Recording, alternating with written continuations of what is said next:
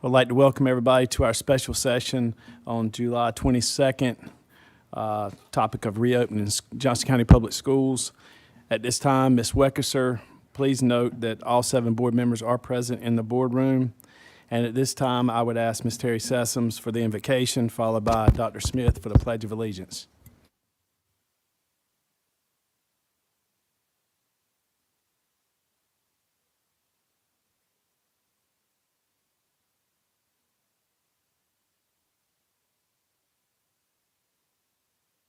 The decisions that we must make to protect our students, our families, our employees, and our communities.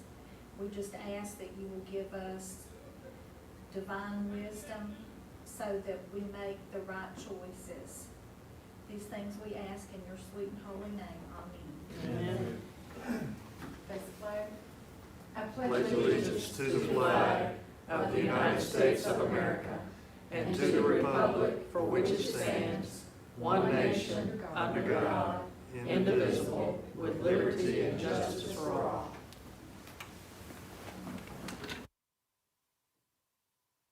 At this time, I'll call our Chief Financial Officer, Mr. Stephen Britt, to the podium. Welcome to Johnston County, by the way. Thank you, sir. Good evening, board members, Dr. Bracey, and virtual attendees. Presented as an item of information tonight is a summary of our COVID funding as of last night for what we have received thus far, what's been budgeted, and what's left out there to still be budgeted and allocated by DPI. So to summarize, there's 3 different sources of funding that we've received so far. The first is our state funds that is originated directly from the state. The second would be funds that come directly from federal, and then the third would be federal funds that flow through the state. And so on with your attachment, you have a list of each funding source along with the dollar amounts and then the expiration date of when those funds will expire. So the first pot of money that we have listed is State PRC 154. And this was a reallocation of existing state funds that were budgeted last fiscal year. So this was the emergency cash that the state came up with. And it, for Johnston County's portion, was roughly $1.4 million. And this pot of money is fully spent. It was spent on $58,000 worth of devices, $81,000 worth of cleaning supplies, and $1.3 million in child nutrition salaries. And as you know, the child nutrition program continued feeding even while schools were closed and continued right on through the summer. So they've done an amazing job there, and this helps support that program. That pot of money is fully spent, so there's nothing remaining in that amount of money, and it expired on June 30th. The largest pot of money that we have is our Federal CARES Act, and this is a federal source of funds. The total dollar amount is $7.4 million. It also has the longest time frame of any of our special funding that we have to be able to spend. So we can spend it at any time during this fiscal year, and even some of it carries over into next year. If hopefully we won't need it, but it's there in case that were to happen. Of which we have only so far spent about $112,000 of it. You can see the details in your board packet that goes through the planned expenses. So this is the expenses that were approved by DPI. It was submitted this past fiscal year, approved by DPI, and it is a fluid document. It's something that can change quickly throughout the year. DPI has done an amazing job of approving our amendments each time that a change is needed. So just kind of going through what the allocations are for. We do have a set aside of $271,000 for private school funds. So this will be funds that will flow to us and that is set aside to be able to allocate to give a proportionate share to private schools that apply. The next pot is roughly $2 million, And that is for supplies, health supplies, cleaning supplies, equipment for teachers and students returning to the classroom. And that's $2 million. Additionally, we have $2 million set aside for student devices and Wi-Fi hotspots. Underneath that, there was $1.6 million set aside for summer extended employment. And so that is for guidance counselors, assistant principals, everyone that was needed to come into the classroom, come into the building, and help plan all the different scenarios that we may be under for this upcoming school year. And then finally, we have curriculum purchases planned in the amount of $1.5 million. And that covers remote learning instruction, so the different programs that would be needed to facilitate that. Yes, ma'am. Under health supplies and equipment, it says purchase and installation of thermal cameras bus entrance. Could you talk about that and what that is? Sure. That, to my knowledge, those are cameras that if we were to go with Plan A or Plan B, that the students can, it's basically a walk-through camera system, and it can sense and detect the student's temperature as they come in.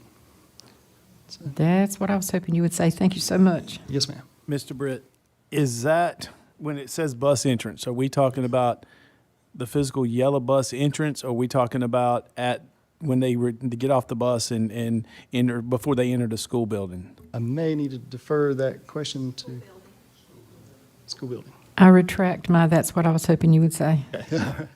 Okay.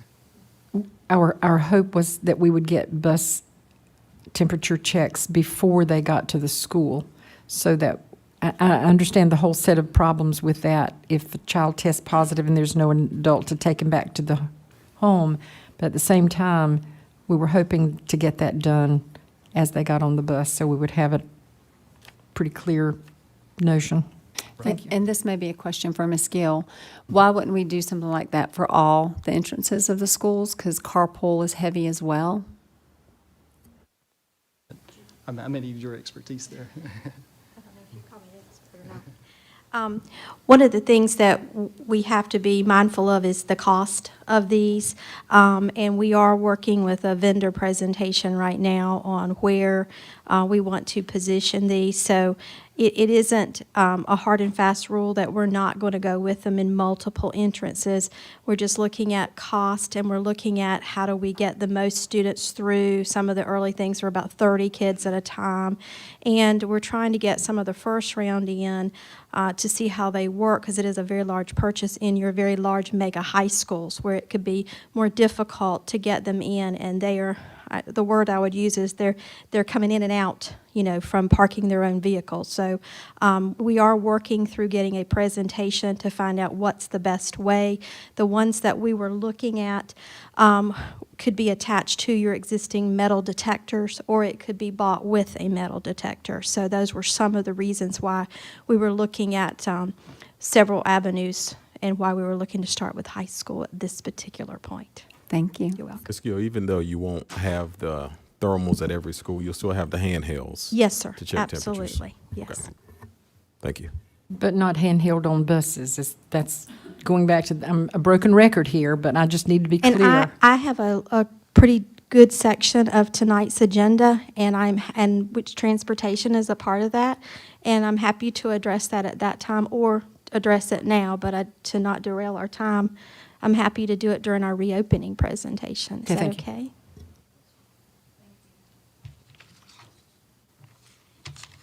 Any other questions on the PRC 163 CARES Act funding part?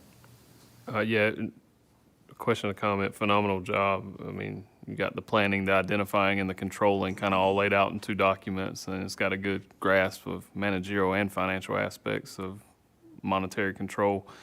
My only question is, how does this change, or does it even change, if we go back in August, September, October, December? How does the funding and the allocation and the expenditures change dependent upon what day we go back, hypothetically? Right.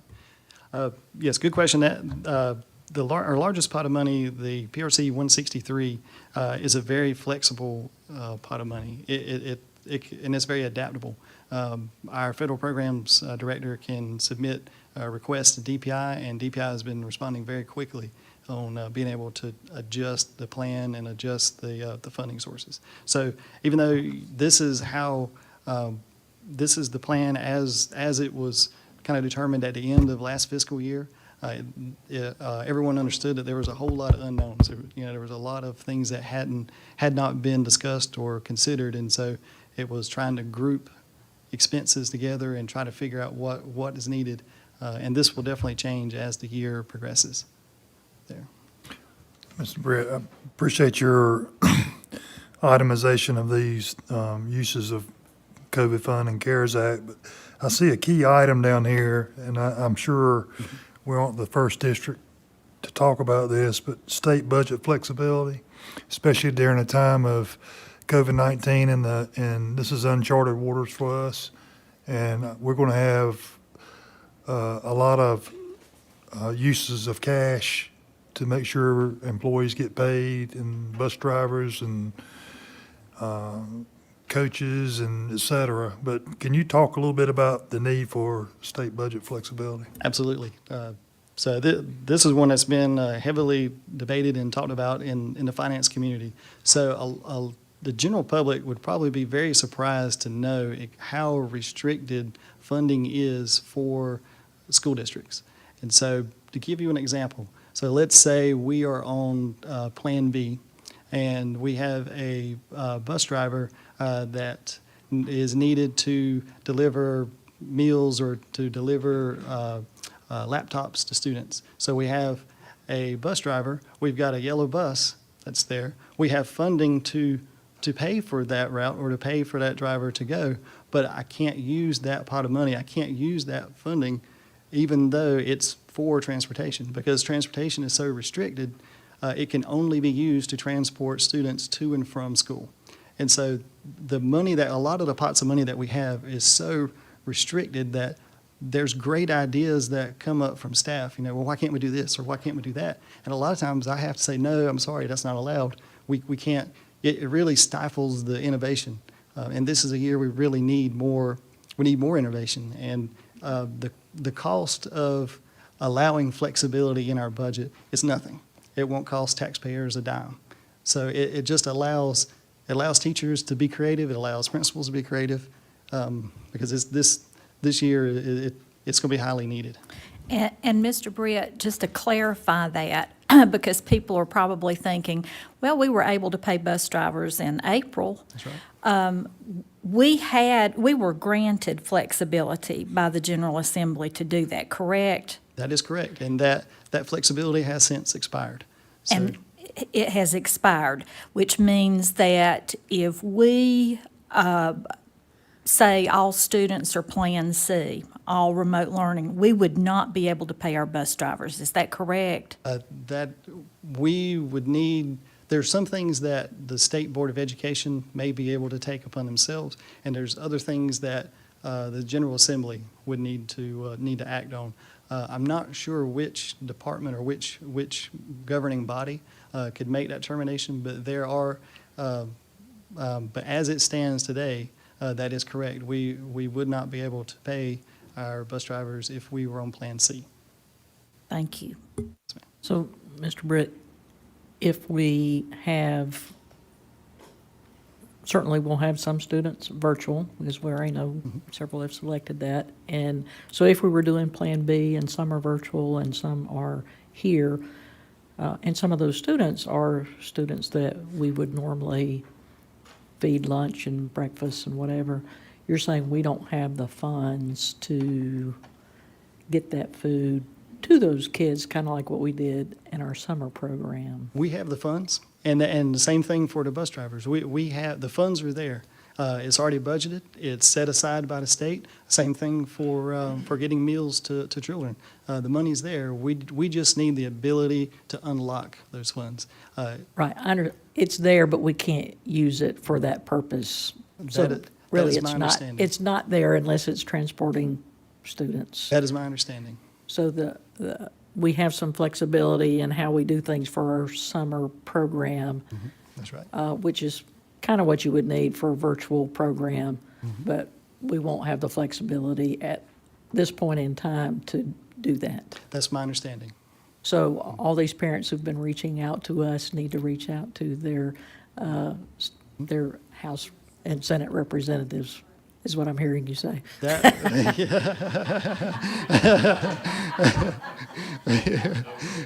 right, that's what I'm encouraging.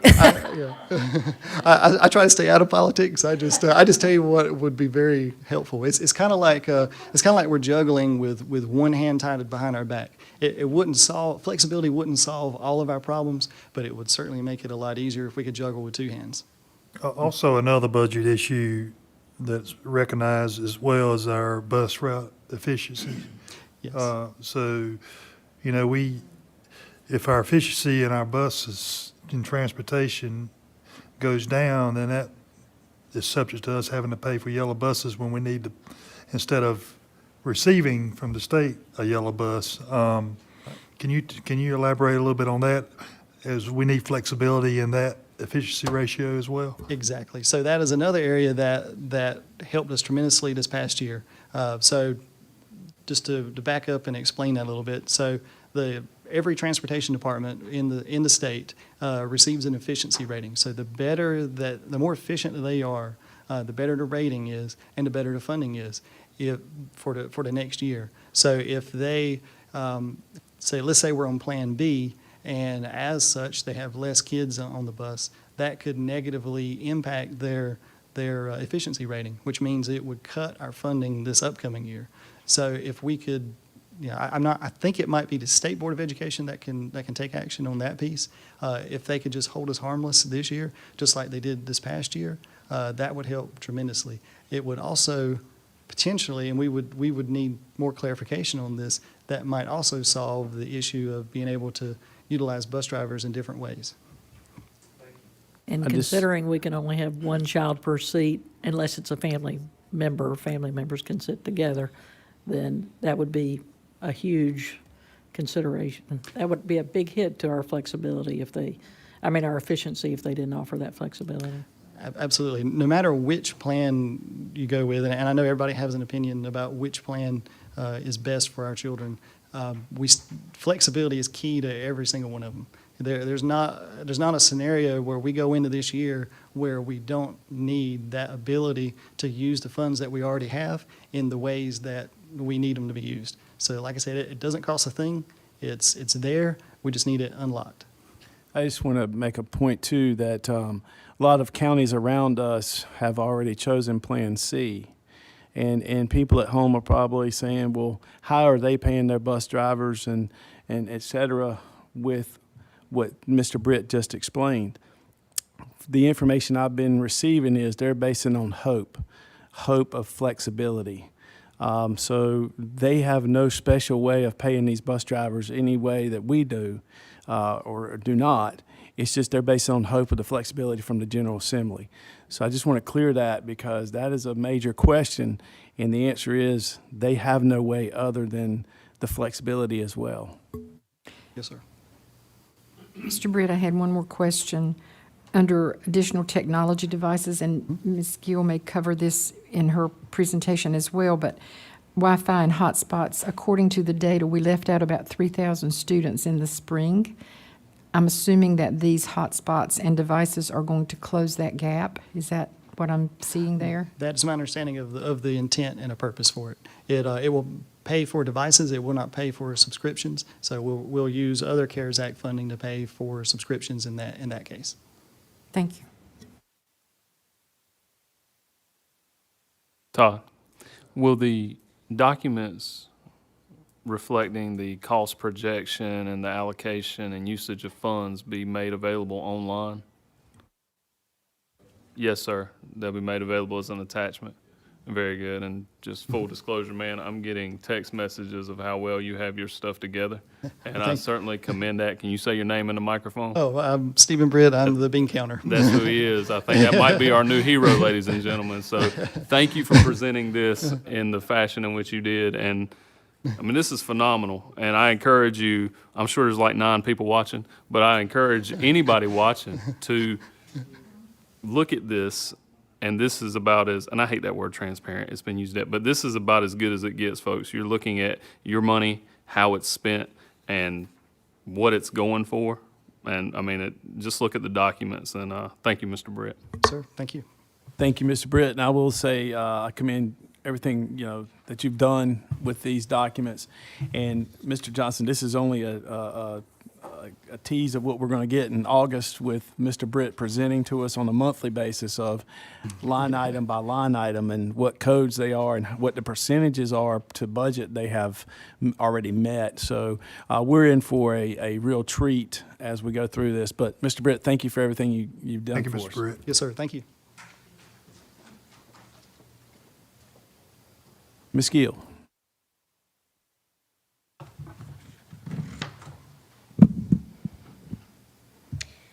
Good afternoon, Chairman Sutton, Lady Vice Chair, members of the board, and Superintendent Dr. Bracy. It's a pleasure to be with you for a quick business item that I have for contract service providers for transportation for the upcoming year, and it is Board Exhibit 3-1. Transportation Services currently relies on contract service providers to assist us in meeting the demand of transportation to and from Johnston County Public Schools. The contract service providers are anticipated to be needed for our exceptional children's population, preschool, McKinney-Vento, which are children who are displaced out of their homes or homeless at this time, other special programs that may require transportation beyond our regular yellow fleet. And by contracting with these providers, we have reliable transportation for our students. And each year we meet with the providers, and Mr. Holloman and Mr. Farrell have done so again this year, even more extensively, to look at all of our options. And we seek to enter into a contract with D&D Transit based in Garner, and also seek to enter into a contract with Burrell Transit, also based in Garner. And with the uncertainty of the coming year, these contract services may exceed $90,000, and we would like to have your approval to stay in compliance with our contract and purchasing guidelines and to follow the guidelines set forth in policy. And it requires your approval today, and I'd like to bring that to you as an item for approval. All right, I'll entertain a motion for contract number 1. Motion by Mr. Wooten. Second by Ms. Sessoms. Any questions or comments? How many students, Ms. Gill, are relying on this transportation? That is a fluid number until we figure out kind of what we're going to be doing for our plan this particular year. And we get those, some of those is by IEP meeting, and the number of McKinney-Vento students who are identified. So it begins with one set of criteria, and then it can expand as the year goes on. We can provide you the initial number that we have currently if we were to start a regular school year, and I can get that figure for you. Yeah, I just would love to know what the $90,000 is based on. That initial number would be beneficial in that. And moving forward, these are different times. I would like to see, and you may already have done it, I'd like to see a log almost done of how these modes of transportation are disinfected, how long the people are in the car with these, because clarify for the people watching at home, these people are not employees of Johnston County Schools. They're contractors, correct? They are, but they Okay. also are required to have a certain number that they can transport. I believe it's just 2. Sure. And certainly, we would work with them as far as what our protocols are and then what their company's protocols are to ensure. I would like to actually see a checkoff list of how things are disinfected, almost guidelines we have, because if we're going to be transporting students in a confined transportation, not the size of a school bus, I would really appreciate documentation for liability purposes and for most importantly, the health of our students, that the vehicle is being disinfected, because we don't know if these transportation companies are hot seating these vehicles. Hot seating meaning we're going to do this for the school system and then we're going to run Uber in the afternoon or whatever. So I would love to see a disinfectant log times, and also we want to be sure that they're maintaining their health standards as far as their employees go, as far as being tested for COVID or any other thing that could put our students in harm's way. I'd like to see those 2 things done. Sure, and we're most happy to come back in August and give you some of those pieces, since we have a meeting coming up soon, as far as you knowing exactly what their procedures are going to be. I would be all for approving it contingent upon those two requirements being met and being provided with the initial anticipated number. Ms. Gill, for point of education, McKinney-Vento students are classified as homeless. They are not necessarily in county. Those students may be transported across county lines. Is that correct? Yes, there is a lot of changes as far as their mileage and where we're bringing them from. And really, the point of that is, if they're starting out at a school A, McGee's, and maybe they move during the year over to Corinth Holders Elementary, you want to try to help that student who may be residing in residing in Corinth and now needs to go to McGee's, for example, that they get the stability of staying in their school for the duration of the year.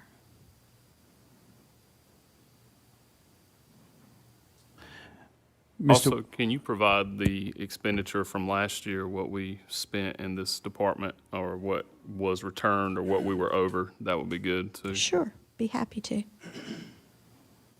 Mr. Wooten, I agree with Mr. Johnson on the contingencies. I'll take it a step further and say that I'm not comfortable approving it at all at this point in time until we get that information.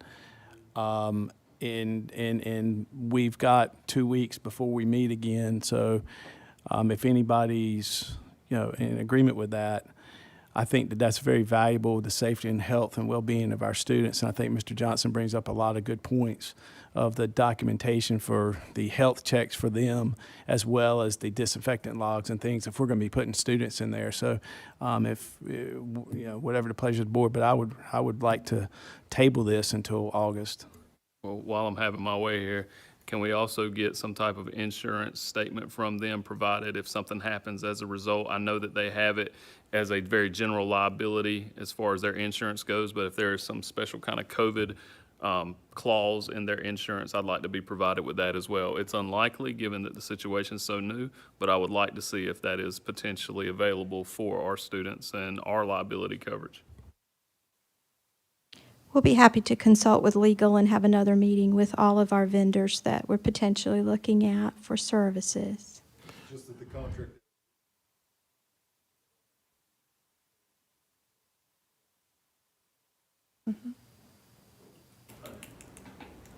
That's all I have. You wanted just to table that? I would like to table it until August, if that's okay with the board. Yeah, we need a motion to table it to our August meeting. Motion to table this item. All right. Motion by Mr. Johnson, second by Mr. Wooten. Any other questions or comments? Go ahead. I would just like to say I do think that this is extremely important. All of our children matter, but this particular population tend to be our most vulnerable, and I believe that we're doing the right thing by tabling it. All in favor, say aye. Aye. All opposed? Motion carries 7-0. Thank you, Ms. Gill. Thank you.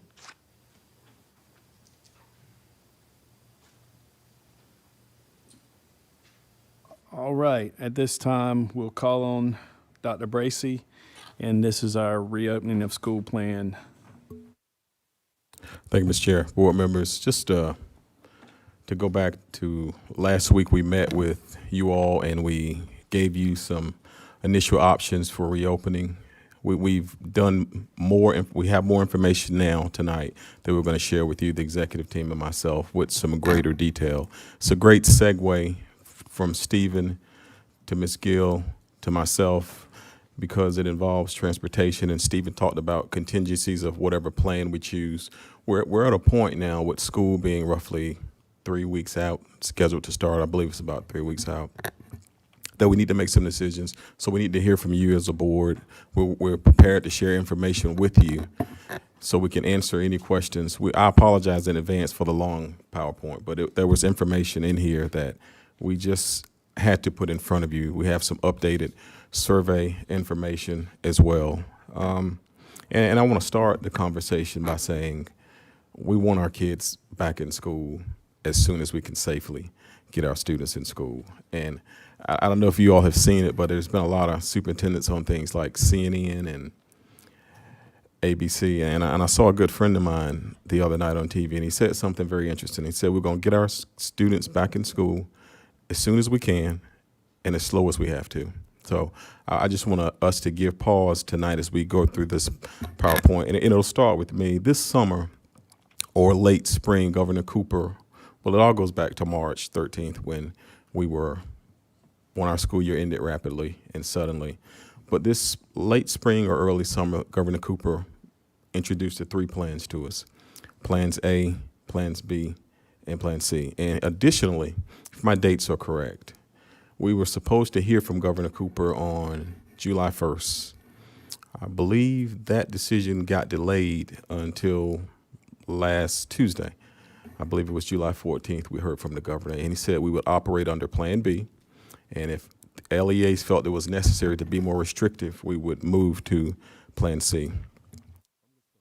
I'm going to go through a few highlights here, and then I'll turn the presentation over. I think Dr. Coates comes immediately behind me. Just a little bit about Plan A, Plan B, and Plan C. And I think you all have that PowerPoint on paper form. I think Ms. Weckerser gave you that. But Plan A assumes that the COVID-19 numbers have plateaued or even subsiding or headed down, and all schools will be fully open for students. Well, I don't think our numbers have subsided as of yet, so the governor chose Plan B, which is a little more restrictive. Our schools are at 50% capacity. I believe our buses are at 30% capacity as well. And Plan C does not permit in-person instruction. Plan C permits only remote or virtual instruction. Next slide. I know it's later down on the PowerPoint, but I want to emphasize something because I've been getting asked this question. Unless I'm missing something, the governor has indicated whether we are Plan A, B, or C, masks are required for students and staff. People have asked me about that. Unless I've missed something, I believe that's still the case, that masks are going to be required for students and staff. We talked about Plan A, that will be buses will operate with normal capacities. Still, they want to eliminate any large group interactions in our schools and disallowing visitors in the schools to go past a certain point in the buildings, and meals would be eaten or delivered in their classroom versus going to the cafeteria where there's always been a mass number of students in the cafeteria. And we talked about this earlier. You asked Stephen about Dr. Smith asked him about the thermal camera. We will have wellness checks each day at each school, whether it be Plan A or Plan B, whether it be the handheld or the thermals as well. Let's look at Plan B. Bus transportation provided with reduced capacities. And I understand all the concerns with students possibly getting on the bus, but there would be issues with leaving students on the side of the road. There would be serious liability issues. And we've heard from some other districts who've offered some creative solutions that they think would be plausible and could work to help eliminate the spread of the virus. Keep in mind those students would still enter those buses with masks on. They still would be required to have their mask on. So face-to-face instruction and virtual instruction, Plan B is what we have been calling for a while a hybrid mix. Some face-to-face, some virtual. We'll get into this. Dr. Pierce will get into the details of this a little bit later. And we've looked at several options. We've looked at cohorts of AA, off on Wednesday, back in school, cohort BB. We've looked at a rotation of every other week. We've looked at a rotation in detail last week of every 3 weeks, 3 cohorts, cohort A, cohort B, cohort C. We had those conversations last week, and we'll have some more of those conversations tonight as well. Again, we're going to eat in our classrooms, but they'll be grab and go, and we'll check wellness. We'll have wellness checks at the entrances as you. Still Plan C, still be grab and go sites for families to pick up meals. Will be wellness checks for school staff daily who are in the building.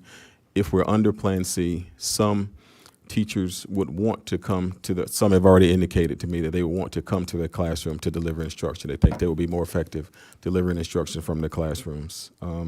Continued sanitation of all of our buildings, I think, is very important to do deep cleans, whether you're on Plan A, B, or C, which also will be, as we know, 100% remote.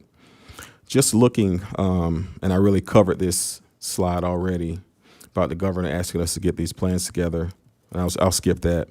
I want to really focus on this slide right here, because this is the state of the COVID-19 data for the state of North Carolina and for Johnston County specifically. I believe this was as of yesterday. The state of North Carolina has roughly 105,000 total confirmed cases, and almost 1,700 deaths. And Johnston County has 2,490 total confirmed cases and 41 deaths. Johnston County is has the sixth largest number of confined cases in North Carolina. We take it a step further. We look at how the curve has grown since April, how we're steadily going up with confirmed cases here. This is just Johnston County specifically right here. You see that curve there that's headed up in a direction that we don't want it to head into. Next slide, we look at the counties with the highest number of COVID-19 cases in the state. You look at Charlotte-Mecklenburg, or Mecklenburg County, with over 18,000, and we have two counties that we border that are on this list as well. Wake has 9,252, and we have Wayne with 2,142 cases as well. So not only do we have high numbers here, but we have numbers that are at an alarming rate around us as well. I'm going to ask Dr. Coates to come in and have this conversation about because I know everybody wants to know what the virtual teaching and learning piece will look like, and she will get into some of those options as well. Thank you, Dr. Coates.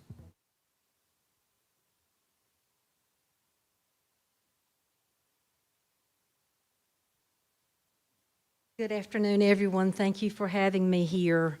Lots of questions, and I will share at the beginning. I have a slide at the end, but there were a lot of people putting input and feedback into the information I'm going to share with you.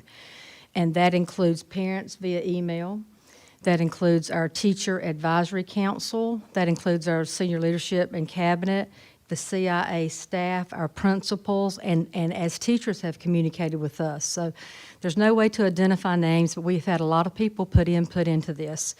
So one of the things that I'm going to share with you tonight are just what instruction might look like in a virtual environment, because everybody knows what instruction looks like in a face-to-face environment. We don't have questions about that. So I'm going to be talking about our virtual program. That is a separate program, and some of this will also apply if we are in a remote C plan where everybody is at home. So first of all, I want to clarify for a lot of parents who've reached out to us that our virtual program is still a first semester commitment, regardless of the plan that schools operate under. So if you were to determine as a parent that you wanted your child, and you know it today, you want your child in a totally virtual environment for the first semester, then registering for that virtual program is what you do. If you're undecided, please wait, because you have time to register later. It will not automatically change with the plan. If we were to begin in Plan C and transition to B, you are still committed to 1 semester of virtual learning. So that's a question we have gotten a lot. The program, the virtual program, will be run and courses taught by Johnston County teachers. So I'm just going to put out some what-ifs for you. Let's suppose that we open under a Plan C or B. Our principals will look at the list of students who have enrolled or registered for this totally virtual program, and they will decide which teachers will teach their students in that program. If they can't work that out at the school level, that's where the central staff comes in. And what we would do in that case, if we had 2 schools that maybe one school had 7 students and one had 8 that wanted a class, and we needed 20. And we would take those kids in numbers, We would find another school that might have 3 or 4 extra that they couldn't work out, and we would work out how that would be taught. And so we would have a Johnston County teacher assigned to that group of students, and those students might be at 3 schools, they might be at 2 schools, it might be 4 or 5 schools, but they would still be taught by a Johnston County teacher. Now, for the students who do not enroll in the totally virtual program, there will be a separate set of teachers who teach them regardless of the plan. So under a Plan C environment, you're looking at 2 types of students in your schools. Those who have opted for the totally virtual program, that's a group of teachers. There's another group that, because of the governor's order or our decision, might be in a totally virtual environment that might change later. They'll be taught by a different group of teachers. There won't be overlap in those teachers. So if a teacher's assigned to the totally virtual program, that teacher will not be asked to also teach students in the other model. That's a question we've gotten quite a bit.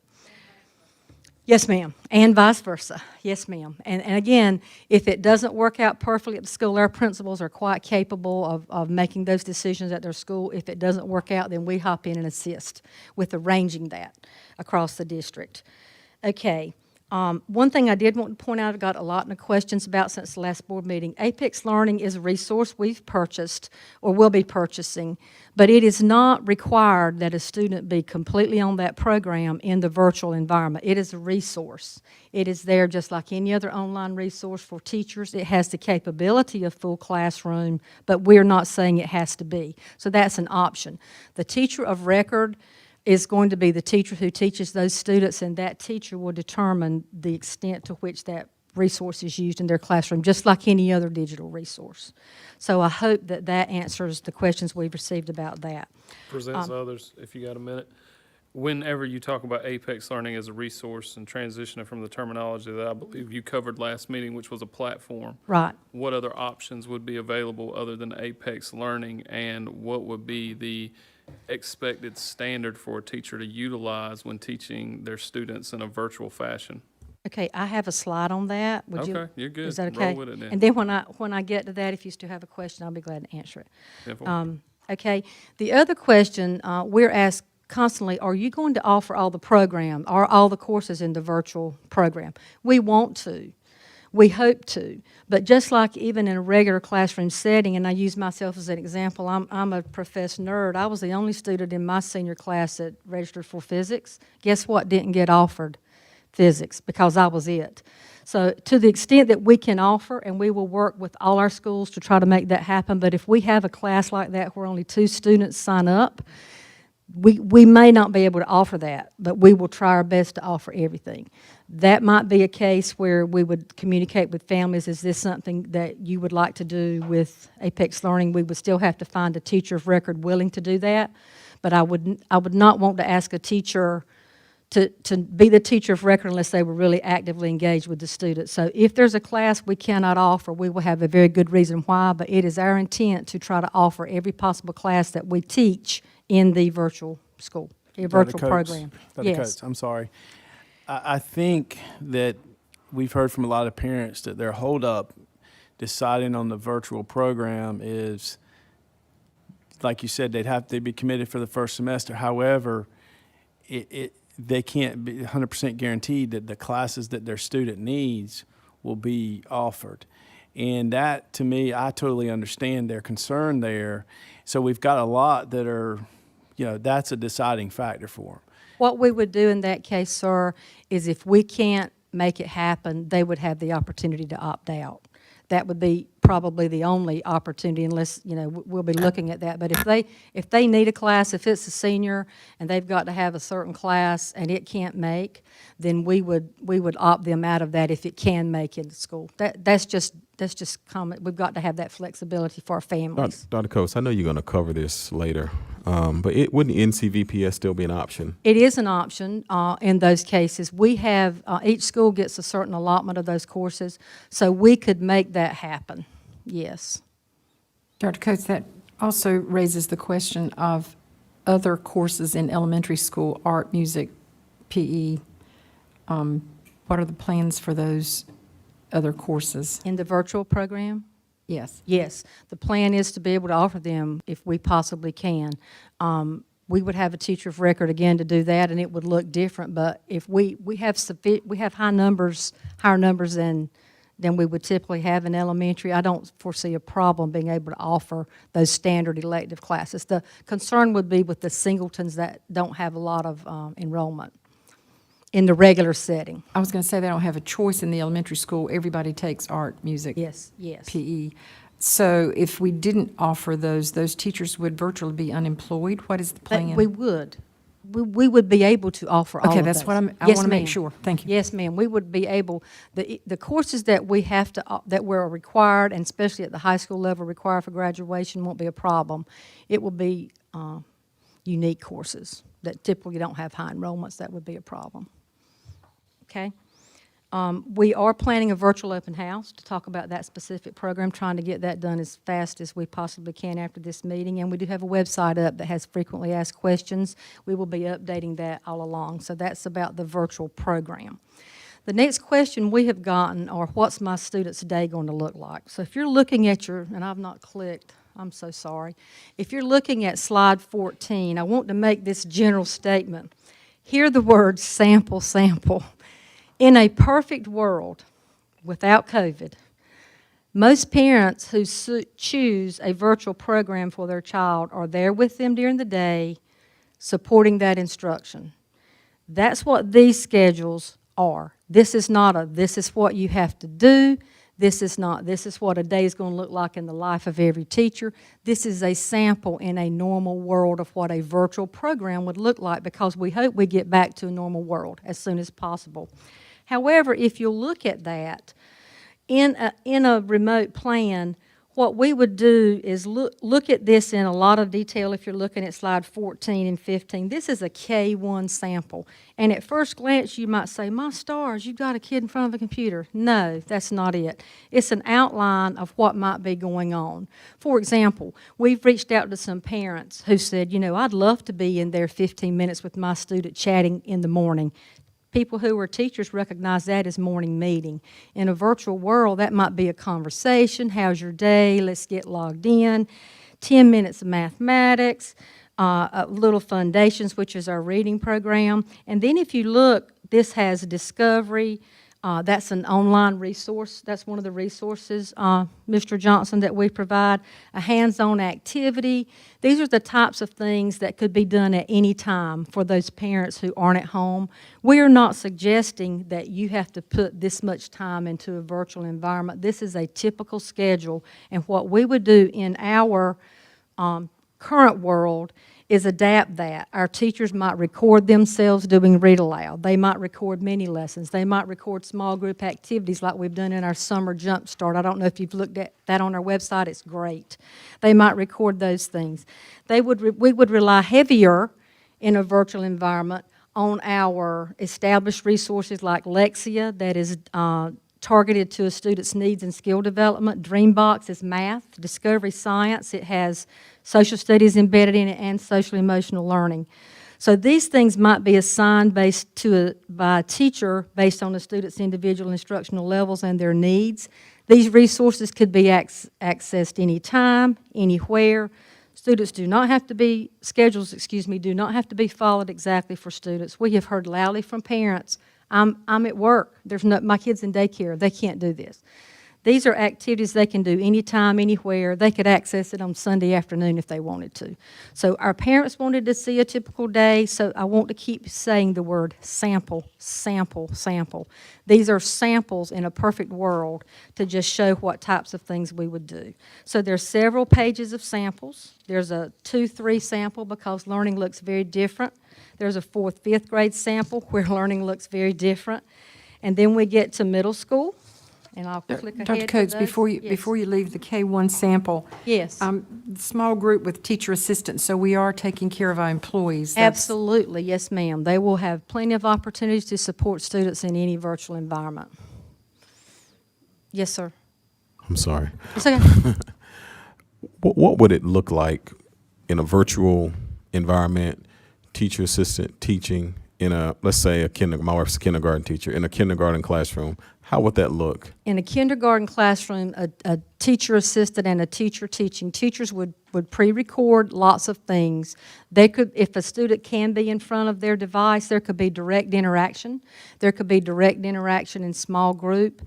There could be read aloud. There could be all of these things where the teacher assistant is supporting the teacher just like they would look in the regular classroom setting. Small group instruction would be very, very important there. And again, anything that we do, we're planning to video as much as possible and post it. That's one of the professional development things we're providing to our teachers, as you'll see when we get later in the presentation.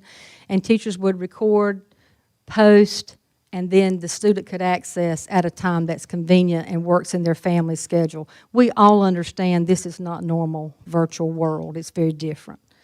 Questions about that? Because the rest of these are just sample schedules. I don't want to take tons of time going through each unique one. Let's look at the middle school one. That's on slide 20, if you have your slides. Middle school, we have put some guidelines in there for Plan C or the virtual program, minimum to maximum minutes that are suggested, and time for each course subject. Direct instruction contacts per week. We certainly, in any virtual environment, want our teachers making regular contacts with our families to ensure that they are engaged in the learning environment. So we've suggested minimums there. We've put like specific office hours. In any virtual environment, we have to have office hours where our teachers can be accessed by students if they're old enough to email them directly, or by parents if there's a concern. And our teachers are aware of that and will certainly be responsive to that. And I'm sorry for the interruption, Sure. but whenever, I mean, no slight to you, but a lot of instances, this is very unrealistic for people who have two working adults in the home and stuff. So my question would be, you know, family of two working adults. I've got two children and they're subjected to the virtual academy or the virtual program you're referencing right now. My work day consists of that 8 to 5 life. Right. And, you know, you have sample times that teachers can virtually meet with these parents. Is there any flexibility with them? Absolutely. Okay. Absolutely. And I might have missed that, but I didn't. There catch it. has to be flexibility. One of the discussions we had with our Teacher Advisory Council was a direct question. If we're in a virtual learning environment, can you live with creating a plan for a week with the understanding that some of our parents are going to have to support that on Saturday and Sunday when they're not working? Some of our parents can do little pieces at night. It might be the read 30 minutes of independent reading, but that may be all they can do if they have a young child. We have to be flexible in that environment, and our teachers have said, absolutely, we can do it. And that was across the board. We had separate meetings with Teacher Advisory Council leaders, an elementary, a middle, and a high, and we heard that consistently from everybody. They want these students to be able to access the learning when they can, and they know they will be very flexible in that. I was just going to say that from March until May, many of our teachers were very flexible. There were meetings held at 6:30 at night because that's when they could get the student in front of the computer with the parent. And so our staff, and that's the beautiful thing They hit about a Johnson home County run. Public Schools. They're Our awesome. staff love our students, and we love our students, and we love our staff, and so they're going to go above and beyond to make sure that it's going to work. Absolutely. And what we would do in the practical world, our needs vary by school, by level, by community, by student. So we would trust our principals to have a site-based decision, to work with their teachers to develop the schedules that meet their needs, and to develop some parameters. For example, you might have a parameter for a teacher that might say, if you email me after 6 o'clock at night, please give me 24 hours of grace to get back to you, that type of thing. Because we don't expect our teachers to, you know, do the same thing, sit in front of the computer from 7 in the morning till bedtime. But we would put some of those parameters, and our principals know what works best for their schools.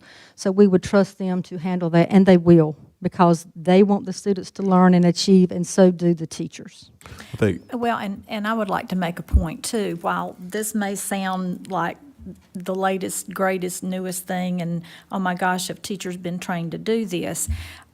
Much of what you have said is reflective of all of the flipped classroom concept, which Johnston County Public Schools has been doing for 10 to 12 years. And our teachers have had extensive training with that, and I'm sure you'll continue to provide training for those that need that. We had some sessions this week that it wasn't necessarily focused on the flip model, but how to get started with some remote learning. In 6 sessions, we've already had 130 people attend, and we have 7 sessions scheduled for next week, and those are live support sessions. And one of the questions we posed to our Teacher Advisory Council and to our principals was, we want to support you. You tell us your unique needs. I don't want to hear it through third party and assume it's accurate. Tell us what you need. We're going to provide it for you. One of the things teachers asked for was, could they gather in grade level groups and socially distance and plan? They can do that in the team room. We can get 20, 25 people in there safely, socially distanced, so they can do that. The same thing in the West Campus Conference Center. So we can provide those things for them as often as they need that. So let's look at the high school schedule. Dr. Coates, Yes, right before we go to the next slide, and this is going for all the samples, can we put these links on our website? Yes, we can do that after the Everything's meeting. going up. Everything's Yes, sir. okay, Yes, sir. perfect. Thank you. Before you go there, I thought Mr. Johnson made a great point. And doesn't that go back to the piece you talked about recorded on-demand videos? Yes. Okay. Yes. You can't function in a virtual situation like we're in without things online that students can access when they need to. So that's one of the PD things we're doing, is training our teachers on how to do that. Some of our teachers are rock stars at it. Others have not done it. So we will provide the support that they need to do that, to be able to train and put that online. One of the things we've purchased is our templates. Canvas is one of our learning management platforms. A lot of our teachers choose to use Google Classroom. But in Canvas, once you purchase a template, it's yours forever. And they've given us some outstanding pricing because of COVID. So we've purchased 10 templates that align with various needs. Some might fit kindergarten, first grade, some might fit high school, some might be aligned for career technical. But it's just a template where teachers enter their content, and then it looks the same when students look at it for consistency. So that's a support that we were asked to provide, and have been able to do that. And in my Teacher Advisory Council meetings, I asked them, what do you need? I've gotten emails with tons and tons of resources. Will you look at these? And our promise to them was, we will look at every resource you've asked us to look at and see if it's feasible. If it's not, we'll report back, but we're looking at what they say they need. One of those resources was for music teachers on if we're in a virtual environment, how could, some things they could use to support music. So we're looking at anything they've asked us to, and we just got that list yesterday. So I don't have the results of it, but we are looking at the things they ask us to. One last thing, and you may be addressing it later on, but student accountability. One of the concerns that was brought up this past spring was teachers who were spending lots of time planning lessons, delivering, and may only have 2 or 3 kids show up or complete the activities. I have it later. And if I don't answer it, again, ask a question. Dr. Coates, Yes. there's no built-in time for face-to-face with a class, like in, Of course, there will be. There will be. A teacher can teach and stream a lesson live. She will record it. So if a kid could log in at 9:30 for math, that's great. But if they can't, that can be recorded and posted for viewing later. I understood that was what I understood. What I didn't understand, is there any time when a class of students are online at the same time, talking to each other, collaborating in breakout groups, and doing what they would do in a regular classroom? Are there synchronous plans? There are plans, and that, again, that will be a more site-based decision, because the principals will know which students can do that and which can't. They may choose to group a class by that. They may choose to have mixed and have both options, but anything that we can do face-to-face and a synchronous model, or what synchronous means for some parents might be listening that aren't educators, because we throw our terms around and forget that the rest of the world might not know what we're talking about. That just means you're sitting in front of the computer at a certain time taking that class. And then that will be a possibility, but at the same time, we're not going to require that for every student because we can't. So we have to provide whatever will work for all of our students, which makes it hard, but our teachers will deliver. And I just want to emphasize that this is not a permanent plan. This is a temporary solution until it is Get safe back to face get to face. everybody back face to face. All of us want to be in front of our students every day, face to face, but their safety is the paramount thing. Dr. Coates, I Yes. have a question too. So you said that the Apex Learning was an optional resource. How do we ensure consistency in the information, the teaching that is happening with our students? Some of the parents' concerns were, and I know professional development will help with some of this, and you already said there's going to be a good bit of that.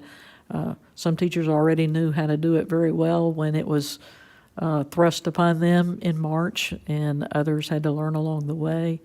But there, some parents said, "Man, one of my kids' students, their teacher was a rock star at doing the virtual," and others were concerned. My other student, Yes, ma'am. wasn't performing quite as well. So how do we ensure that if virtual is the choice, or even Plan B and part-time, you are doing virtual and part-time you're doing in class, that we're consistently meeting those needs across the board, every student, every school, every... Ma'am, that is something that our principals, they're in a regular classroom world without COVID, principals are accountable for ensuring teaching and learning is going on at their school and evaluating teachers. This makes it differently because how do you evaluate a teacher on a rubric established for face-to-face learning? So some of our principals this week attended a webinar on how do you evaluate teachers in a virtual world. That's something that our principals will hold teachers accountable for, which is why we have to get back to the site-based, school-based schedule model. If we establish something centrally, and we could, it would not meet the needs of probably but 2 or 3 students. But when we have our principals who know their students and know their teachers make those decisions, they develop what works for their schools, and they will monitor that because they have to. They will be the ones at the end of the day that ensure students are teaching and learning. We will provide support as needed, but that falls to our schools, and they will do that because that's what they do. And how, like we just pointed out, 3 weeks, basically, for the teachers that are not as comfortable with the virtual teaching, how are we going to be able to fast track some of that professional development for them? Yes, ma'am. We have, first of all, teachers will be planning with other teachers who teach similar things.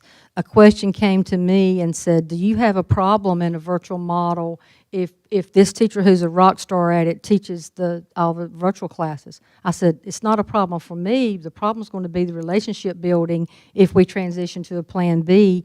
That may or may not be a problem depending on the level of the student. So we will certainly work together with our teachers who teach similar content to work with them on those things. When it comes right down to guaranteeing it, it's nothing we could do in the regular setting. It's nothing we can do here. We can provide all the support we need. We will put out the training, and that's why one of the things that's important to me for our professional development is the same thing on demand, record it, post it, because a teacher may sit in a group setting and get a training. We've all been there, and it makes perfect sense, and you're excited, and you go home and dive in alone, and you need some help, and that's when you can go back to wherever it's posted and find it. We have a teacher resources webpage that we put up in the spring. Some of those things are still very active and applicable now, some are not, but we're constantly updating and adding to that, and that's going to be a resource that stays there for teachers all year. All right, one more question on this, and then Mike, I'll let you press your button. So if we're Plan B, and we have teachers that are doing in classroom, and we talked about, and it depends on what plan we do, but let's say you were doing cohort A on Monday, Tuesday. Wednesday is cleaning and PD for those teachers, and Thursday, Friday is the next cohort. But that Wednesday is PD for some of those teachers. Yes. For the virtual teachers, is there also going to be weekly PD for everything- them, or? Yes, ma'am. Everything we offer will be available to everybody. And some of the, like that Wednesday, if we were to decide on that plan, that might also be a time for teachers to talk to other teachers across the county who teach third grade math, what's working for you, what's not. Our instructional model is plan, implement, reflect, and you continue to do that. That's a very simple model: plan, implement, reflect. And we will be doing a lot of that, what's working, what's not. The difference is how it looks. It's not what, it's the how that's different. Sure, I just think that PD for those virtual Absolutely. teachers is just as critical Yes, as for ma'am. the ones Yes, in the ma'am. classroom. We don't want anyone to be left out because it might be on a different type schedule. Yes, ma'am. Thank Dr. you. Coates? Yes. One last alert that you triggered. When we said they weren't going to have a face-to-face, virtual face-to-face, do you understand what I'm saying? Not in class, but I'm calling my class together at 8 a.m., I'm taking roll, I'm seeing who's there. We're not going to do that. So how are we going to hold students accountable for doing the online if we're not going to have some check-in with the teachers? That's down here. That's coming. That's coming with respect to attendance and reporting. Okay? And then, of course, quickly, a high school schedule looks very different. High school world is different. Independent work, I don't think there'd be a lot of questions about that, but again, that is, we've worked with our principals to develop this, and that will be another site-based decision based on the needs of that school and the number of students in each model. Okay? Can I ask one question? You may, sir. I've been trying for a while, and I know it's a question that a lot of our viewers are wanting to know, because I want to know. You talked about recording classes, so for Yes. students that might need to watch it at a different time. Yes. They log in while the teacher is doing the recording or actually doing the class. Can the students interact with the teacher during that process? If they're, that's what that fancy synchronous word means. If you can be in front of a math teacher at Right. 9 o'clock, absolutely. And they can have that interaction back and forth? Absolutely. That's what I want to know. Thank you. Absolutely. Again, okay. Then the question came up about resources. This is there's a link to everything, but these are the primary resources and the grade spans they cover. HMH is a short Houghton Mifflin Harcourt for our reading. Our reading curriculum in K-5 has a digital platform already, so that's available, and teachers are familiar with that. So it's not, the only people who wouldn't be would be brand new hires to Johnston County, and that's already in our PD plan to offer support. And as you go down that list, the next, My Perspectives is our secondary English language arts, same thing. So we've listed the primary things that we use and the grade levels they pertain to. Those are things that we already have. The only new one on there is we didn't have Discovery Education last year for elementary, but it was the first year we hadn't had it. So they've asked for that to come back, and we've been able to do that. Apex Learning is the only new one, and it's a resource. Dreambox Math is a math intervention, and students can work independently on these as teachers assign. So, Mr. Johnson, you had a question about resources. Does this slide answer your Teresa question? asked the exact same question Okay. and you answered it, so Okay. I appreciate that. Okay, thank you. Dr. Coates? Yes. I'm so sorry.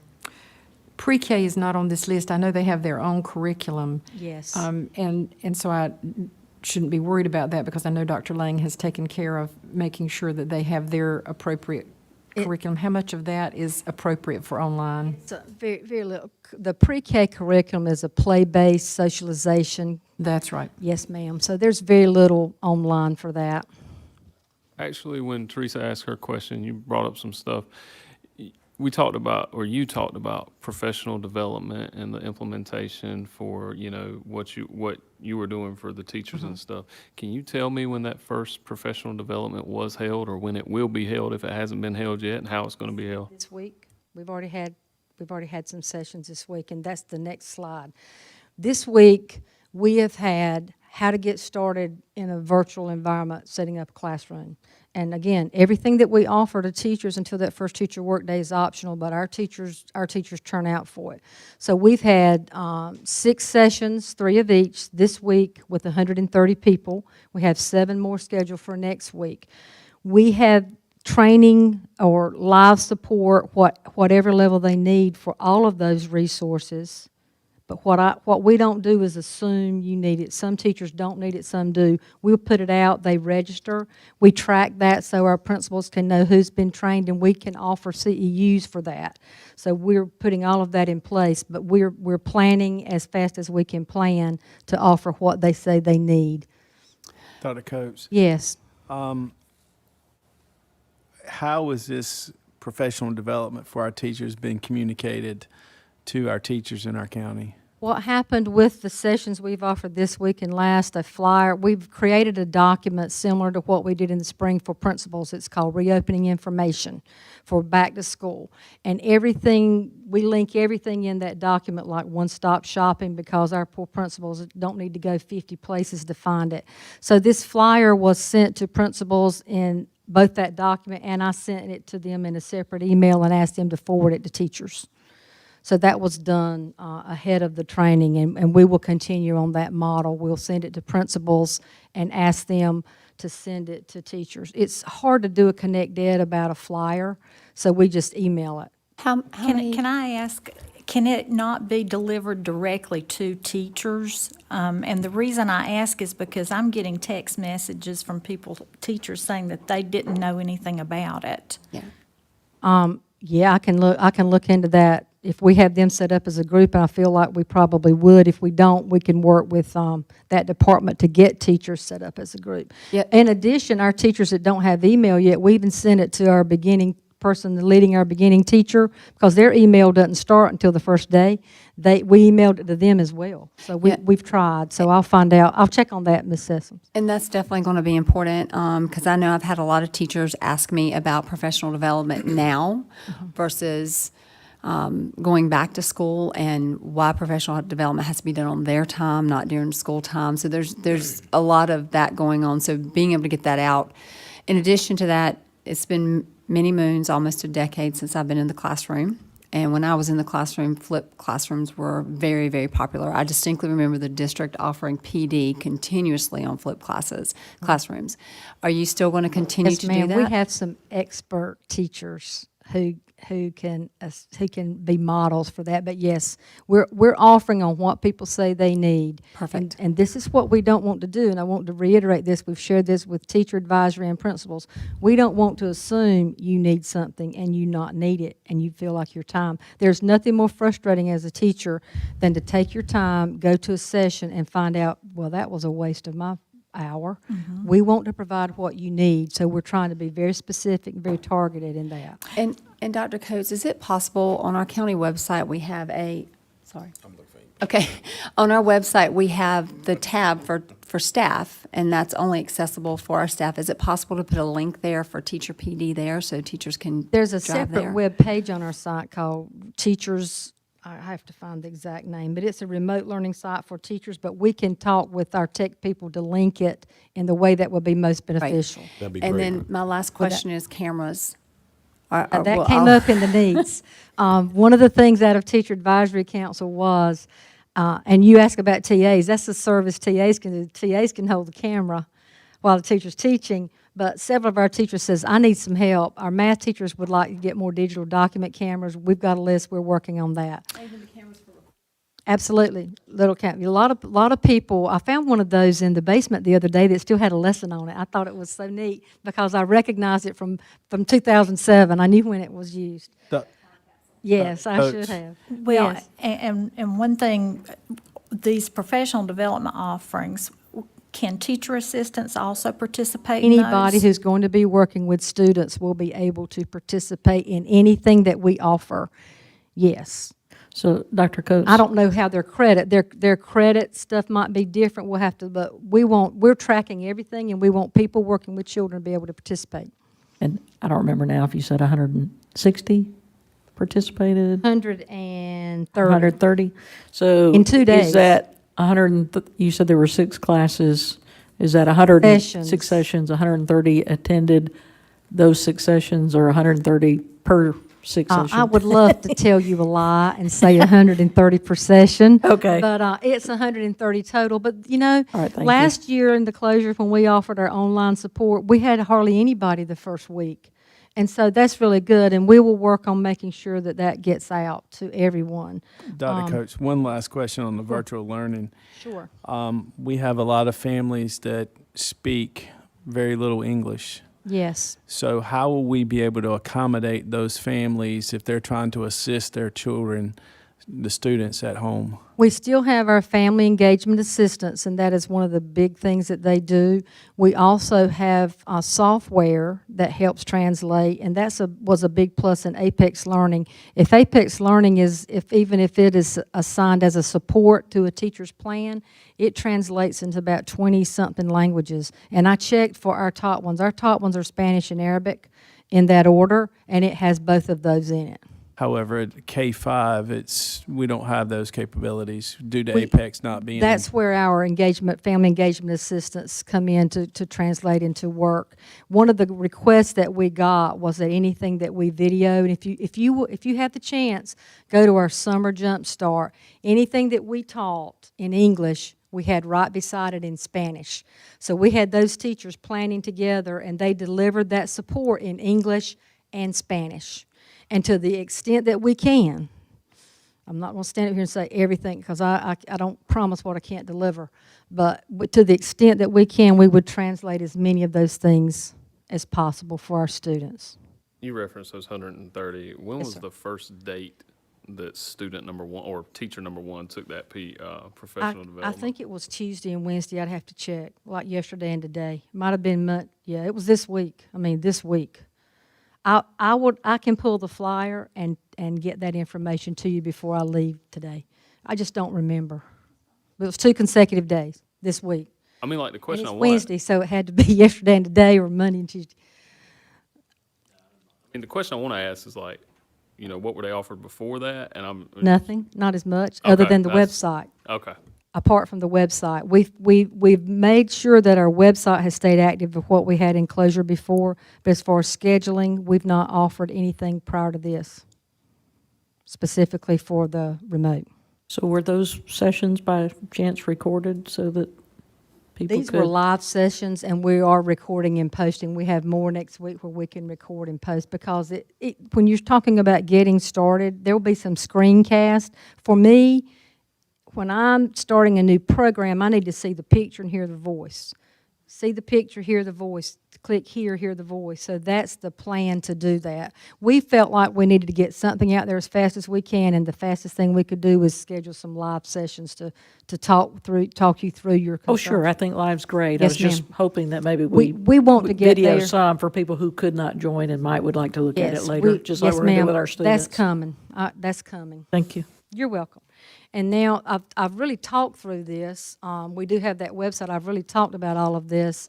We did survey our teachers under the remote learning survey that we did, and categorized their needs based on what they said, and you can see those 4 things there. Anything that we add, like ClassLink is the number one. That's our single sign-on, which will make life easy in a remote environment. Everybody logs in one time, one password. That's our next priority for PD. As soon as we get soon as it is done, it's invoiced and in process, but as soon as it gets here, we've got a team working on that now. Dr. Coates, does ClassLink have a young user? ClassLink Sign up. ClassLink is everybody, anybody who logs in, but I know what you're thinking, because for Yeah, some like of our things, Kate, kindergartners may have a email. cat as We their will- picture. We will set, I don't know those details, but our tech people do. Okay. In our department, Miss Amy Stanley is working with the folks in the technology department to make that happen. I just know it's difficult sometimes, Yes, ma'am. K2, for those to kids see to it. remember username and passwords of pictures so much easier. Right. I don't want to tell you something I don't know for sure, but we'll check on that. The next thing, we've put together just a slide. Our teachers will work a full day, but their hours may vary. If they're teaching students that they know can't log on, those teachers may be working with those students from 10:30 to 5 o'clock. That's a site-based decision, but our teachers will work a full day. Site-based schedules, of course, will be created. We want to ensure that our teachers work with our families to transition to the learning environment prior to delivering instruction. We won't have some kids that don't know how to sign into a Chromebook. They may not even know how to turn on a Chromebook. We're going to work with our families on those types of things, almost like an orientation model before we hit direct instruction to ensure that they're ready to learn. It will not help us to have wonderful direct instruction if we can't access it. So that will be something we do. Here's something that people need to hear, and I want to talk a second about the difference in the spring. In the spring, we closed suddenly and got guidance that says you cannot grade unless you can guarantee every kid has access. So when we talk about the frustration of teachers for students not signing on, they didn't have to. They knew because it got published to the world, your grade's not going to be any lower than your third quarter grade. So I will just tell you, I might have been one of those kids that might have gone to Bernie's every day and drunk coffee or something, but they didn't have to. They're wanting accountability for doing it. We are in school like regular. We are in school, so assignments will be graded. Teachers will provide feedback. Every assignment doesn't have to have a grade in the grade book, but teachers will provide feedback, and if it is a graded assignment, they will be graded. They will communicate that. It is school like usual with a different look. So teachers will also figure out the best method of assessment based on their students' learning targets, and you can read the rest of this for yourself. We will support Canvas and Google Classroom for our school systems. Any questions about that one? And then, of course, people say, well, what about our parents? Well, here's the things we want our parents to do. Your schools will tell you a schedule or a protocol to pick up a device if you need it. We ask you to follow that. We want you to be familiar with what your students are doing. Be familiar with those announcements. See what courses, see what the teacher's expectations are at the beginning. Be familiar with that. Make sure your students are doing something daily. If you're one of those parents that you described, sir, that have both parents working and they're getting home at 7:30, that student can at least read. Make sure they're engaging in something instructional every day. Whatever can work out for you, make sure they're doing that. And then within developmentally appropriate expectations, that means a parent of a kindergartner is going to have to monitor more than a parent of a senior or junior. But whatever is appropriate for your students' developmental age, please work with us. And then those bottom things are the same stuff we say every year. Don't share your password. Don't share your username. If you find out somebody has your password, change it. Log out of the system when you finish. A lot of updates are pushed down at night, and if they don't log out, they can't do it. So those are just the things we always expect. The other question we got a lot was about attendance. How do you take attendance in a virtual environment? Well, you can take attendance through lots of things. If it's a discussion board and they're interactive in it, if it is a survey at the end of a lesson, if it's one of those situations where the student cannot log on and do a lot till Saturday, it's completion of assignments. It's not their fault that they might not can. So we're working on a Google form. This has lots of information. Teachers could populate the attendance at any time in Power School. There's not a teacher in the state that has it at one time or another done attendance the day after because you just forgot yesterday or something. For that most flexible situation that we need, and let's say a student did all their assignments on Saturday and Sunday, that teacher could base that attendance on those assignments and log that in Power School at any time. The important thing to remember is that Power School does not default to absent. We have to mark students absent. It defaults to present. So what teachers would have to enter would be the absences when, after a period of time that their school again determines what's appropriate for that level. So if there's no more questions for me, I want to call in Ms. Stevenson. Okay. One more question. It doesn't have anything to do with, Off the hook. it doesn't have anything to do with attendance, but Okay. what if a student needs some type of tutoring service? Will there be some virtual tutors as There, well, or? there are opportunities, Lexia supplies some English language arts support. Dreambox supplies some math support. If it's grade 6, 12, Apex Learning supplies some of that. They can assign extra things. And we can record some if a teacher knows students need more support, we can record some extra support for skill development. There's lots of methods for that. Do I have a consistent answer for every situation? No, that will depend on the student and what they need. Well, we do have some tutors, Absolutely. right? And Yes, so ma'am. can they Yes. tutor virtually Yes. for these students? Yes, Parents can yes. sign up for that support Absolutely. as well? That would, again, be worked out as the needs are at that school. Thank you. Because some of our schools hire their own tutors. Some, like our family engagement assistants, they do lots of that. They do tutoring.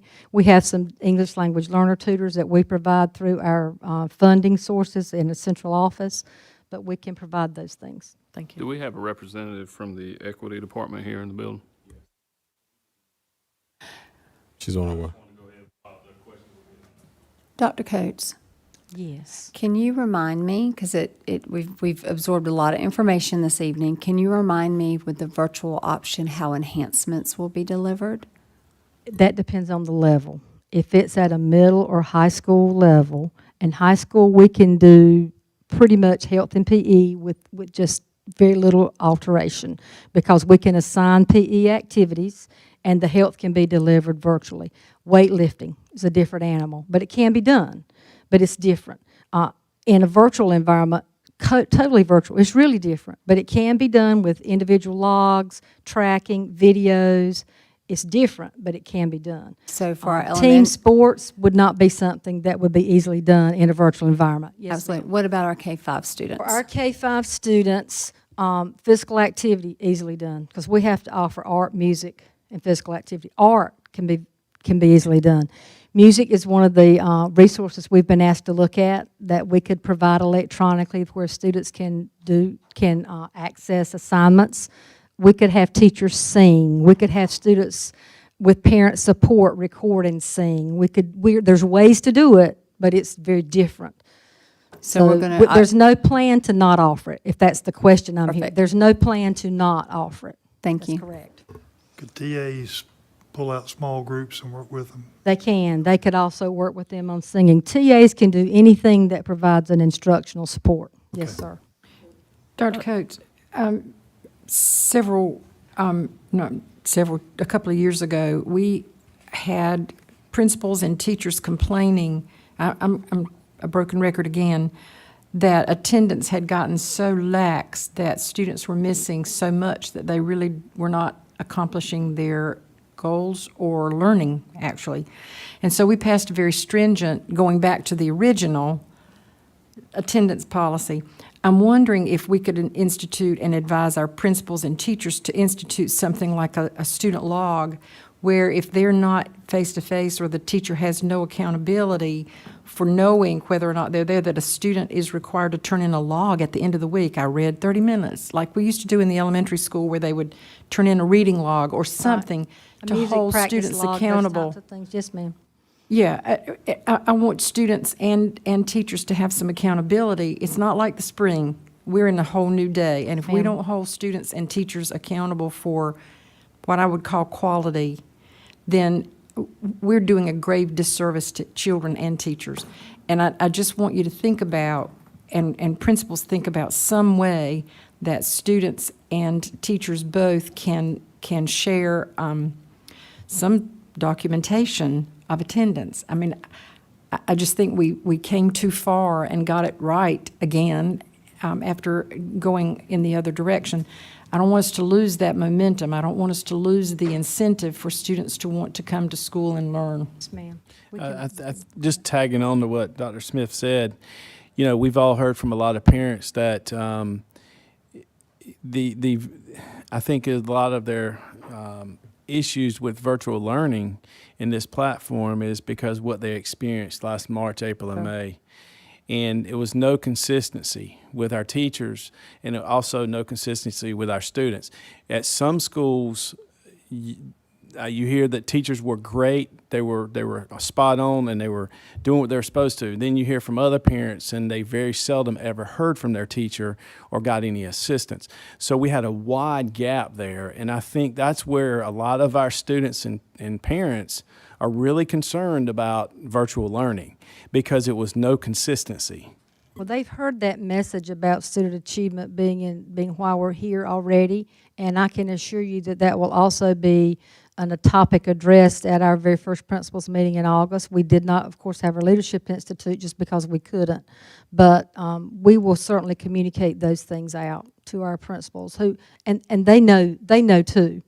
It was just a different world, and it's learning as usual with accountability in place at this time. Mr. Johnson called for Ms. Roberts. I can talk to you real quick, and then I'll talk to her. With frustrations being the operative word, you just mentioned, Mr. Sutton. I personally, last meeting, I'm hearing about Apex Learning, Right. and then it was considered a platform at the time. Now it's transitioned into a resource, Well- and now we're talking about site-based management. And, I feel like, and I could be wrong, I feel like that things have changed from 7 days ago. And I could be wrong. I could be misinterpreting that. But I don't think I'm alone in that misinterpretation, because I feel like there are a lot of teachers who are. Yeah, go ahead. I was going to say, if I use the word platform instead of program, it's an online, well, it could be a platform if you chose to use it that way. What has happened since it was approved is that the questions have come to us saying, I understand if my kid's in online learning, they've got to be enrolled in the APEX program. That's not true. It's out there for those, and this is, I believe, what I said. I don't want to pull up the video, but I believe I explained that we have teachers, and our principals know who they are, who may not be strong at all in virtual learning to start with. It would be a much stronger opportunity for them to assign something from that. They don't have to, because they are the teacher of record for that student. They can assign it as homework. They cannot access it at all if they don't need to. They can assign it as tutoring. They could assign it as a kid's out sick, they're going on a trip for 2 weeks, do your stuff here. It is out there to be used as needed. What I want to communicate clearly, and maybe I did not use my words well, and if I didn't, I'll apologize.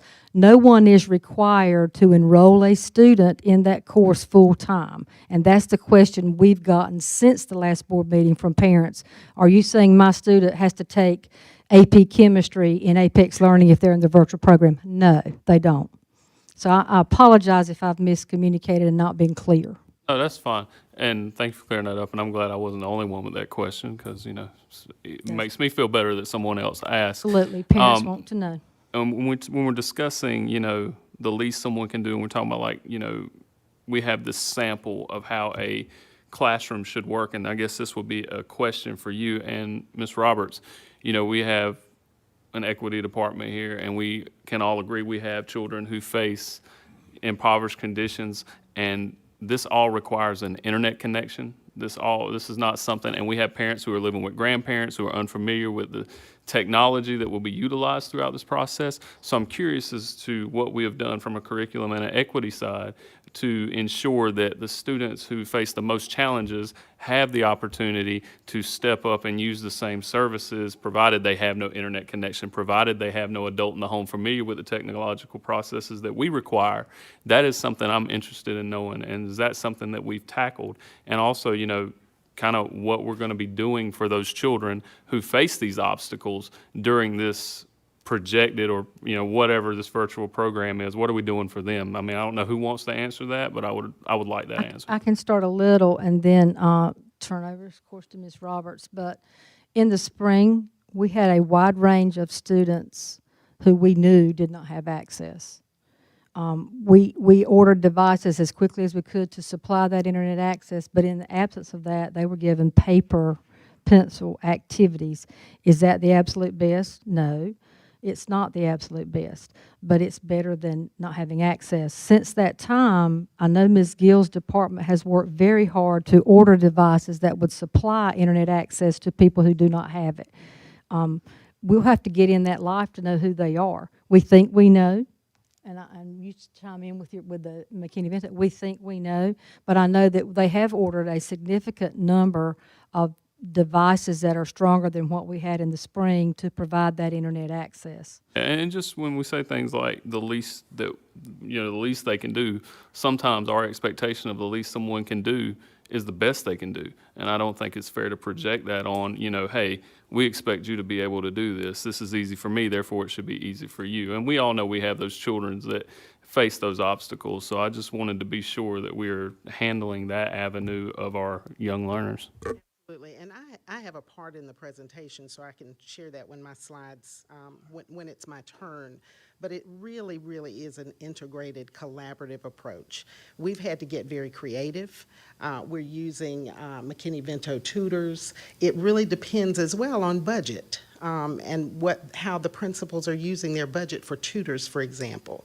So we're really being creative and having to work together in order to provide that equity that you're talking about. But we're acutely aware of it. Yes, sir. Well, just 1 second, Dr. Coates. Mr. Johnson, Ms. Gill can speak specifically to the devices and the connectivity that have been ordered for students. Is she still in the building? She has a presentation part. And let me say this. We talked about this a little earlier, your COVID funds. Look there under student devices, and you see the third one, you see student devices, teacher devices, Kajits, or MiFi.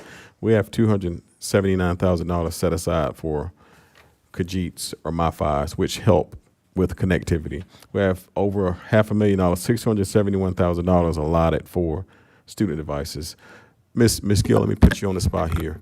As far as student connectivity and student devices, do we have what we need will we have what we need in our students' hands when school starts? Absolutely. We will have what we need. We're already, we've got a spreadsheet that we developed today, and what is on the spreadsheet is everything that's on a school's inventory minus everything that's obsolete.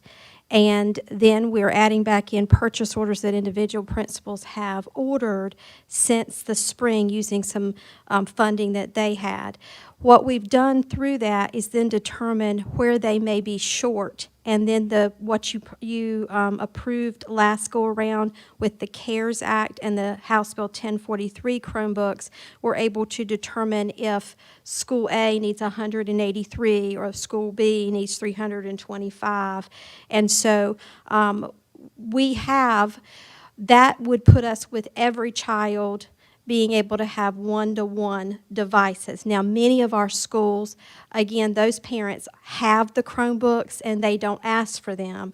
So we're in good shape even if our Chromebooks don't come in for another 5 weeks. But we have a home use agreement for both the Chromebook and the Wi-Fi hotspots. In regards to the hotspots, we have those ready. We're going to order them, and we have 750 now. We're going to go up and order upwards of 3,000. But what we're doing is they're easy for us to get in. Remember, we talked last time that we'd have to work with some of our families remote that are way out there as to whether Sprint or Verizon works better. And then what they're doing right now is the installation of 10 schools right now until we get that grant for the parking lots. Now, here's where the collaboration with Crystal and CIA comes in. We have to begin to think about the kids who can't drive to the school for their parents to get that. We have to think about the waiver that Stephen was talking about, and if we get that flexibility, we can get things delivered on buses. If we don't, then we're all going to have to wrap around our services, which is what Crystal's folks are prepared to do with our social workers, our counselors, our schools, to get the devices in the hands of the kids. We can't, we don't want, our goal is that no kid has to have a packet, that we want interaction. We want there to be that connectivity. So once we make decisions as to whether we're Plan B or Plan C, a part of the rollout of the school year is the deployment of the devices and the hotspots to match with the family, and then becomes that coordination with all of the entities here. Will it be easier if we can get the waiver so that we can put staff on these buses and take them to these homes? If not, we're going to do everything we can do and not stop until kids have equal access. That's really what we're planning for, because that's the best for kids. So the summative, you are confident, the three of you are confident that you can get these MiFis and you can get this stuff to them, and you have identified the majority of students who are in need of these things. The three of you are We confident. do. We have the data for that. We'll go back and check and recheck with personal phone calls. It's visits to home. It's everything that it takes. And we in a normal school year, when you start what is normal, our social workers go and work through that process of who is no-showing. And we've got data to support there's kids that we may not have been able to be engaged with when we went in that emergency mode in March. We've got to reach out and find them because of the financial strain that the pandemic has caused for many of our families. We are also anticipating more McKinney-Vento kids and more movement with kids or families that we thought resided certain places and they don't any longer. I would dare say the economic status of a lot of families will change, considering that the employment status could be impacted by COVID. I mean, you have a lot of people whose work is they're no longer working anymore due to this. So that is a Absolutely. concern. I mean, you have some people who need it and may not ask for it, but to properly identify and have that resource available is very important to me. And I thank the three of you for coming together with the collaborative words you used, but coming together and actually identifying that, because that is very important. And I don't want that to be an obstacle they face. Let me, This question is really more for Dr. Bracy. I am all for site-based decision-making. I'm all for site-based management. But we had a couple of schools during the spring where the principal decided that sending Chromebooks at home was not an option. What are we going to do with that scenario? we'll send Chromebooks home this year. And it's not optional. We'll send Chromebooks home. And I would say that we have watched us and our trajectory of where we are in our professional growth in regards to virtual learning has skyrocketed since the emergency situation with the pandemic. And we have seen teachers rise to levels we've never seen, and administrators, and the ability to new learning, and all that we've been doing all these years to say the role of technology in the classroom. Well, this forced us into that. So some of the old ways of thinking and the constraints and worrying what was going to happen when kids had technology in their hands has not come to fruition, and they've realized it is a tool in the classroom during the day, and it is a way that we connect back with education when we're not in the classroom. So that's really what we are embracing, and I think you're going to find that people's mindsets are beginning to really soften and really get keen to the fact that kids can learn if we set the appropriate protocols in place and we have the good resources in place. Ms. Gill, the concern I have is everybody in the country wants these devices. Yes. Everybody wants Chromebooks, They do. Khajiits, MiFis. Are you certain that there won't be a backlog when you order these? There will be a backlog when we order these, Okay. but we have also been shoring up our numbers of what we have in our building to ensure that we'll be able to provide the Chromebooks that we need where we have holes in our instruction for getting the devices to them. We have even discussed where we have one school that may be more fortunate that they have their students who brought their own devices, that if they have devices sitting in their schools not used, we're going to do what we have to move those to another school. This is not about competition. This is about access to students getting what they need. So if a district, this is where that systems perspective comes in. If school A has more devices and they're not using them because their kids have one at home, then what our goal is to get the devices in the hands of the students, and that's our assurance to you. You may not know this, but what do you anticipate as the turnaround from the date you hit send, PO's cut, check is cut? We cut the contract PO been for the signed? House Bill 1043, and we were told initially 5 weeks, but the furthest out we're hearing is October. So, but do we have our principals worked very hard over the years to we provide them the technology profile that helps them know what's in their building and how to work through what's needing to be refreshed. And they have made active attempts, and not just with them. These PTAs in these schools are helping to raise dollars to make this happen. And so we're going back behind. They will get an email probably the end of this week or first of next that tells them all of our assessments that we have about what they have in their building.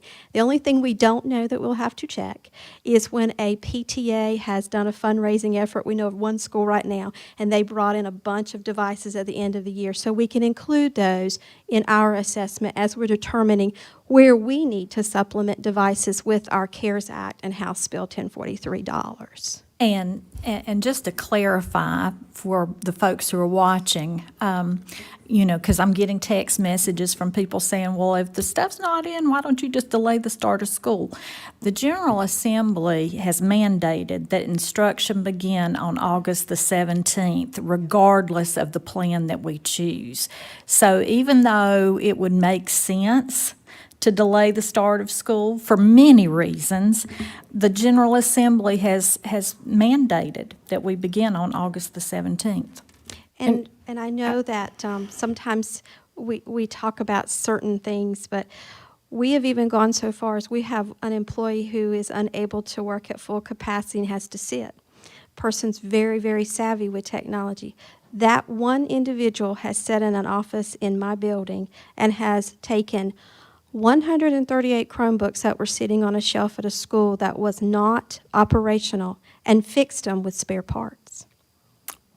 And that's a person in our building that is on the payroll who couldn't work at full capacity but is utilizing their skills. 138 that we didn't have last month that we can put back in circulation. That's Johnston County Public Schools. That's who we really are. Yes. And that's what we're going to dig deep and do what's the best thing for kids. So thank you for letting me talk about that. I want to follow up on that, though, because we've already had 3 months of deficit learning for children, and I believe the figure was 10% who didn't have connectivity or devices. That's 3,000 students. Yes, ma'am. I can't write off 3,000 students. I'm sorry. I can't excuse that we don't have ways to connect with them. And if they need to be in a classroom, then we need to find a way to get them educated, because we cannot continue to, they're getting farther and farther behind, and school will become irrelevant. After a while, they're saying, why bother? I can't get connected. I can't meet with my teacher. Those are the 3,000 children that keep me up at night. And if we're not getting devices until October, I'm sorry. But that doesn't mean we don't have enough to make it happen in our schools. That is just to help us to where some of the ones that we're ordering are better condition. We can get devices into the hands of children. And our growth projections, we're taking that into account as well? Well, certainly, we're going to have to, and I'm jumping into Dr. Coates, but using our MAP universal screeners, and Christy will talk about that too, that's how we kind of gauge where kids have grown and whether we have lost time. I'm talking about population growth. I'm talking about we have Population 35,000 growth. students, we grow 6%. Yes, what we do is we are basing our projections off what Power School is telling us is sitting in a school at this particular time. And, you know, again, we have some very progressive principals have promoted a bring your own device initiative. And when they do that, we've got many of our schools who have the devices that they need, and then they've got people who are going to use their devices at home themselves. So where we need pockets of devices, we're going to move those devices to ensure that we have I just didn't make students. myself clear. I'm talking about population increase in student population. Like we have 35,000, we grow 6%, that's another 1,800, 2,000 more students that we have to account for in ordering. That was my question, is how are we accounting for our growth in student population? Yes, we did not deplete. What you saw that was in my first two orders did not deplete what we had in our CARES Act. That was to get us through the first wave. So as we get moving forward, we have the ability and the funding in CARES to fill those particular gaps. Yes, ma'am. Dr. Coates, one more thing. I asked about this last time, and we weren't certain yet, so I'm going to ask again. How do we make sure that we are meeting the needs of our students with IEPs? Yes, Mrs. Radford and I have worked together to reach out to, first of all, to verify, are we under any different guidelines than what we were at the end of the year? And we still offer FAPE. We are certainly looking at every student's IEP. And when the board decides the plan that we will open school under, that tells us what we have to do. We are looking at, and if you recall in the spring, we had certain areas of therapy that our teachers were not allowed to provide because of HIPAA and FERPA concerns. We have since looked for resources online that are HIPAA and FERPA approved to allow them to do some of those things. We're looking at those now. We will look at each student's IEP when we determine the model under which we open and see, do we have to make changes? How can we meet it? What we're doing. One of the recommendations that Dr. Bracy will talk about a little later would be any exceptions we would make, and some of that references our students with IEPs. So just to further that just a tiny bit, because this is continuing to come up, I know that we've talked about having different classes, self-contained, for example, going to school every day.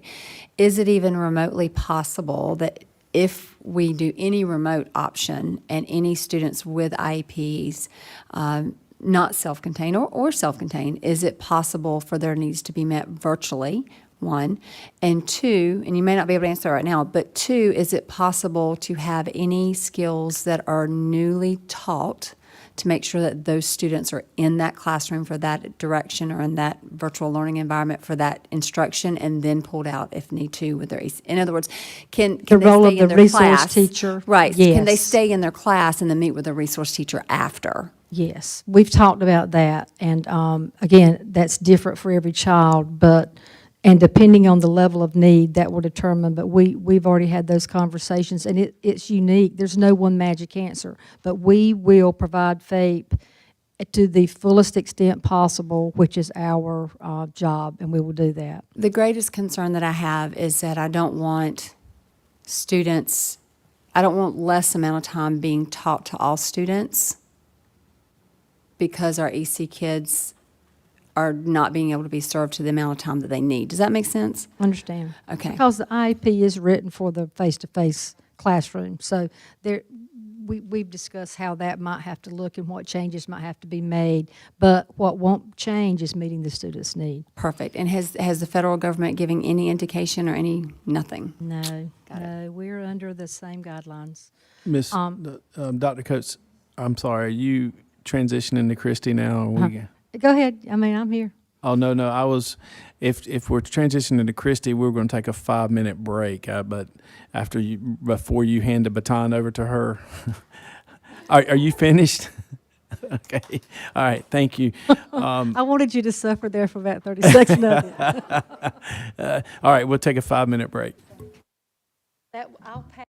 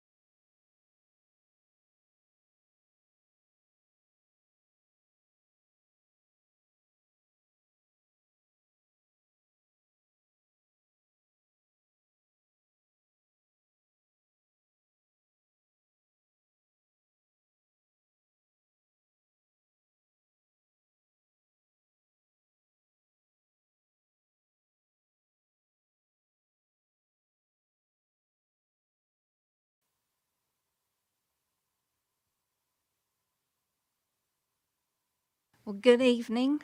The slide Dr. Coates has pulled us up to is our district benchmark assessment slide. So thinking about reopening through a testing and accountability lens, as teachers begin instructional planning and identifying student needs, our local benchmark assessment, we use NWEA's MAP. This is our third year of use with MAP. You'll notice this assessment we can do both in school as well as virtually. However, when we're using MAP growth, whether it's face-to-face or virtual, the data gathered from that assessment, because the assessment is adaptive, it's going to adapt to the skills that the student is ready to learn. And the teacher can then, in turn, use that data for her instructional planning to make sure we are meeting the needs of the student. Aside from our local benchmark assessments, if you'll take a look at the handout that Dr. Coates gave you, it's the assessment chart linked up here, you'll notice we've listed all of the assessments through the first semester. Currently, we've not received an update from NCDPI of any state guidelines being relaxed as far as state accountability and testing goes at this point. And if you'll notice, there are two tests in particular that take place at the beginning of the school year. And if it is a state test, based off of the information we have now, that test would have to be taken at the school site under our secure test proctored environment. That first test there is the BOG, which is our beginning of grade reading test for our third grade students. So schools would have to develop a test plan, a staggered test plan, in order to get these students into the building to take this assessment, unless DPI waives some of the testing guidelines. And if you'll, I'm not going to go through all of these assessments, but if you'll just take a look, we've identified which assessments must take place in the school building and which assessments can take place either on school site or virtual. There are some additional formative assessments there that are state test. The Passport for Learning, that is a new assessment resource that DPI has put out this year, and this is a formative assessment that actually assesses previous year content standards. So in other words, a 5th grade student would be assessed on 4th grade content, which again is critical when we're looking at potential learning loss from the previous year. So that would help inform teacher instruction as well.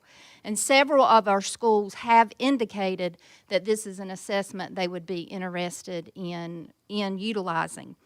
The only condition there is, because it is a state test, in order to give the online test, a student, they don't necessarily have to be in our school building, but they have to have a school device with NC Test on it.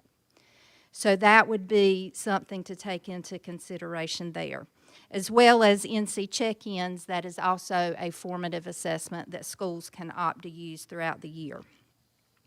You'll notice down towards the bottom of the page are ACT makeup. The COVID closure happened just before we had our makeup ACT for our 11th graders. So we have a population of students who did not get to take the state administration last year.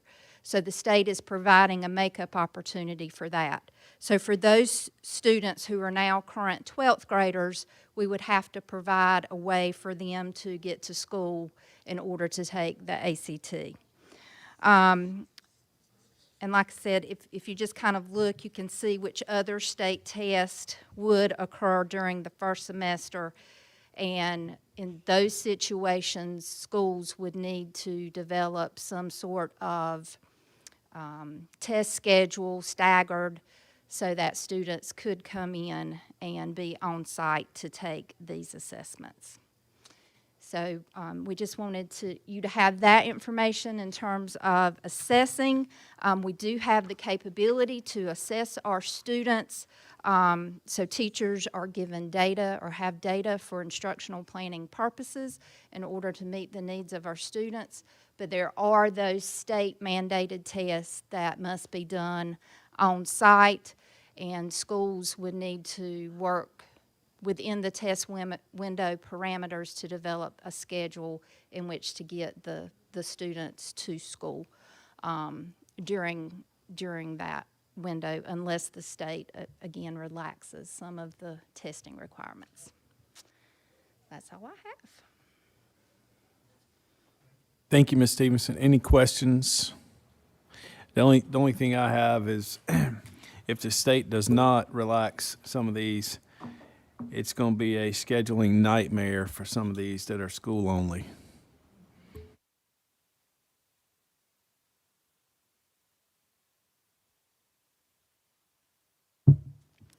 Good evening again. I'm going to take us through some of the operations and communication aspects. Many of these I reviewed as we met recently, but as we go through, what I'm leaving you with here on the presentation is the guide documents that we are providing for each of our principals. So let me tell you a little bit about how we're organizing.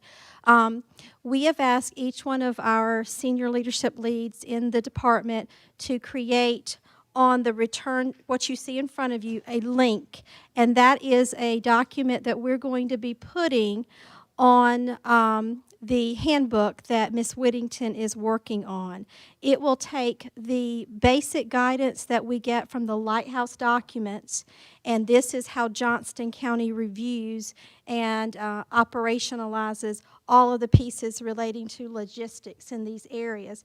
So I will take you through some of the highlights and let you see that, and then I know you have several questions this evening about transportation as one of my areas, but JL is going to assist me in opening up the links. The first one that you'll see is custodial services and facilities. And here what we will see is all the things that we're doing with PPE, with sanitation, what our directives are for our custodians, even our work that we're doing with energy management and how the HVAC systems should flow for ventilation. So we will provide all of these pieces to our principals to share also with our teachers and our staff in the building. Just to give you some highlights of what we're going to be looking at, we have ordered, as we talked last week, some PPE related to sanitation stations that are going to be on the walls that for the students to use as they come in. We will be issued 5 masks per student for all of the kids that are coming in, and that is from the state of North Carolina. Disposable mask, gloves. We have some gowns for our areas, for our health professionals, for them as well, and all of our cleaning products that you'll see. One of the interesting things, we talked about our sanitation machines. We've actually been coordinating with Dr. Pearson and her folks in making sure that our chemicals are the same as what they use in the hospital settings as well that we put in our foggers. So we enjoyed that collaboration this week with Dewey and her as well. And so this helps to guide all of our staff in what we're doing with custodial and facilities. And I'm certain I can entertain any questions about these specifically, but we do talk in here about high-touch surfaces.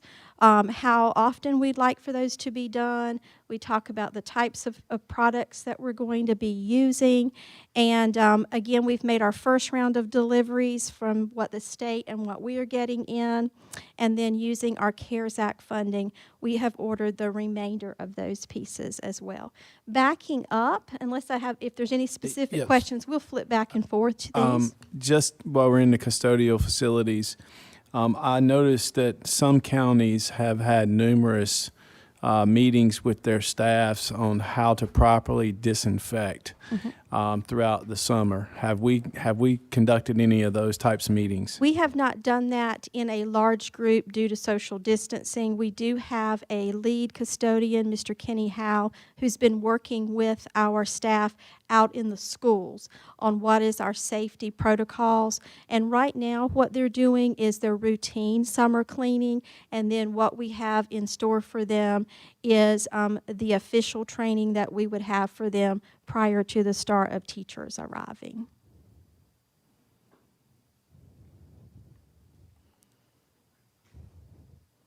Any other questions related to custodial? Ms. Gill, I've had folks question about hot water. Is there rules about Yes. not having hot water at the schools? There are.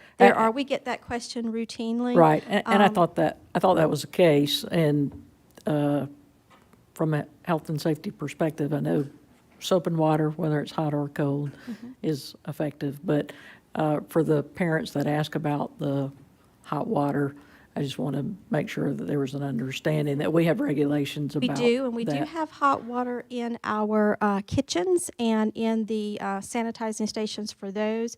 And in our preschool classrooms with our licensing guidelines, the use of hot water is different there. But in other areas, we have it in pockets of our buildings, like in dishwashing areas, in some of our lounges, but not in our what we call gang large bathrooms. We do not.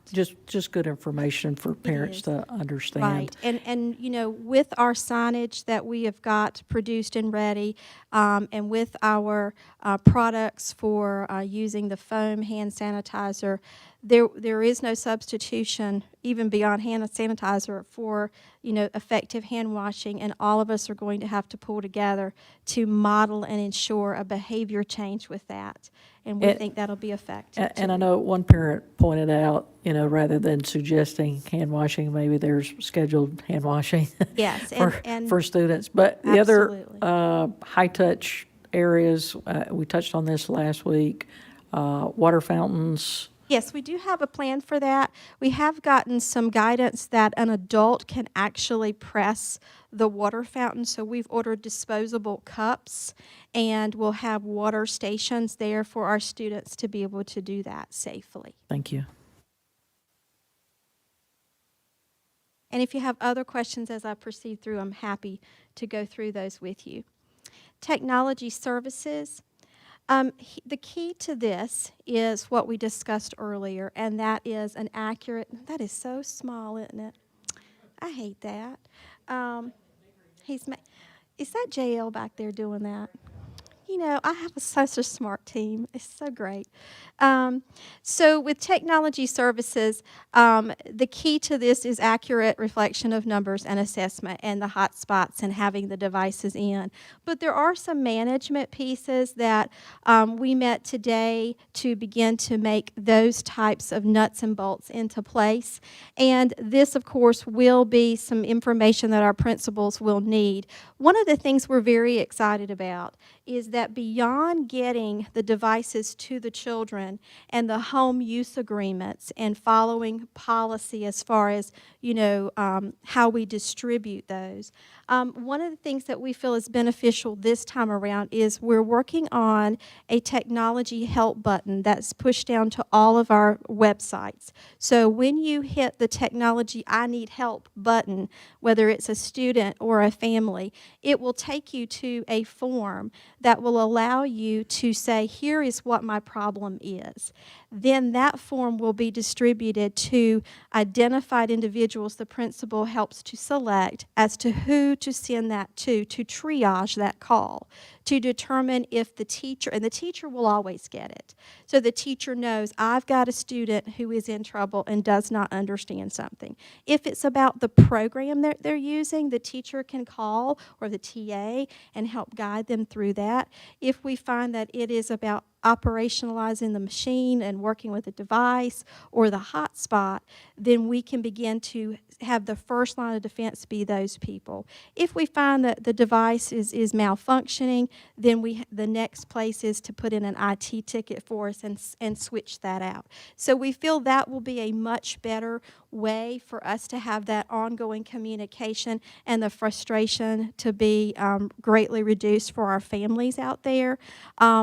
And there's always we have to be available to be at the front desk to call and answer, because people may not have access to even being online. If I'm living with my grandma, I need to be able to call and just say, I got a problem. But we can't always just rely on one method of engaging. So we certainly will always have to know that parents may call anywhere from my technology department to CIA to the school. So we can't just look at them and say, well, you need to go to the website and push the button, because that's not going to always work. It'll work for a large percentage, but not everyone. So we're excited about that.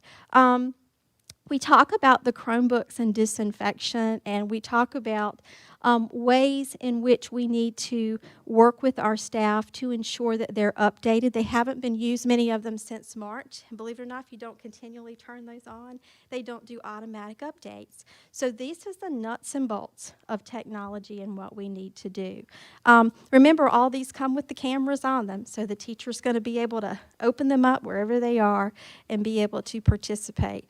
One of the things that we really are trying to get our teachers to do, and I'm dipping my toe in CIA a little bit, is trying to get in the habit of using Google Meets with our kids, because we can follow and track kids a little better.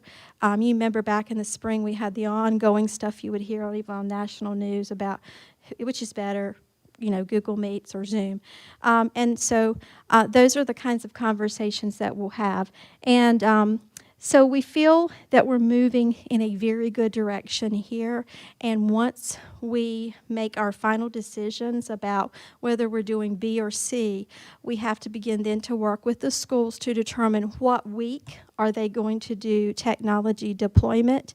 How do we ensure that the device is going out for the people who can come and pick them up? And then what about the people who cannot pick them up? And we'll go from there. So there's a couple of layers to it. From the technology services side, my folks really are on the back end.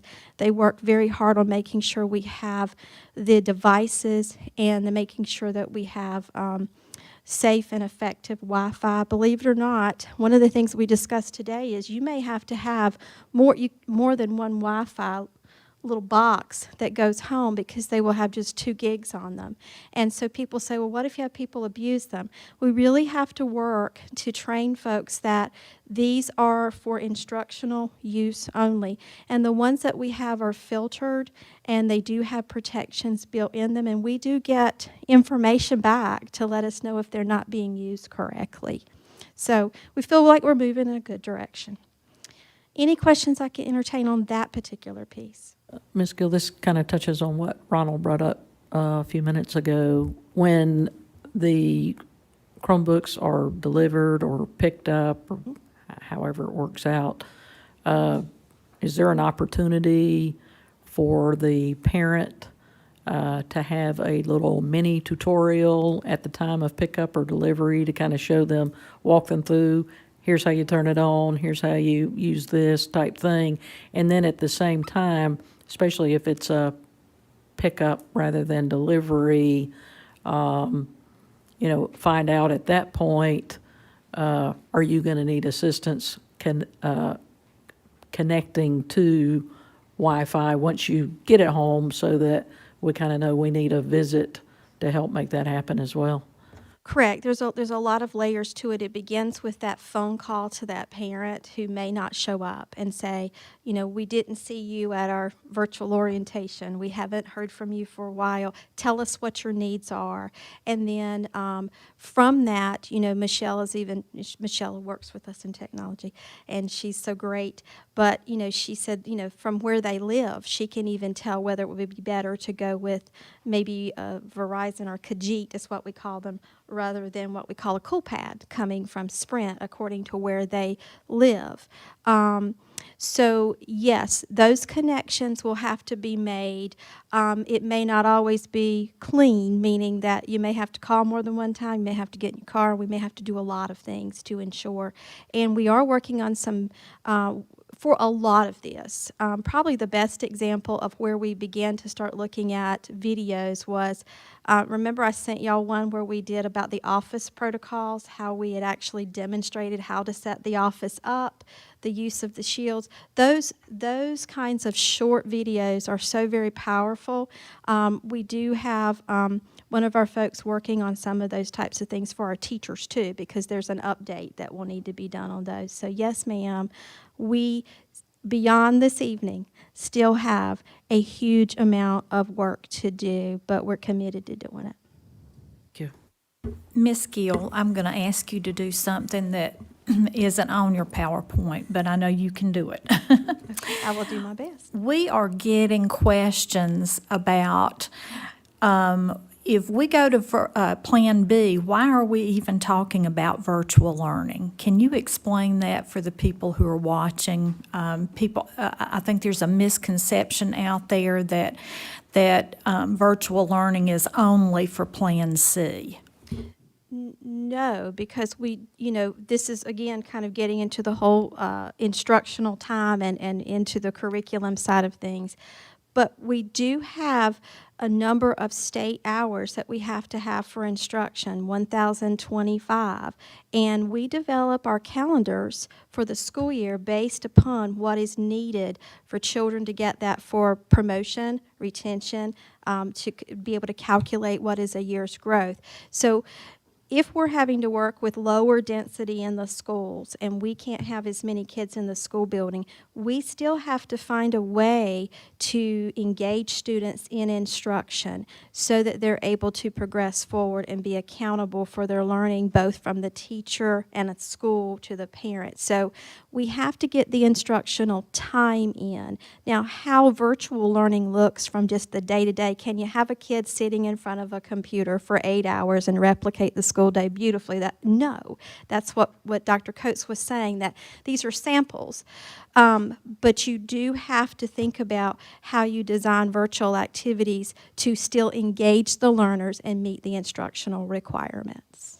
Because under Plan B, we can only be at 50% capacity, correct?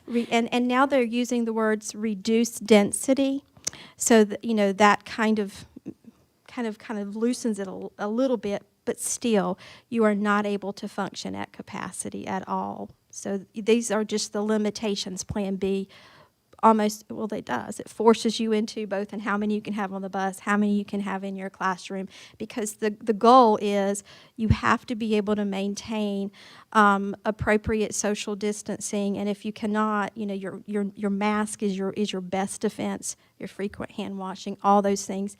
And when our teachers do return, whether it's starting Plan C, whether it's B, whichever it is, it will take some time for us as adults and students to acquire the behavior change that we need in the environment. So I can understand where a teacher feels I'm walking in the door and I'm having to start instructing, but at the same time, I'm having to teach and ingrain new protocols in. At the same time, you're developing relationships with kids. And kids rely on our face so much in the instructional environment, and when sometimes it's worrisome for our teachers of little ones to say, I want them to be able to see me smile, and those types of things. We do have the face shields on order. While they're not a substitution for masks, they do help us if you're socially distanced and you're up in front of the classroom to be able to get protection, but be able for them to see you. Because if I have a mask on right now, you don't know whether I'm grumpy or not, and I'm really not. So those are the kinds of things that I know that people who work with children, and we all have, how they're feeling right now, and that's where they are.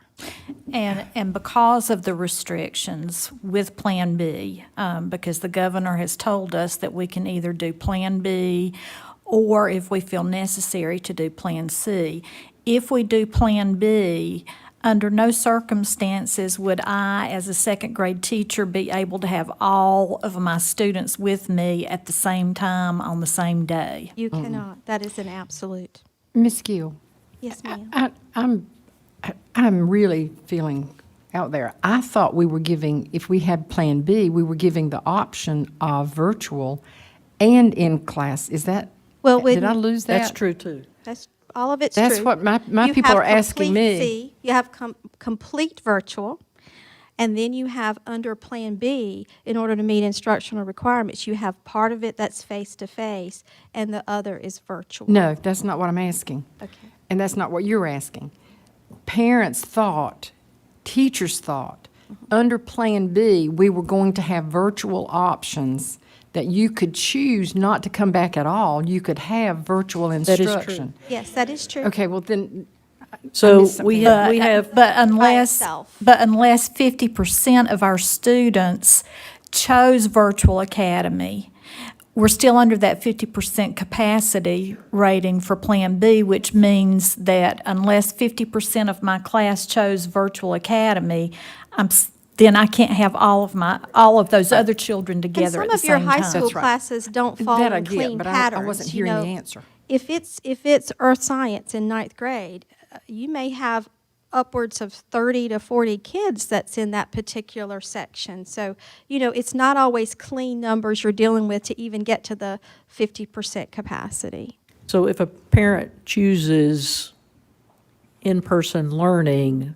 their child is still going to do part virtual based on the capacity of the school. We'll be And deploying then- technology no matter whether it's B Right. or C. And then there are some parents who, because they don't want their children to attend, because they have concerns, health concerns, are choosing all virtual. And then there are some parents that don't want their kids to have to wear a mask all day, that are also going to choose virtual. Yes, So- ma'am, that is correct. Thank you. Think That- about, That clarifies it. I'm sorry, Dr. Smith. Ms. Grant, think about those cohorts. If you cohort A, that week you're face-to-face, and the next week cohort B is face-to-face, and while cohort B is face-to-face, cohort A is virtual. Yes, ma'am. So, yeah, you're going to get a That's what some combination. parents aren't understanding. They think if they're Okay. if they're not choosing virtual, that their kids are going to be in school the whole time, but they're not. They're still only going to be there part of the time. But every parent has the choice to choose virtual if that's what they want. Yes, ma'am. Yes. Yes, Yes, ma'am. yeah, just trying to help answer her question. Yeah. It takes us all to figure this stuff out. This is intense. All right. I'm going to move on to school nutrition.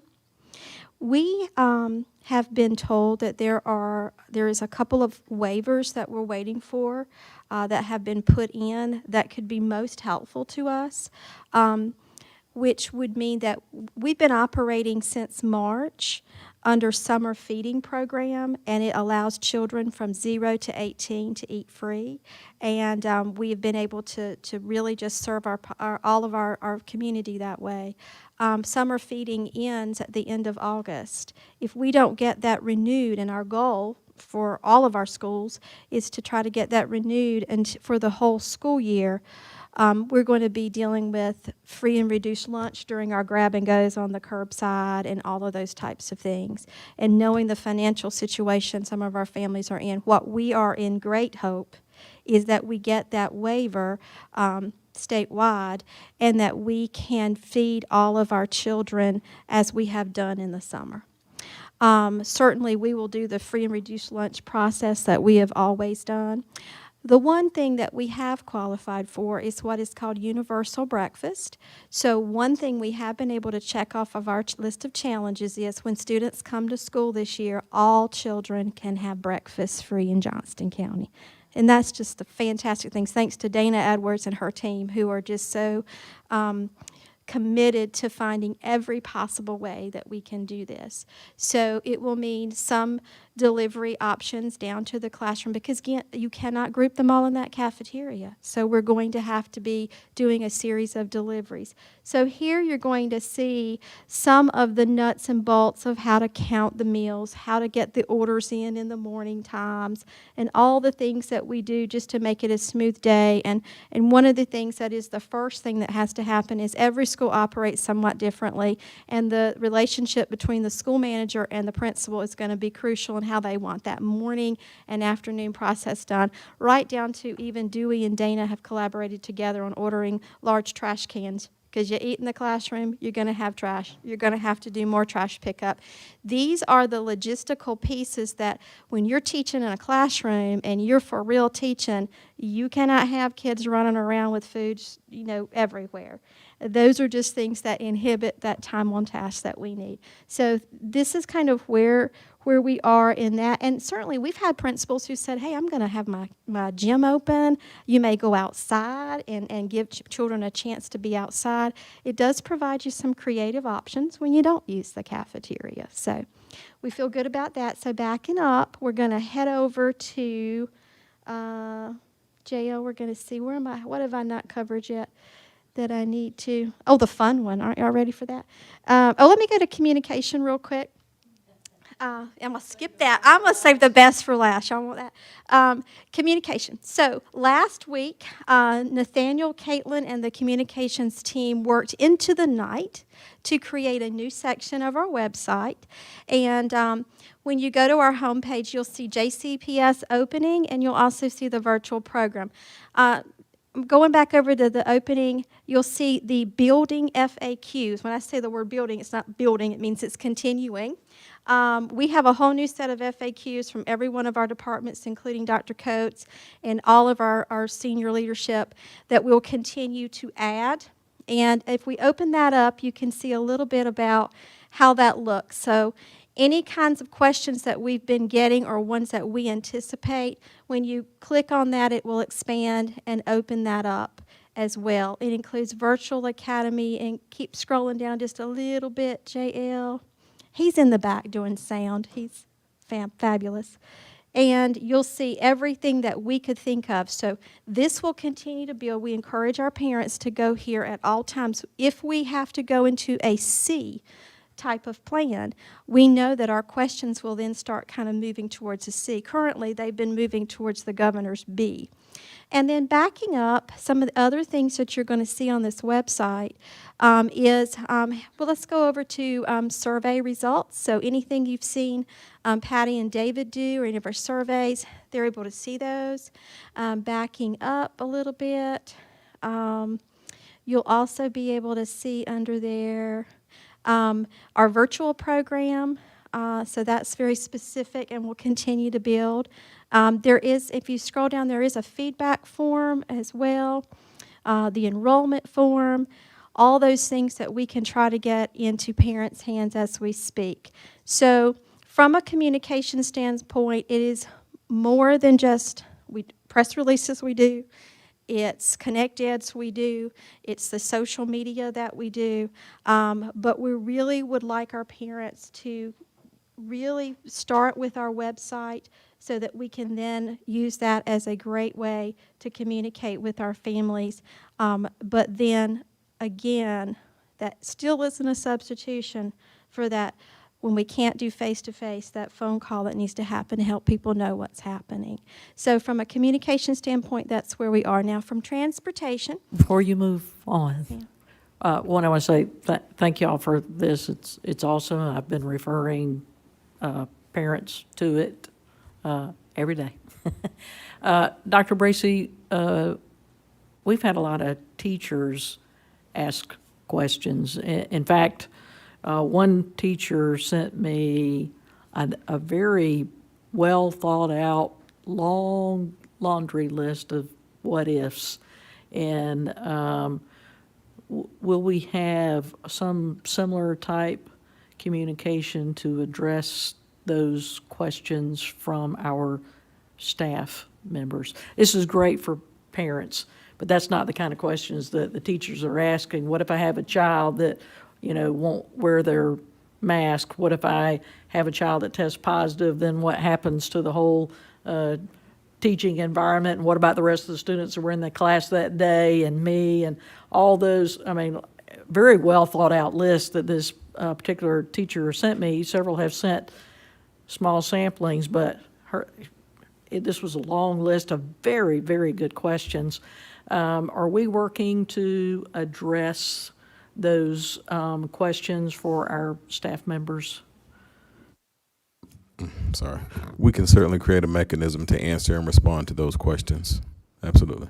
I would refer you certainly to that. I forwarded that one You to did. all the board members and you, but they were great questions. And we have a lot of teachers that have those very same concerns.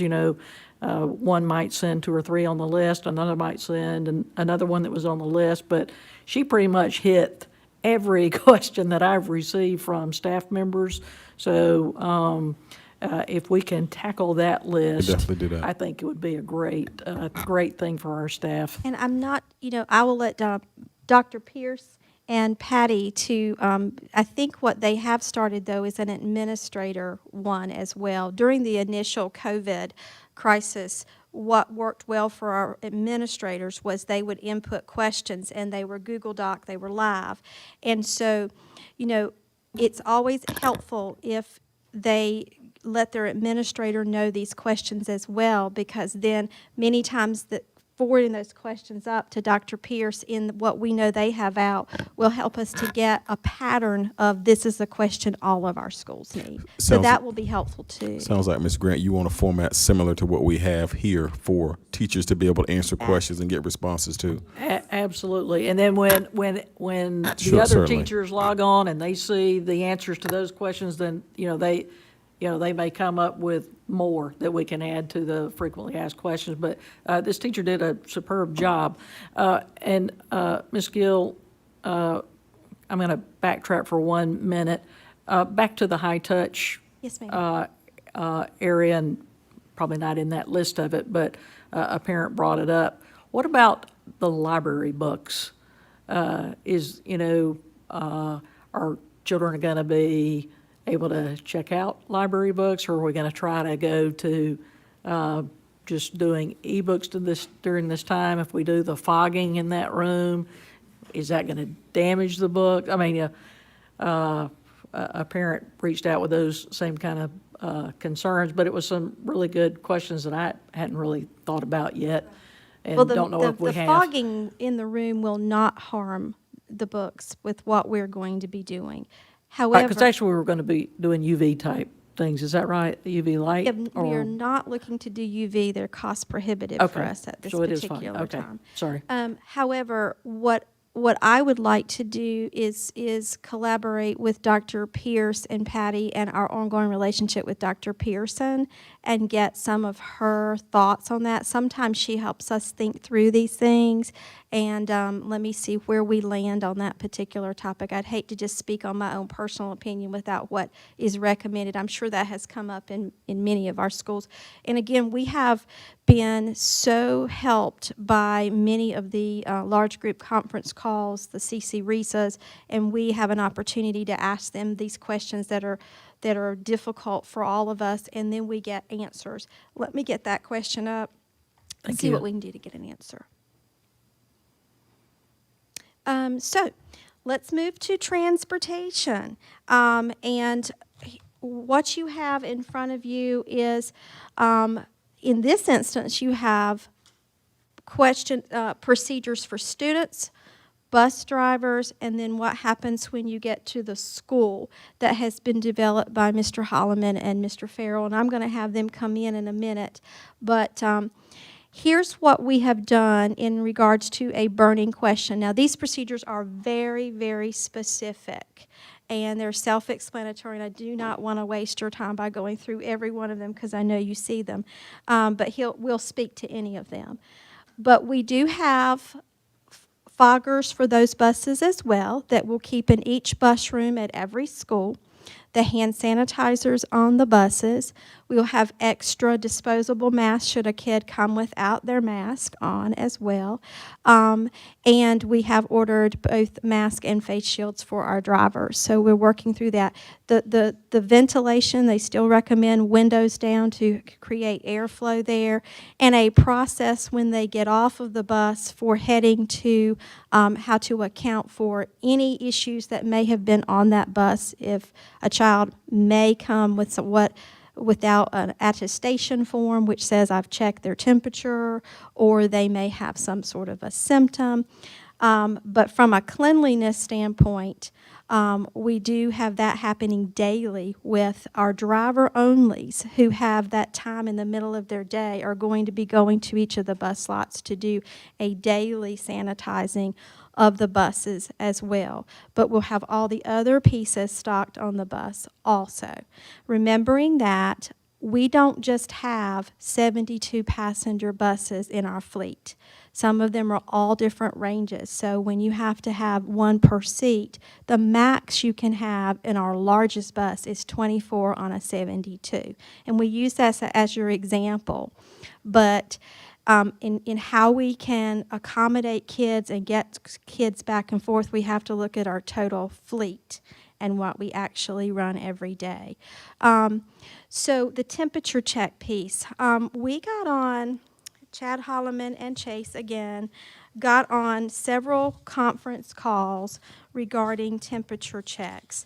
And at this particular time, we had 3 different conference calls consisting of Union, Lincoln, Stanley, Chapel Hill, Orange, Guilford, Anson, Cabarrus, and Wake.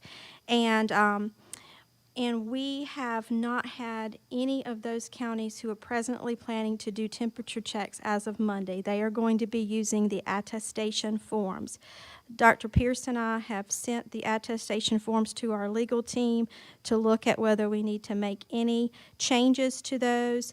And the time frame for the attestation forms are different. Some are requiring daily forms in the hands. Some are requiring weekly. Some quarterly, some annually. And several are using their attestation form in the paperwork sent home at the beginning of the year. There are a couple of counties who are trying to see if they can use screeners. That is certainly size dependent and the number of buses that you have.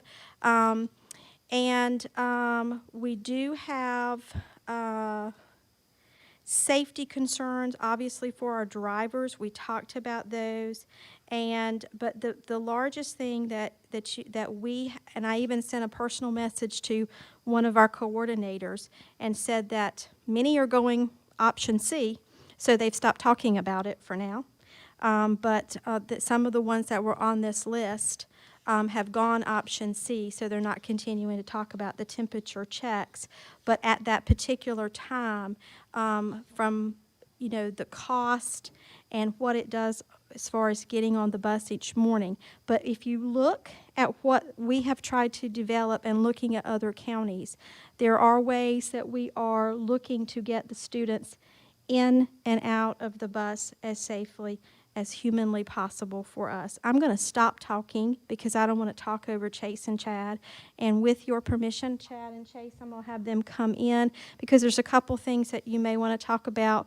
Is where we are with our bus routes and where we are with the temperature piece, and kind of how TIMS, which is what works to route our buses, what they've done with the principals. Because remember, last time we talked, the very next day, we were going to be meeting with principals to help them start dividing up their students into these manageable buckets of cohorts to be able to meet their requirements. I'm going to turn it over to you, gentlemen.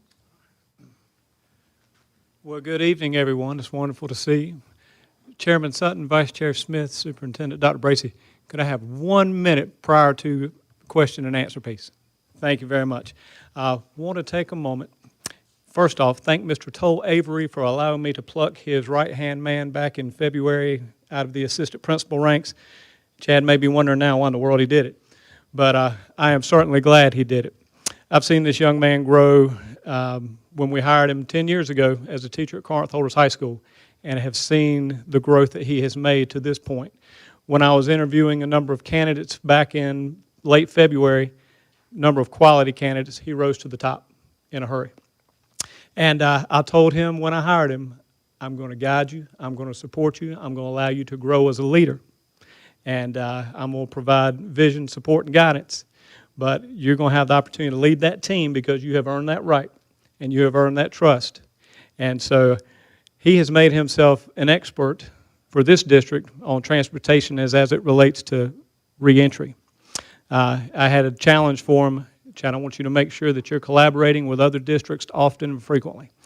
And he did that in early March, which set him up for great discussion with a number of districts over the past couple of months.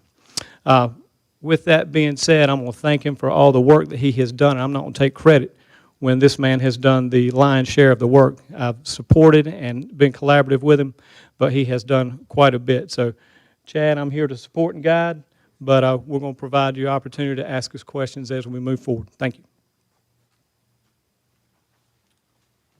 Good evening. To respond to Ms. Gill's request for an update, our TIM staff, the 4 professionals that work in that department, since the last board meeting, they have continued to look at our routes as if we would be opening under a Plan A model. Before the governor's announcement, we felt like that's where our best energy was placed. So our routes for those Plan A are pretty clean. We have made progress with that. If school had to open, we're in a good spot. Since the last board meeting, we have been running numbers, looking at the different scenarios. Even as up to today, we were running numbers. For the cohort data, we cannot simply make it work currently with the virtual enrollment with 2 cohorts. I did the math today. It would take 176 double or triple runs to make a 2 cohort work. And just to make sure everyone knows, a run to us is a trip to a school. So on the 3-tier system, each bus does 3 runs or trips in the morning and then does that same route in the afternoon, those 3 routes in the afternoon. So it would take 176 double runs or triple runs to make a 2 cohort work based on where we are right now. My concern as transportation director with those are a couple things. One, staff. We have to have the staff to make those runs work. And if we're doing double and triple runs, that may take our dual employees out of the building more. The second concern, the most concerning to me, is the budget and efficiency. As Mr. Britt shared earlier, we do have an efficiency model. I'm on a conference call every Thursday with Kevin Harrison, who is the DPI contact for state transportation. And as of last Thursday, the efficiency model has not been suspended. We did have a hold harmless clause for this school year saying that we would not be held harmless from March till May or June. So we did get the funding that we received last year. However, as school nutrition and several other things have been said tonight, we have not been given any grace from our legislators with that currently. The other thing that concerns me with the budget is fuel, maintenance, staffing, all of those concerns. With running buses, double runs, that is going to, hurt our budget in the long run. That is why we presented the contract transportation, because we had looked at that for an outlet to maybe relieve some of our yellow runs. So that is where we are with 2 cohorts. We have ran the data on 3 cohorts, and as was shared last meeting and earlier tonight, with the 3 cohorts, it helps because of the bus capacity being at 33%. So the double runs or triple runs would never happen in that case. I would have enough buses to make it work with the triple runs. So whenever we get a decision from the board and Dr. Bracey, a directive, we will begin creating routes based on that plan.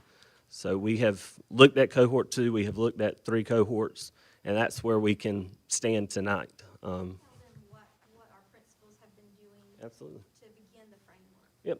So we met with principals and asked them to start looking at their virtual numbers based on when the virtual academy went out. We also asked them to start beginning to look at ridership and cohorting their groups into A, B, or C, or 1, 2, or 3 cohort. So they were called cohort 1, 2, and 3.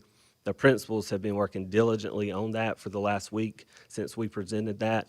Their information is due by midnight tonight, and several of them have reached out and said that they are completed and have the best data as we can have currently with virtual enrollment and with those that have elected to select that. So we have cohort data. What we shared with the principals is the backwards design.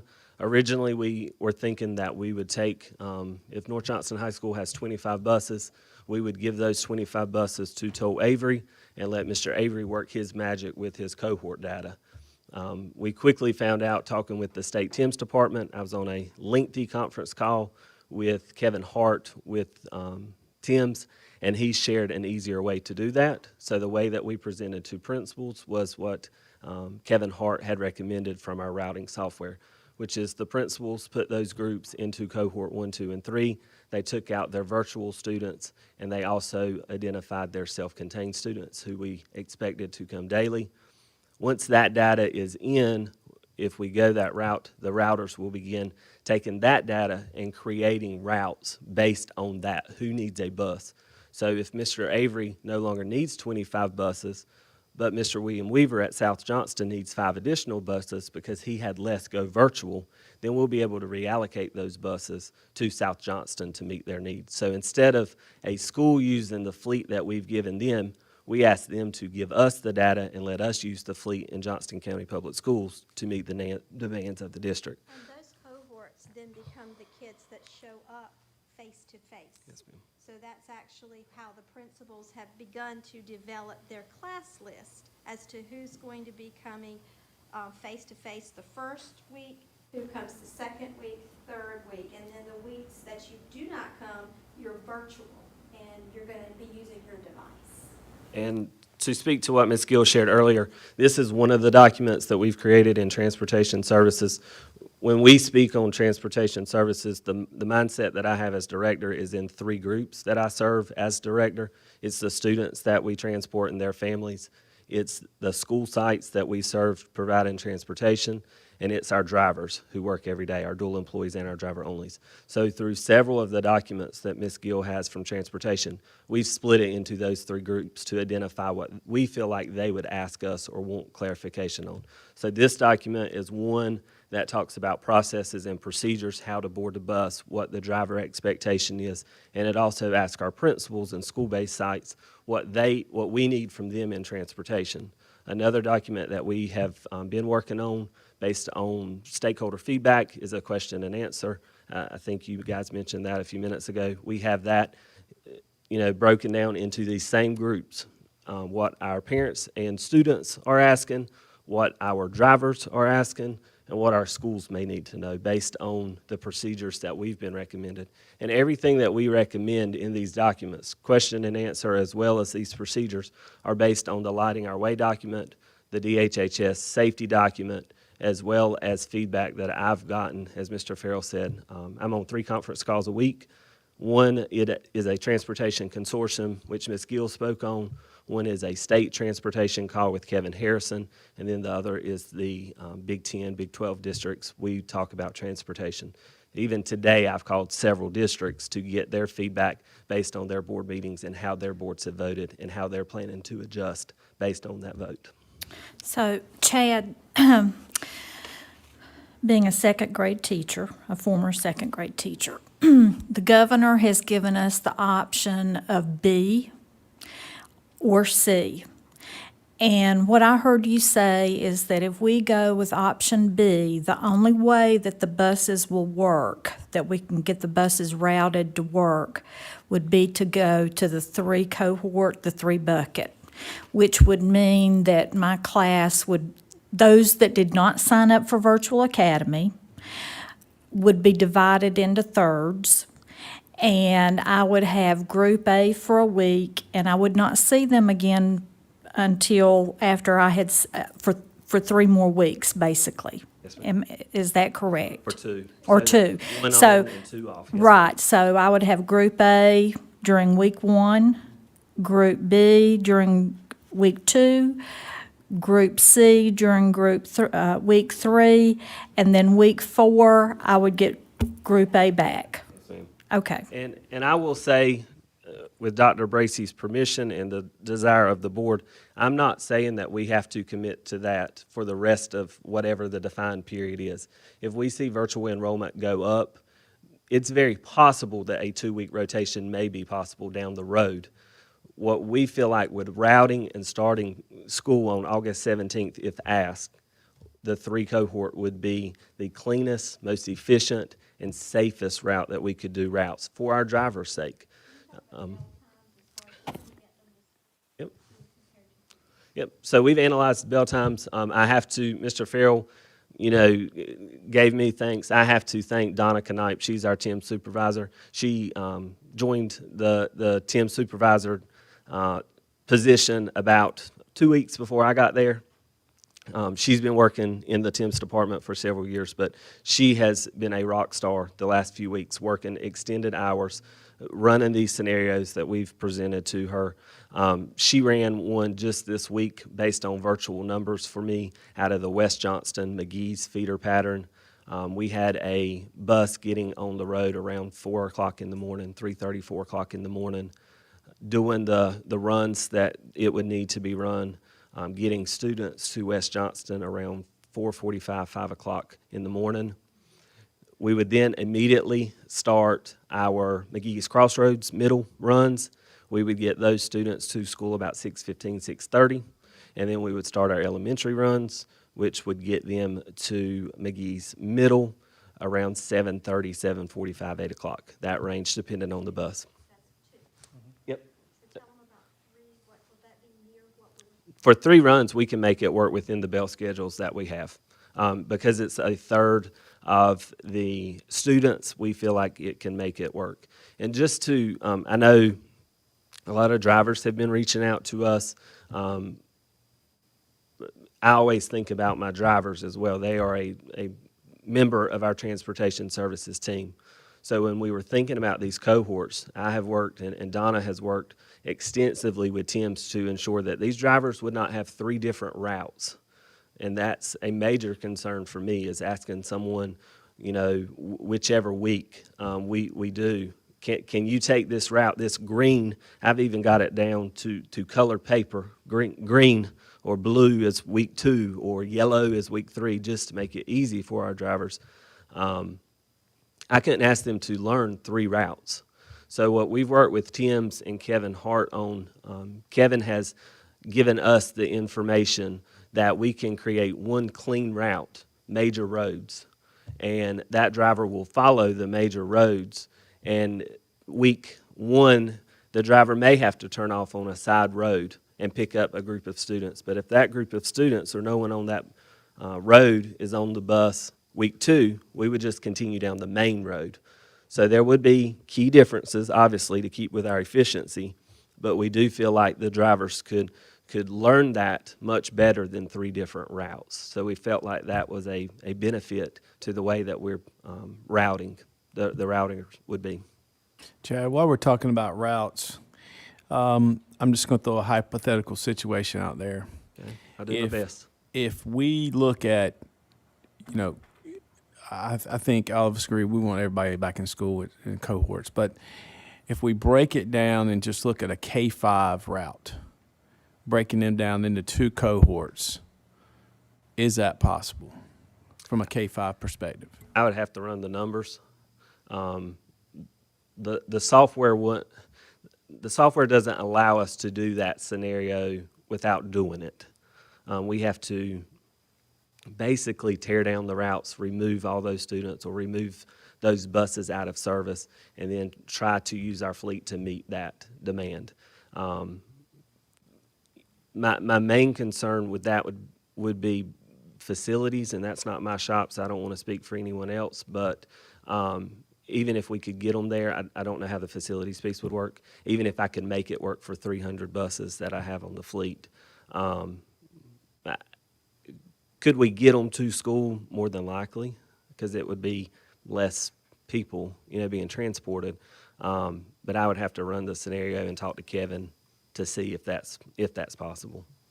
A couple of questions, but I'm going to start with this one. So tell me, high school, middle, elementary, what time is the first child picked up on the bus for these scenarios versus what time they would get picked up under normal circumstances? So our high school runs, it depends, Ms. Grant, depending on the area. Most of our high school runs start around 5 o'clock, 5:15. Some of our longer runs for Innovation, early college, some of those may be different times, depending on the geographical area. But in a normal circumstance, the first high school student would be picked up around 5:15, dropped off around 6:30 to 6:40 at the high school, and then we would continue. Middle school would be down This scenario would be, around 4 o'clock, 3:45 to 4 Good o'clock, gosh. based on what we've done in the routing system. In 2 cohorts. 1 cohort, normal time. oh, I sure, can make sure. it Yeah, done in I understand normal. that. Yes, But I ma'am. was trying to make sure, Yes, ma'am. because, I'm gonna play some hindsight 2020, I wish statements here. I wish parents knew when they were first asked, do you want your child to go virtual or in school, that they might have to get on the bus at 4 o'clock in the morning rather than 5 o'clock. And I don't know what's the cutoff for signing up for virtual, Dr. Bracy or Ms. Gill, or, The 3 would be normal. A student, they would rotate through 3 weeks, but it would be normal. The 3 cohort. sure, but if it's 2, it's 4 o'clock in the morning. Okay, so my other I wish statement is, but when is the last time they can sign up for virtual? Ongoing until whenever? Okay, all right, so they still have time. So, if we say 2 cohorts, they know my child's getting on the bus potentially at 4 o'clock in the morning through high school, so just make sure people know. The And other, to I answer to that, I'm sorry to interrupt, but to answer to that, I know a lot of feedback we've received is, I would have taken my kid to school. I would have taken my student had I known that. I will be very transparent with you, and I have had that conversation within our department, our supervisors. The concern with that is in COVID, in normal times, ridership changes daily. Sure. That is what our routers do during the so, year. so you're gonna get to my second Okay. I wish statement, and that is, parents were asked, are their children going to be bus riders? And parents selected yes. And then after they realized that these cohorts depended on how many kids got on a bus, we're getting flooded with emails saying, I want to change my mind, I want to change my mind. So I wish that we had said, can you take your child to school, but if you're not able, select that you need to ride a bus. So how do they fix that now? They selected, I want to be a bus rider, but now they're saying, if it's going to help, I will take my kid to school. And if my child's got to get on the bus at 4 o'clock in the morning, I'll take my child to school. So how do we fix that? So my caution with that would be, like I said, ridership changes daily. So our concern with basing cohort and rotations on ridership without the commitment, such as the virtual academy commitment, is that they may very well select that I can take my child to school just to get the numbers where we need them. And then when we start a week or 2 into school, their husband or could lose their job and I can no longer take him to school. Or I may get a job and I can no longer. So. And that scenario is true even if a person says, I'm going to sign up for virtual and I have to do it for a semester. Yeah. I mean, it can be the same logic there. If you say, I'm not going to use the bus, you're committed to that for the first semester. And then the last of my I wish statements, if I could remember what it was. Oh, okay, I remember, is, and we've touched on it a couple times here tonight, but I wish when we sent the questionnaire out. I told you, all I wish statements, hindsight's 20/20, that, do you want your child to go virtual?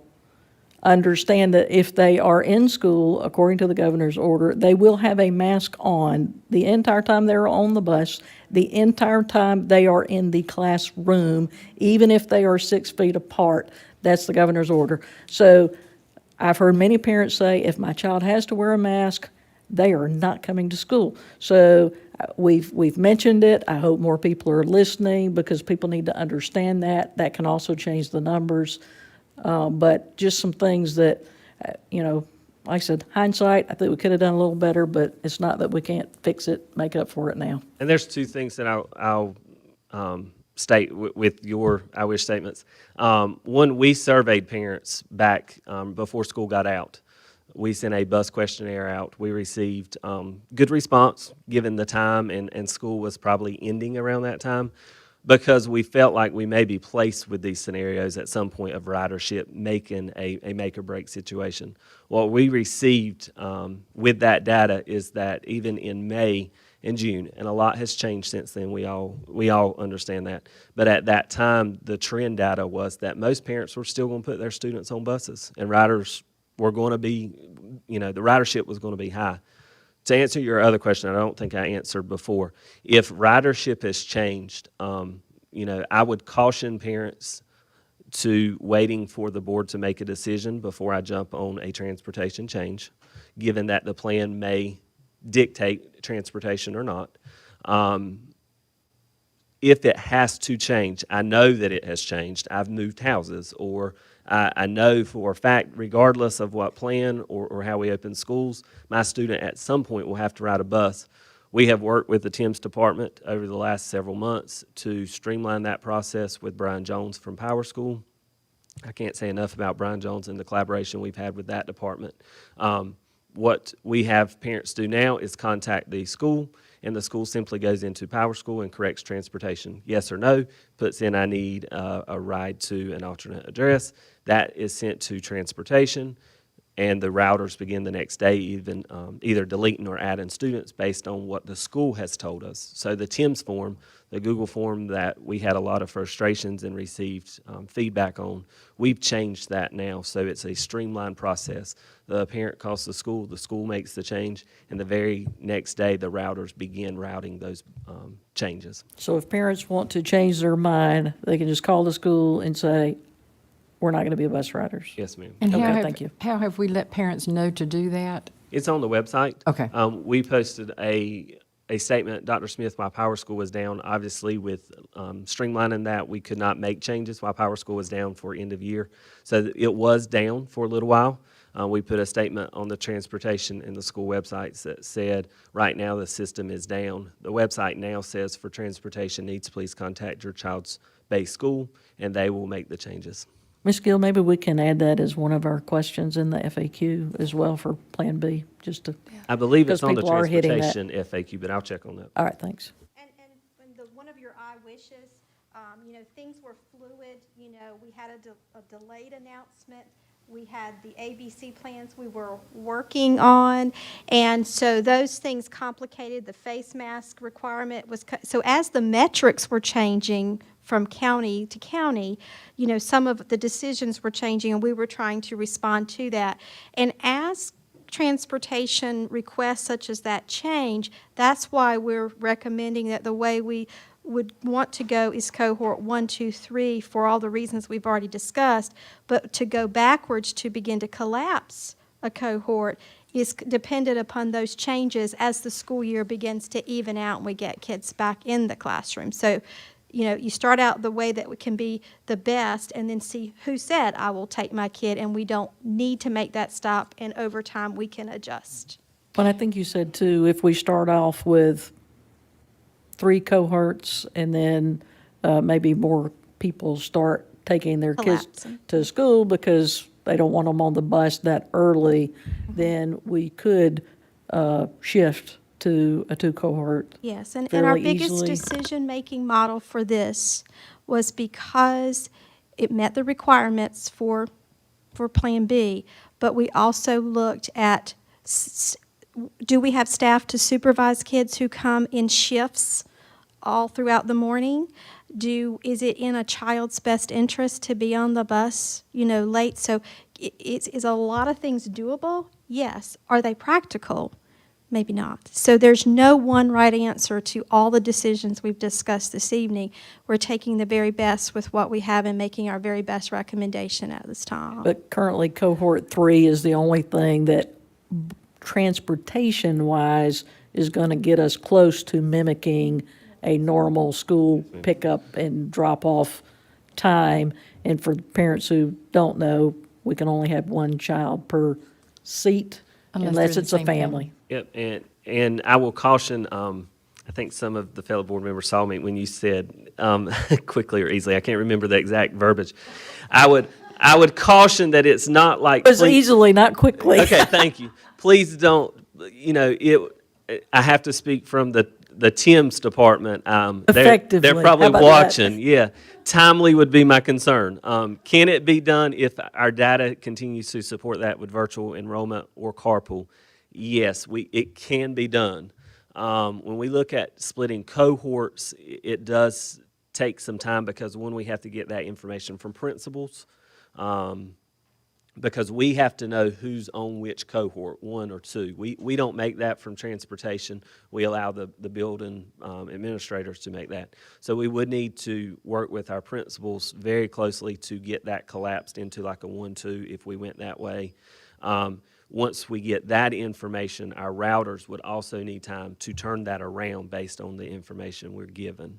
And to speak to your point, just so everyone knows, 1 student per seat on a bus, as well as two bodies per contract vehicle. So in comparison to that, normally the companies that we presented for contract services approval, they use many different vehicles that typically we can get 5 to 7 students in, which help us with budget as well as efficiency on our contract services. Currently, that is 2 bodies in the vehicle, so not students. If a student requires a monitor or a nurse, someone to assist, that would require a monitor and then that vehicle to transport 1 student. It just doesn't include the driver. Correct, yes, ma'am. Okay. I also reached out to Kevin Harrison, our state transportation director, today. I've also spoken to Wake County's EC TIMS department, and we have asked for leniency from our legislators and the Lighting the Way document and things like that. Right now, I can't even put siblings, people that live at the same address, in that contract vehicle. That is different than a bus. So we have asked that there be some grace given. That would help us tremendously as well, because a lot of our McKinney-Vento students that we spoke on earlier are family units that we could add a vehicle. But if I have 3 to 5 siblings living at a house currently, I have to send 2 to 3 contract vehicles to that house just to get those students to school.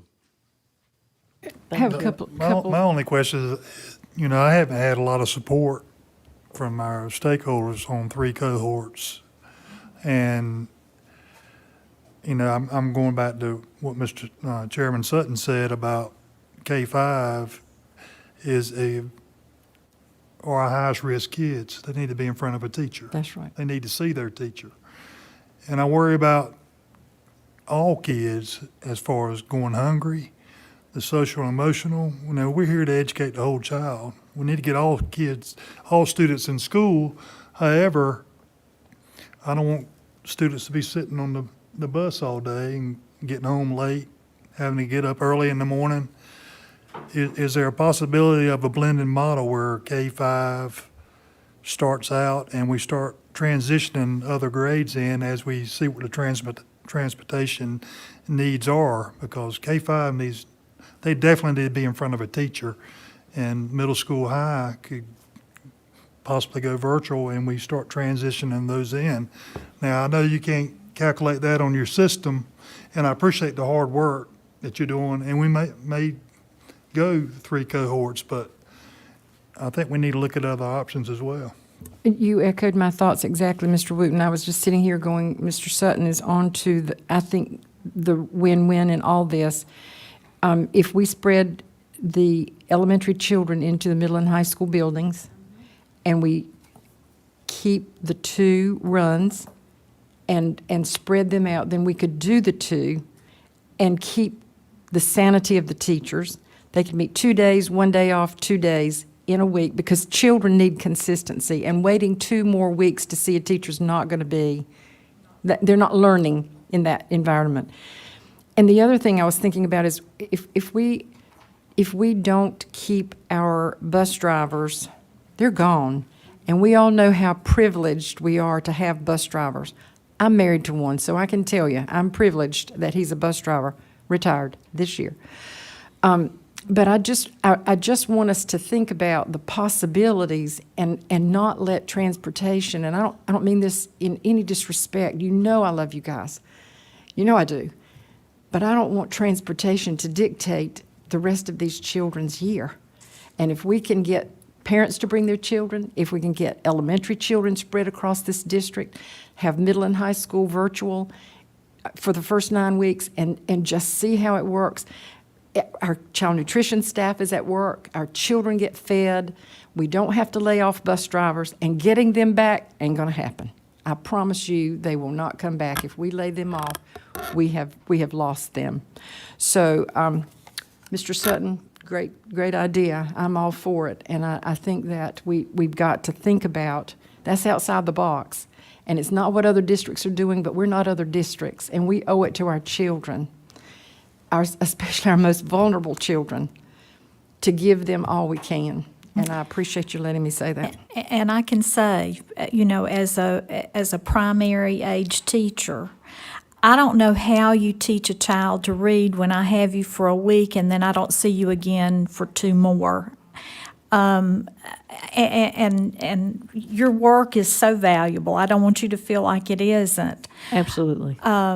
But if we did do a K-5, say Plan B, K-5, and we were able to do 2 groups, 2 on Monday, 1 group on Monday and Tuesday, clean on Wednesday, do the second group on Thursday and Friday, we would be giving not just that instructional support, but also building that relationship with those young children that is so critical. And I know primary teachers, they know how critical that time is where they have that need time with children. You know, and then 6 through 12, you don't have to worry about a child care issue like you do with K-5. Because that's another concern that our parents have voiced to us over and over and over again, is the child care piece, that they've got to go back to work. So anything that we can do to help them out. If 6 through 12 is virtual and we spread the K through 5 throughout, they would be able to go every day, though. The challenge in that is who would be supervising all the children. Mm-hmm. That's the challenge, the personnel piece of it. If you're spread out, and it sounds like I'm hearing, is it possible for K-5 to come every day, spread out in all the elementary, middle, and high school buildings?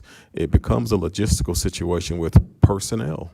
Who is going to be in front of all those elementary children spread out across the district? But it wouldn't, we would still be in the 2 cohorts. It wouldn't be every child every day. We would do the same thing. It would just be in different buildings across the district. And if we did that, we probably wouldn't have to spread them out in other buildings. They could just attend their regular school. So, Dr. And a Bracey, number of them are still going to be, K-5 students are still going to be virtual. Several parents have said to me, I'm not sending my child back if he has to wear a mask.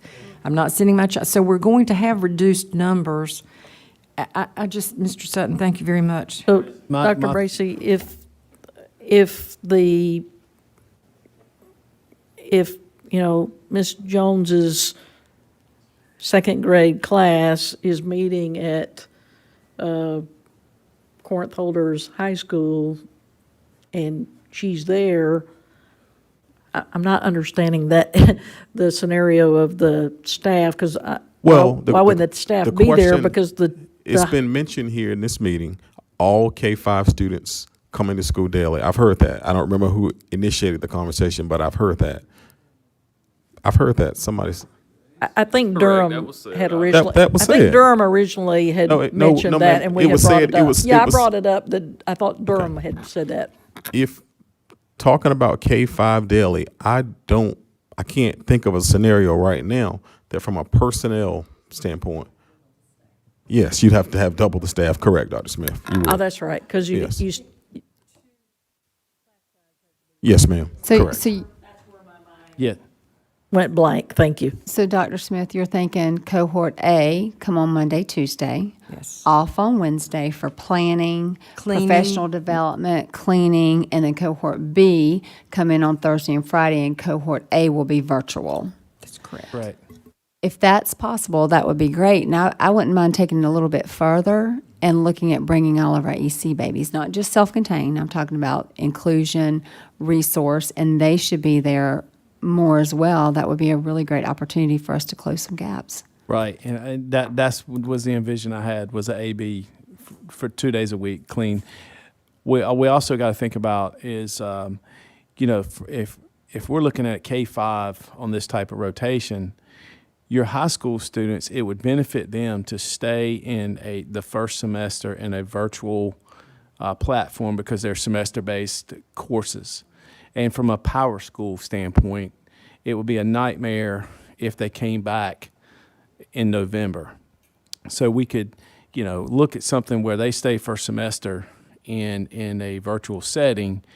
My main concern is you've got a kindergarten student, never been to school, hasn't met their teacher, and how are they going to read and get the principles of their education?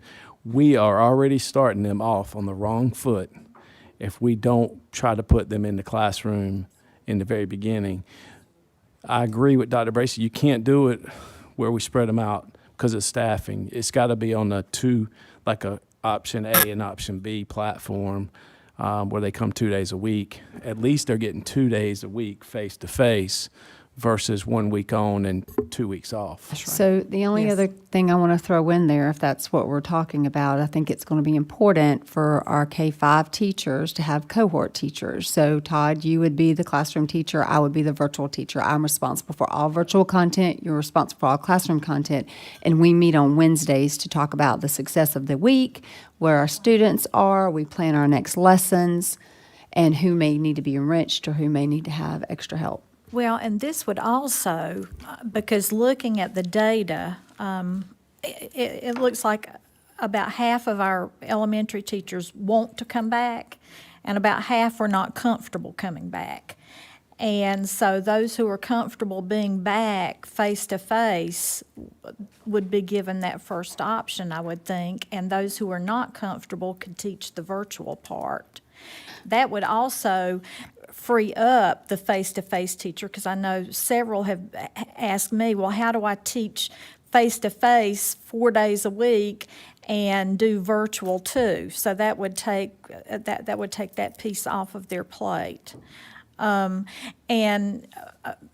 I like what you had to say, Tracy, about the EC children. Yes, me Because too. they really do need to be, and not just K-5, but, you know, I'm thinking about our middle school, high school, EC, those students. I'm just thinking off the top of my head. But, you know, just thinking about their IEP requirements. Anyway, I won't. Well, it supports a lot of things because, you know, even though we don't want to say this sometimes it's just gaps they're missing in their education, holes that have just gotten bigger over time. And having K-12, anyone who's on an IEP, if their parents want them to come to school, I think that should be an option. And I just have a question about the data that's in here. This is new data? Which one? These datas?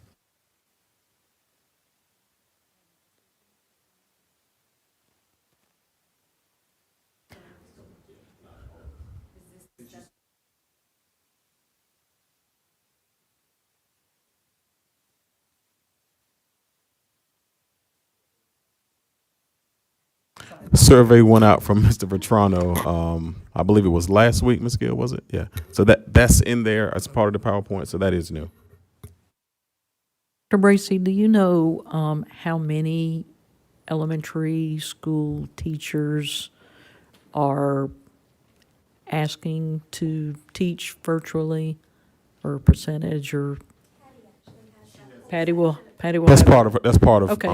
So, Ms. one Whittington's other PowerPoint. One other question. I know a lot of our elementary school classes have teacher assistants, and our classroom sizes are going to be reduced. Would I think there it's 11. I think I saw in a slide, the max will be 11. I think I saw that somewhere. 11? Okay. Students. Would there be a potential, especially if we were able to utilize some of the other schools, middle school, high school, that maybe if a student is doing, they're in cohort A Monday, Tuesday, but the teacher knows that this child is really struggling and could use some extra help, that if the parent could get the child to school, maybe we aren't able to do it bus-wise because of transportation, but they could come in on one of the other days, and the teacher one of the teacher assistants work with them to give some of that reinforcement. Just trying to think of ways to help some of these really young kids that are struggling, and I love our teacher assistants. They're absolutely needed with the class size reduction. When they can utilize them in some different ways to help those students, and it's something that they love to do. I mean, they're awesome with our kids, and they can really help us out in that scenario as well. Very well could. I think a lot of that will come down to building capacity, to be very honest with you, and building occupancy and what part of the building is used. I was just going to ask that, Dr. Bracy, if we're not teaching physical education, we have a gym. You do. If we're not going to the cafeteria, we have cafeteria space.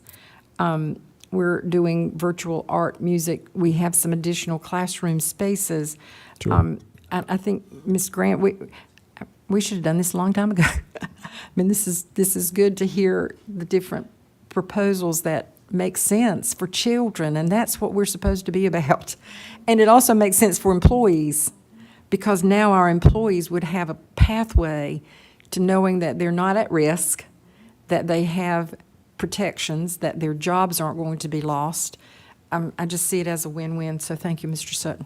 Dr. Bracy, when we're talking about logistics, you appeared to have some concerns, and I don't know if that got skipped over or got addressed, because, there was like 9 people talking. But when we're talking about logistics and doing this, I like the plan. I really do. However, it seems like the middle school and high school students who want to attend class will get shortchanged, and it doesn't appear that they'll have the opportunity. But backing up a little bit, you appeared to have some concerns with logistics and staffing regarding the entry of K through 5, and then we said 2 cohorts, and it just kind of went away. Do you have any concerns? It's just a scenario of K-5 coming every day, spread out all over the district. From a personnel perspective, Mr. Johnson, I'm not sure that we have the staff that could cover those K-5 students. But you're confident if you had 2 cohorts, you're confident you have the staff to do that? I'd have to look at it before I express my level of confidence to you. I can't say it off the top of my head. I don't want to put myself out there on a limb. I need to see the facts before I can answer that accurately.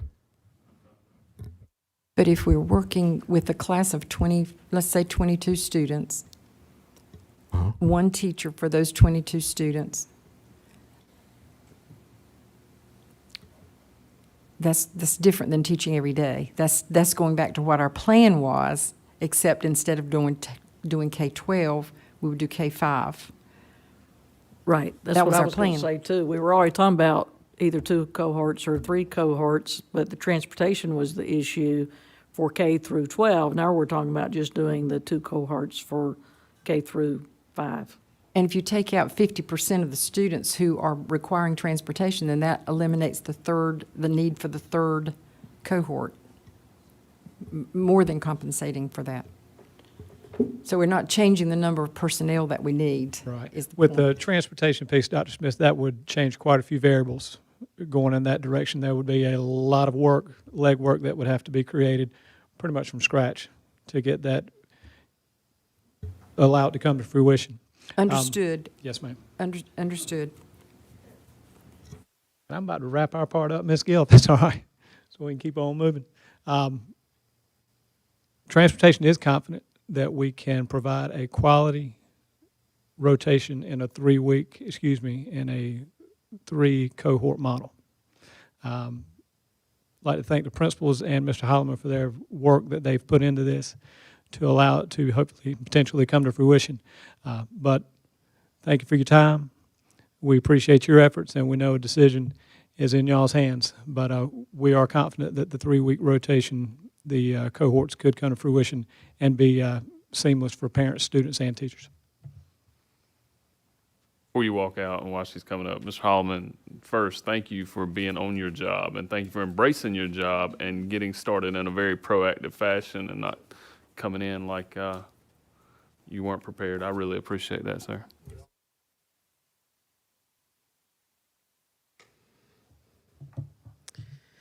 Good evening, Mr. Sutton, Lady Vice Chair, Dr. Smith, members of the board, Dr. Bracy, Mr. Sue. I am bringing you information from our student support services and how we will serve our students and our staff, as a matter of fact. And just want to share with you, and I think I'm supposed to be doing this, that our overall objective is to ensure that we are providing the best care possible. It's just that simple. So we have been provided guidance from the State Department. So we have reopening guidance for our specialized instructional personnel. And just a couple of things that I want to share with you from that particular state document, because it's the underpinning of what our wraparound services staff professionals actually provide. I like to kind of call them the wind beneath our wings, okay? But just a couple of things that they do all of the time. And I think we shared with you at the beginning of this pandemic that they operate in crisis. So they're very well adjusted, if you will, to operating in crisis. And of course, this is something we've never done before. But one of the things that our special instructional team members do is they discuss the risk factors, particularly as it relates to COVID-19, and we have talked continuously about the hardships, the financial hardships. As I shared with Mr. Johnson, we're acutely aware of all that's going on, and they're usually very attuned to what the families are going through. Of course, this has presented some new issues, of course. But another thing that we do is leverage our community resources as well. So we're working on that as well. Just want to reiterate as well that this team approach is extremely critical. So when we talk about school social workers, counselors, student advocates, nurses, we're working along with our coworkers, with teachers, principals, and all who work for the school system to provide the best possible support. And so when our social workers are called, for example, to go out to a home, particularly during this time, they're asked to go in extreme circumstances. We're working along with others to provide the supports that are needed before actually going out, because this is a pandemic. They serve as ambassadors, so they're fostering interaction. When we talk about students who may not be seeing their friends and their teachers, we're helping to foster that interaction, even down to snail mail, if you will, being very, very creative to ensure that our students are hearing from the people who they come to see every day, or were coming to see every day before March 13th. We're also combating misinformation. So our school social workers, our student advocates, our nurses, they are ensuring that our parents are, that we reach out to them on a regular basis. And just a week ago, or maybe 2 weeks ago, you know, the days kind of run together these days, but we had a meeting, a Zoom meeting with our interpreters, and we talked through some of the issues that we even, see in regular times. And so we talked through some of those issues, translating information, making sure that parents who really are lost in the fray know that there's someone that they can talk to. So again, too, we also advocate for equitable service and coverage as well. So these are people who really are kind of mobile crisis centers, if you will. They're out there and they're providing these services. Just a couple of additional things that we've done. Student Services has provided resources to help support the reentry to the 2021 school year with a trauma-informed approach. So knowing that we're all traumatized by this, we're actually covering our own coworkers and really put a big emphasis on self-care as well. We've also let's see, I lost my place, I'm sorry. So we're working as well on an SEL reentry plan. It's being finalized for distribution to principals and student services staff.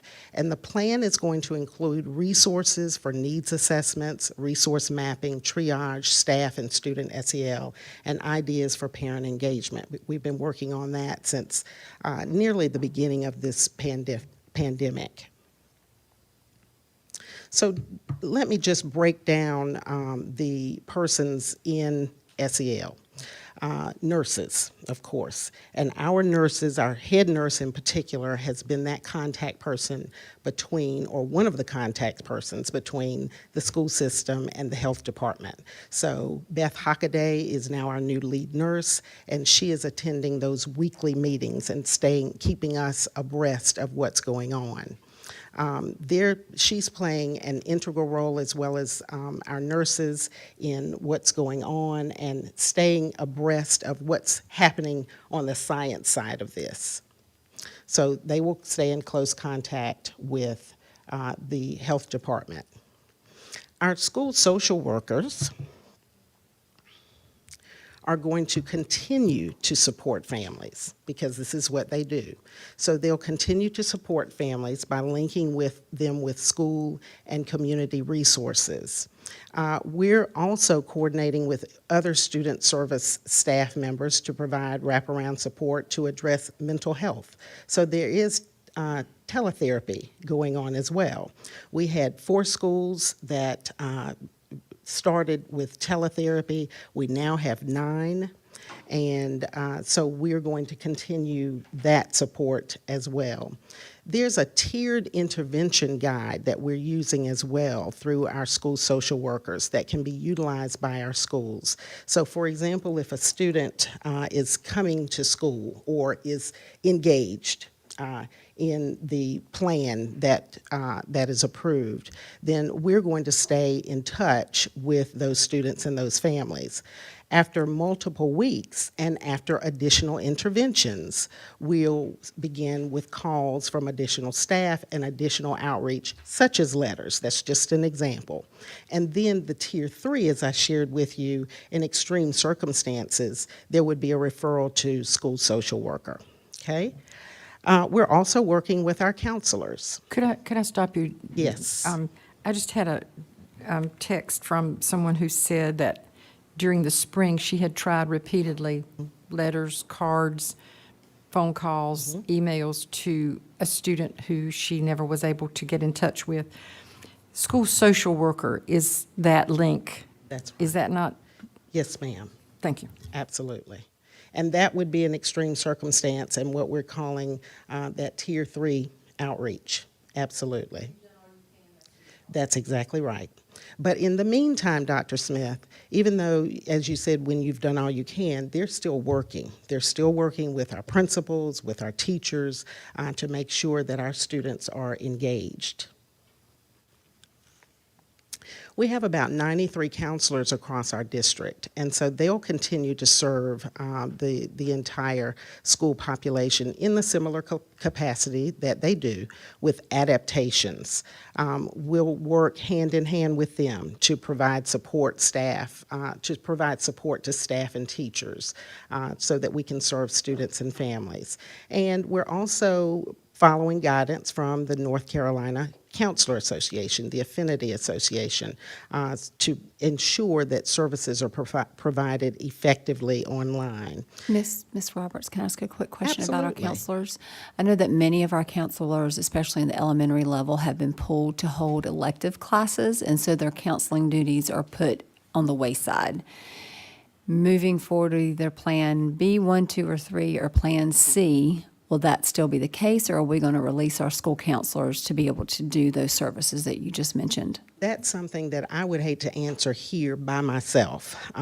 Once again, because we are collaborating, I would need to ensure that we are integrating and actually sitting at the table with Dr. Coates and her staff before I could answer that question. But it's an excellent question. And again, it is an important question, and again, we would be making adaptations because this is a time that we have never experienced before. So,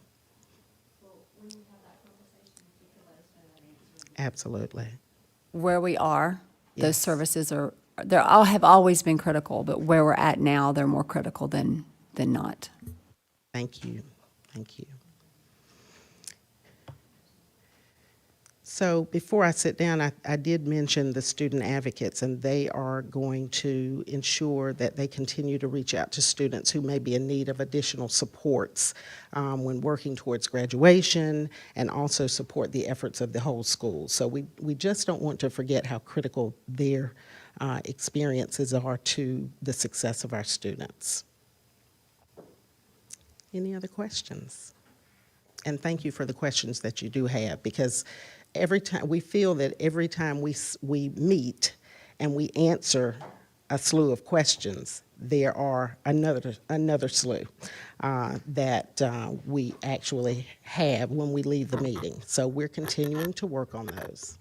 I want to thank Dr. Smith for that question, because I was going to ask that same question about students who were not engaged. Yes. Where I came from, Absolutely. my wife had trouble reaching certain students. They wouldn't get on her Zooms or Google Classrooms, and they just were not participating. That's a lot right. did, but some did not. So it's good to know that there's a lot of social workers waiting to reach out to them. Absolutely. They have a safe. That is so important, particularly in a virtual environment.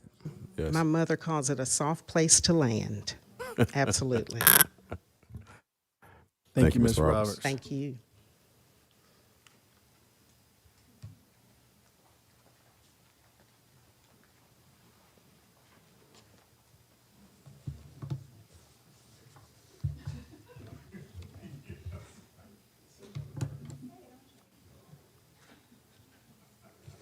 Good evening, Chairman Sutton, Lady Vice Chair, Dr. Smith, Superintendent, Dr. Bracy, and members of the board.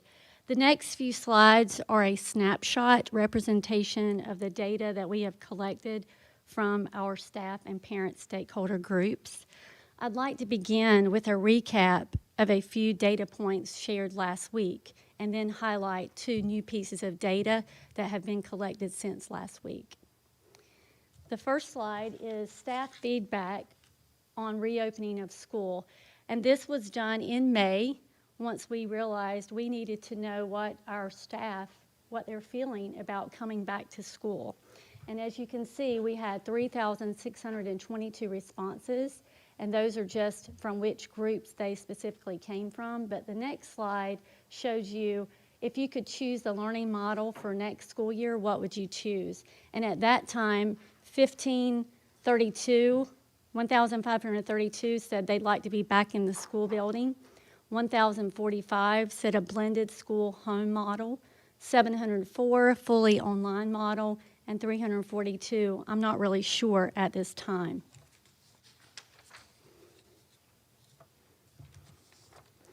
Recently, through our HR department, a survey was launched.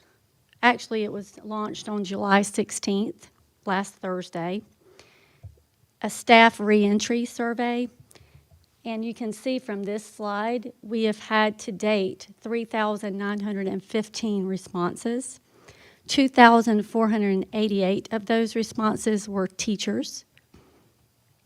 And it breaks it down by category, and I think you have these slides, and you can see the percentages of those people who have responded. These were anonymous surveys to our staff, so we know that we may not have reached every single individual staff member.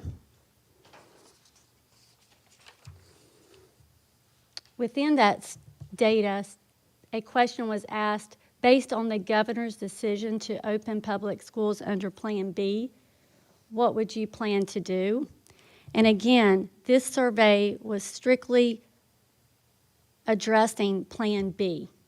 How do you feel about opening under Plan B? And based on this data, you can see 2,766 responded, I would report to work. 914 requested work accommodations, which could be a range of anything from, I just would like to know what PPE equipment I'm going to have and I might need some additional pieces, to I need modified work, I'd like to telework, or based on I'm at high risk. And 230 reported I would request leave based on a given situation.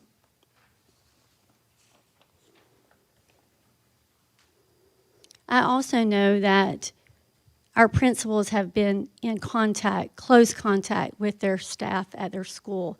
And so I'm positive that they have individual data also that would be representative of how each of their staff feel at this time about returning to work.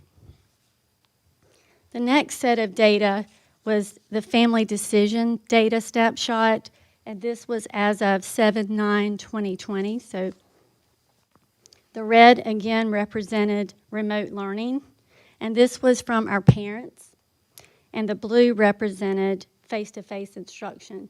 At that time, 26,910 completed the survey, and of that number, 69.9% said I'd like face-to-face instruction, which could include a blended model, but would include face-to-face.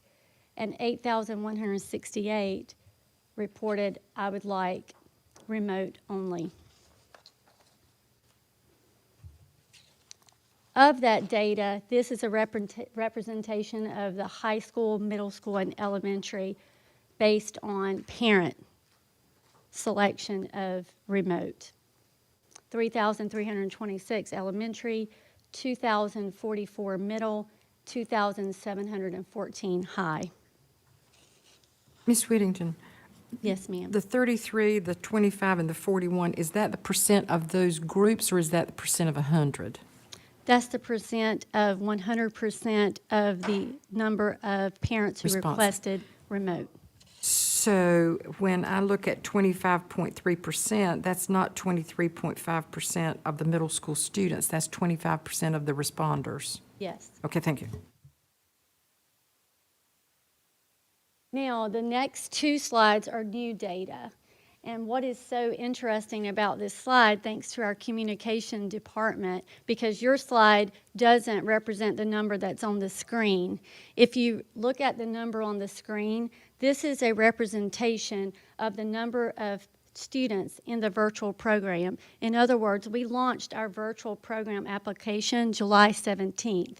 And to date and to minute, 9,202 families have selected the virtual program. Yes, so since the meeting started and your slides were printed, When yours was printed, that's what it was. it was 2,076. Yes, yes.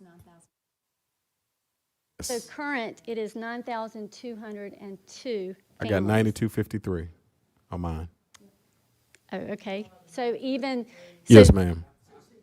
Yes. Thank you. I wasn't sure that in presentation mode, sometimes our slides do not calculate to the live second in So since you put it in that mode. mode, we have grown by 51. The next slide shows that represented by grade level. Mr. Wooten asked that question.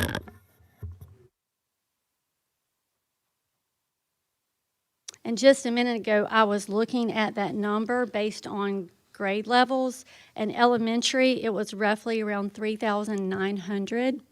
For middle school, it was around 2,300.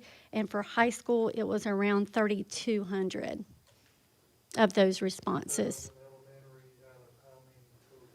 So right now, it looks like we're almost at 4,000 for elementary, which is not out of 9,120.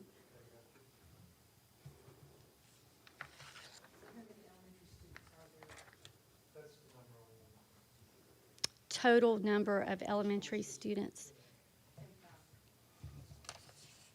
Well, it's pretty consistently, it wouldn't be more than 10% because these numbers, even if most of these new ones came from K-5, the highest number's like 7.6, no, that's fifth grade. So it's still a very small percentage of elementary who, percentage-wise. I want to say that number is close to 18,000 because we had that number in our logistics slide, and I'm just going off memory right now, but I can get you that exact number in just a second. The last piece of data from that particular survey was we asked the question again about transportation and who would need transportation out of our virtual population. And based on the this is based on the 2019-2020 bus ridership. And we looked at the number of students who rode the bus last year, and out of that number, who selected virtual. So at the current time, 5,000, according to 5,542 of the students who rode the bus last year have chosen virtual. So we set if you did a predictor model and you said how many students would we have to select virtual that rode the bus in order to decrease the number of cohorts needed to get children in school more often than the 3 cohorts or possibly the 2 cohorts, it was at 8,000 to 9,000. So at the current time, we're at 5,542. And this data is really important to monitor for that particular reason.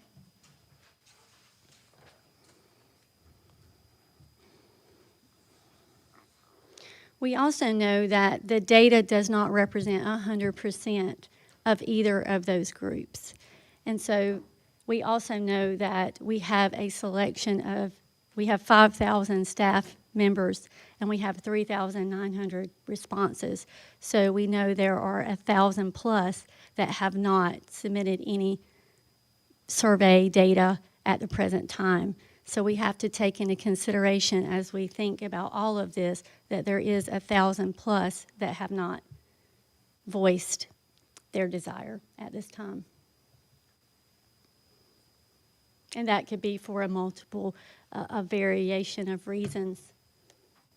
Maybe I want to know the plan first, or maybe I'm just feeling uncomfortable and I'm not sure. Do you have questions about the data that I presented that I may answer? Ms. It's Whittington. thorough, Go thank you. ahead. No, I was just saying, it's thorough, thank you. Ms. Whittington, on the staff response, you've got the percentages. Did we do a breakdown of how many of those were that chose accommodations or leave, or elementary, middle, high? That data is still live because that survey is still live right now, so people are still having the opportunity to fill that out. So just before I came in here anticipating that question, we were looking at that, and we know that there was one question that was asked in that particular reentry survey that posed the question, if you could choose to teach virtual, would you? Or no, I'm not interested in teaching virtual. And it kind of addresses your question, because overall, not specifically elementary, but overall, 50% selected I would be interested in virtual, and 49% said no.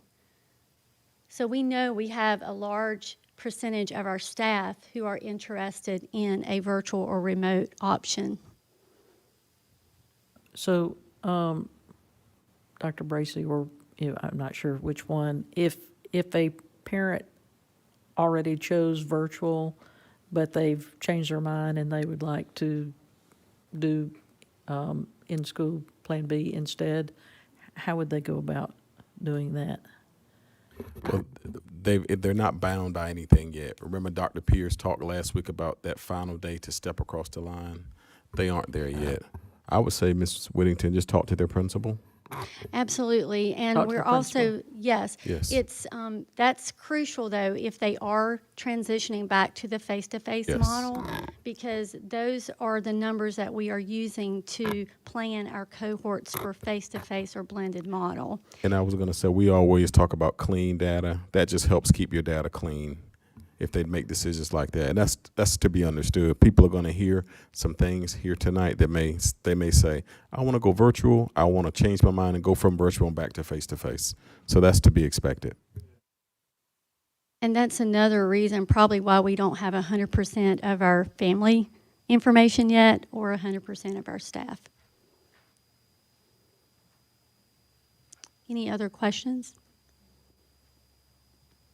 Thank you, Ms. I Whittington. just want to ask Ms. Whittington one additional question. Once a decision is reached tonight, would you recommend we resurvey after that to get some additional information? I think any time that we can get stakeholder feedback, it's crucial, especially in a time when this is very sensitive to a lot of different people. And whatever decision is made tonight, it's going to affect our staff members and our families in different ways. And so that's why I believe our decisions fluctuate, Sure. because we have sensitive needs in any scenario that we play out.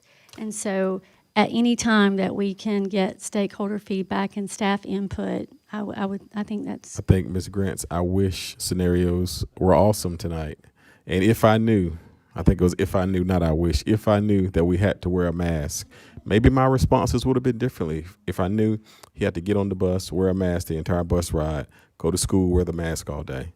That could change someone from face-to-face to virtual as well. And that could be said for our teachers. I wish I knew what Plan B looked like. I wish I knew what students I would have. I wish I knew what the schedule was going to be. Someone made a comment to me this past week that the devil's in the details, and I think that's what a lot of our viewers are waiting for, are those details. Exactly. And, the scenario or the analogy that I used last week with you all was this is a journey of data, because every time we share data, it reflects a different view. Just as all of us probably have experienced different feelings throughout this pandemic. So, Dr. Bracy, with the mask requirement, what about our EC students? How does that affect them? I'm not aware of any nuances. There are 3 exceptions. Have you seen some? Okay. There are 3 exceptions, and those exceptions are outlined in the state guidelines and in the toolkit. And one of those exceptions are for any medically fragile or behavioral or any kind of exceptional, such as you're describing, Ms. Grant, what and about a exceptional simple- children that What has about an a issue. resource child for something like that? Would that be considered? If it's anything to do with medical or such as an exceptionality for behavioral or physical, those things are considered to be under that exemption or under those 3 clauses in the guidelines. So he sort of contradicted, I hate to say that, himself at his press conference, right? Because I thought I think what was stated was all K-12 students would wear masks, And that is the expectation, obviously, for health and safety of everyone.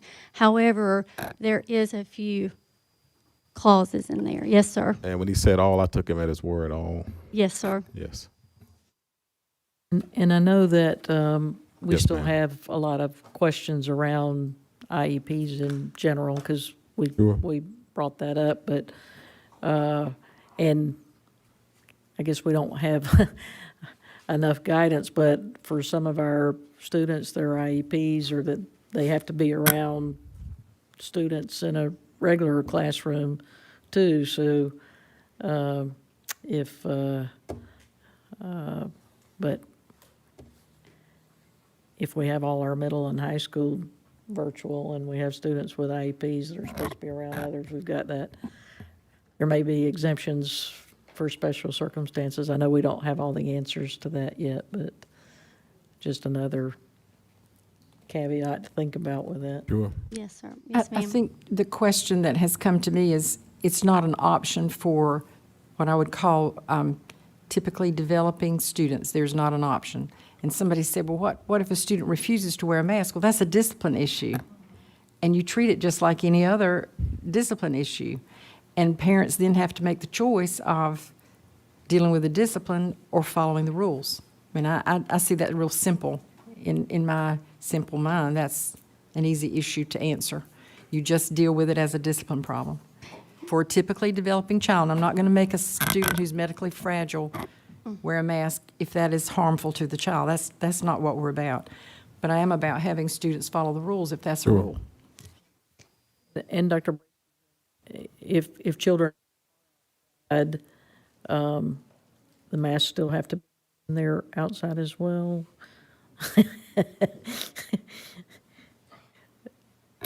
Is that our understanding? That's my understanding. Okay, that's what I thought, But, but I'm, you know, questions are popping up as our sure, meeting's and going good- on. great So I'm questions. just trying to answer. Here's the concern. When we talk about masks, anybody who's been in a kindergarten classroom, my wife teaches kindergarten. Kindergarten kids are probably going to change mask and trade mask. You know, probably second grade students Dare. too. Yeah. Absolutely. Correct. So as we talk through the mask requirement, that some of the conversations we've had, that is very concerning. But certainly I understand why the governor made that decision, trying to protect others. Understood. But oh my goodness. Yes. Correct. This is where they learn. They don't learn social distancing when they're distanced. They learn it by having to be around others and learning the parameters. So I'm going to invite Dr. Pierce to come at this time, and we're just going to go sort of at a recap to end on some final ending slides for you. Ms. Whittington, before Dr. Pierce comes in, I would like to take a small 5-minute break. Absolutely. Can I make a comment really quick about the next staff survey that goes out? Just really quick. A lot of our teachers felt that they had to choose it. They would report to come back to work or take leave without pay because they didn't have a medical condition. So if there's any way that we could be just a little bit more gracious with the questions that we ask our staff so they feel a little bit more valued, that would be greatly appreciated. Absolutely, and I will share that feedback with the HR department and our entire team because, again, we know this is sensitive, and we are highly, highly aware of that and respect that very much so to all who's involved. And my last I wish statement, which you made me think of, Tracy, is when we ask our staff if they have an underlying condition, do they have a family member with an underlying condition? Because I understand that wasn't asked as well, and for some, that's just as important to them as they have one.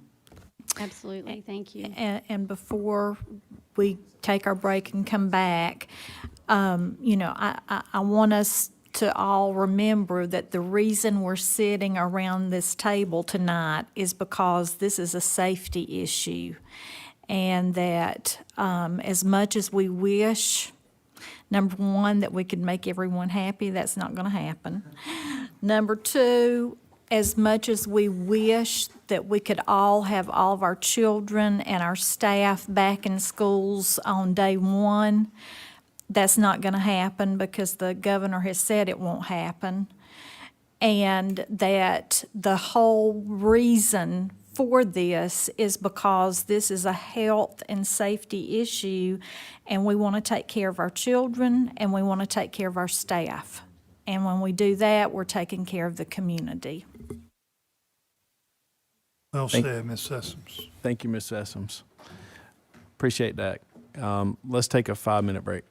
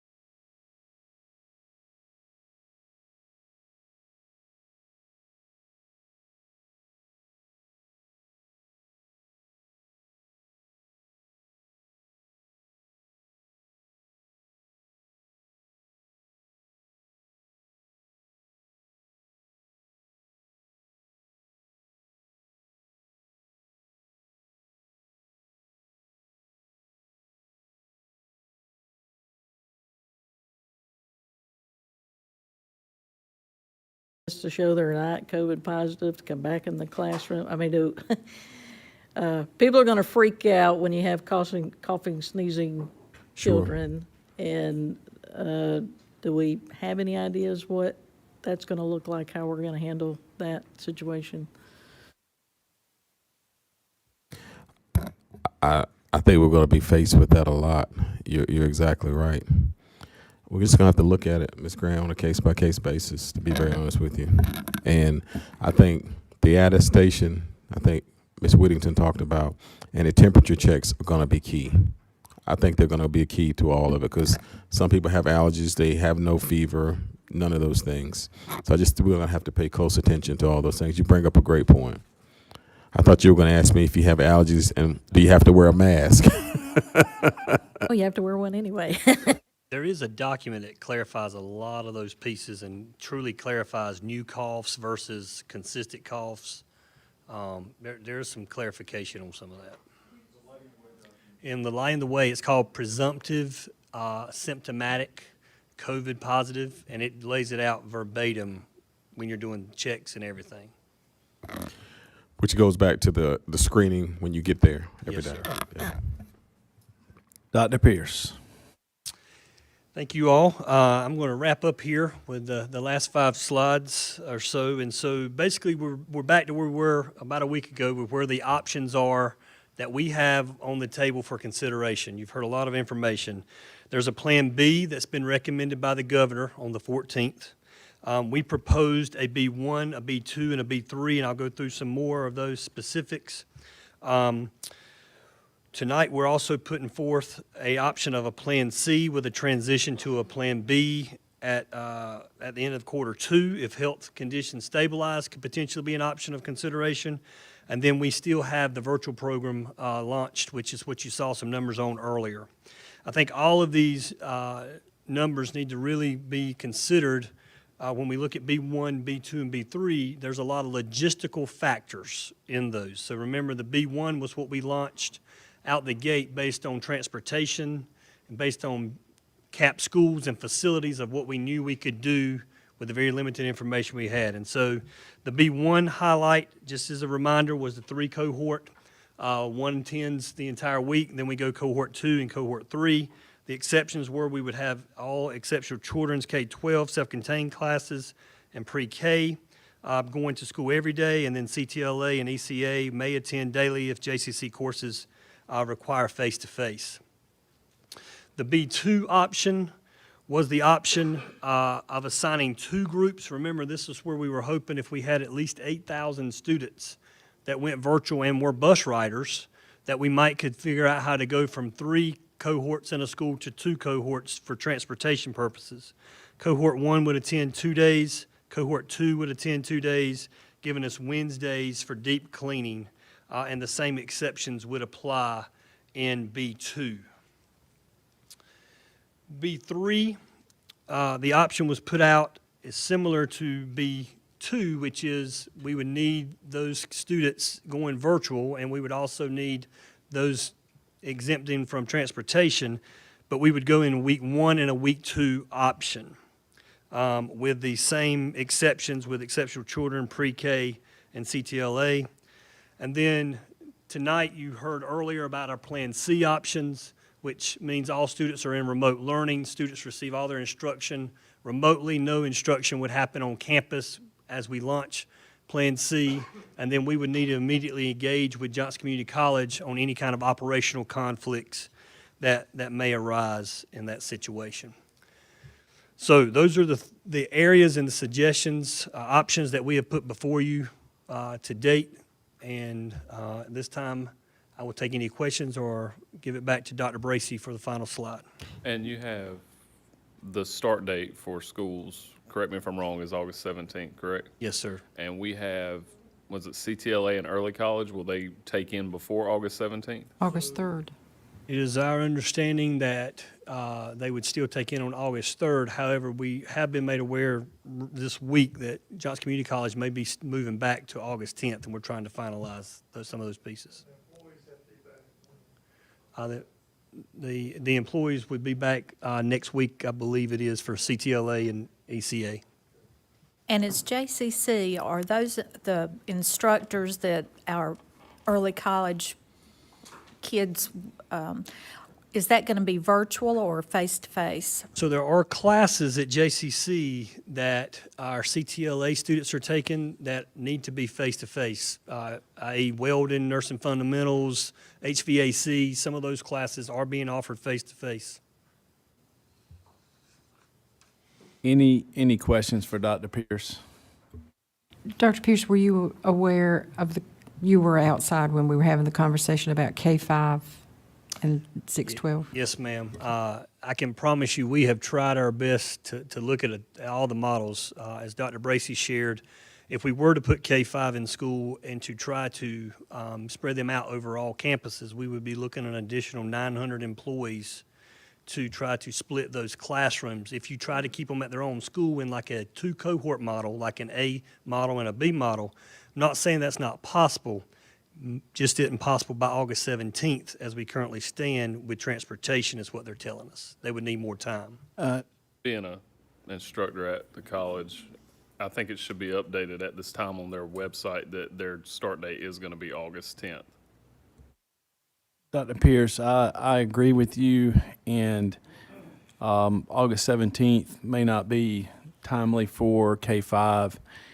And obviously I'll do it with pleasure, the board is, but I would like to see K-5 be the first ones back in the classroom, even if we've got to wait an additional 2 weeks and start them back after Labor Day to give us an additional 2 weeks to work out transportation, and they can potentially start virtually at that point, and then after Labor Day, come back in on the AA-BB rotation. Yeah, I totally respect transportation, but we have more things. I made a list of considerations, and if we need to hire more people, I don't know what we need to do, but mathematically it doesn't compute to me that if you have 22 children in your classroom, you have 11 today and 11 Thursday and Friday, then we need 900 more people. I don't get that. And space-wise, it would just mean that we could spread them out. And maybe we wouldn't need to do that. I don't know. I just think so many children, and let me just give you another little insight that the public may not know. I've talked to law enforcement on several occasions, and we have more trauma in this district with little children, abuse, neglect, hunger. We can't throw those children away. And our teachers are their smiles, they're their love. They give them so much more than just reading, writing, and arithmetic. And those teachers are so dedicated to their social and emotional learning, and people poo-poo that as fluff. Oh, no, no, no, that's the core of what we do as educators. And so I just want us to do things, and I like Mr. Sutton's second suggestion, which is if we can't do it day one, we've got to get those children back with their teachers, and their teachers want to be back with those students. And the other piece that we're ignoring here is choice. People have a choice, and parents ought to have a choice. I get more and more text and not Facebook, what's the messengers, saying, I don't know what I'm going to do if my child can't go back to school. And I know it's only 2 days a week, but the 2 days a week gives that parent work time, gives that parent knowing that their child is getting an education and not hoping that they can log on and do something in daycare or at night. It's just, I won't go through my whole list, but that's my little spiel. Thank you, Mr. Sutton. Dr. Smith, if I may just clarify, the 900 teachers would be if we try to put all K-5 kids in school every day. Yes. You would have to split classes.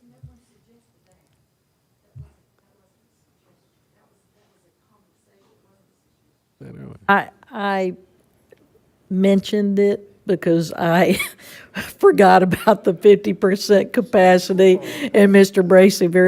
Bracy very politely reminded me So it was just a slip of my mind.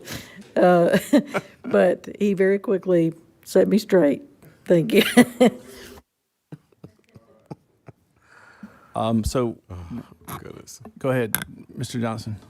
Did you have something? Well, no, and not to get into a lengthy discussion here, but, you know, being from that law enforcement community and also being an instructor and a former driving instructor, I don't want to put the transportation department in any type of dilemma because I know that they have a job to do, and I know that the most dangerous times for those students are when they are on the road and on that big yellow bus. That is the most dangerous time for them. So if we get, I don't want to say sloppy, but if we rush them and they can't do their job effectively based on a time constraint, then we don't want to put any of those children in danger. So if they say they need a week to get the transportation down, because it ain't like we told them 6 months ago what we were about to do. We're about to tell them in 15 minutes when we come to a decision. So it ain't like they've been kicking it for 5 months in a building, not doing anything, waiting for us. You know, we are about to tell them. So if they say, we're going to go off of what you say right now, we can't expect them to already, they're not mind readers. So if they tell us they need more time, I think we give them more time to conform to the plan that we're about to implement. Are you, Dr. Bracy, are you confident that that's plenty of time for them to figure out their schedule? 2 weeks. I really would like to ask them how much time they would need. I don't know if they're still here. Well, in addition to that, I think we still have other questions to answer that our teachers are wanting to know, like what does it look like? Where do kids go if they have a fever? What if a kid comes to school and they have an allergy and they get put into the room with a kid who does have COVID? There's a lot of questions that have still not been answered yet.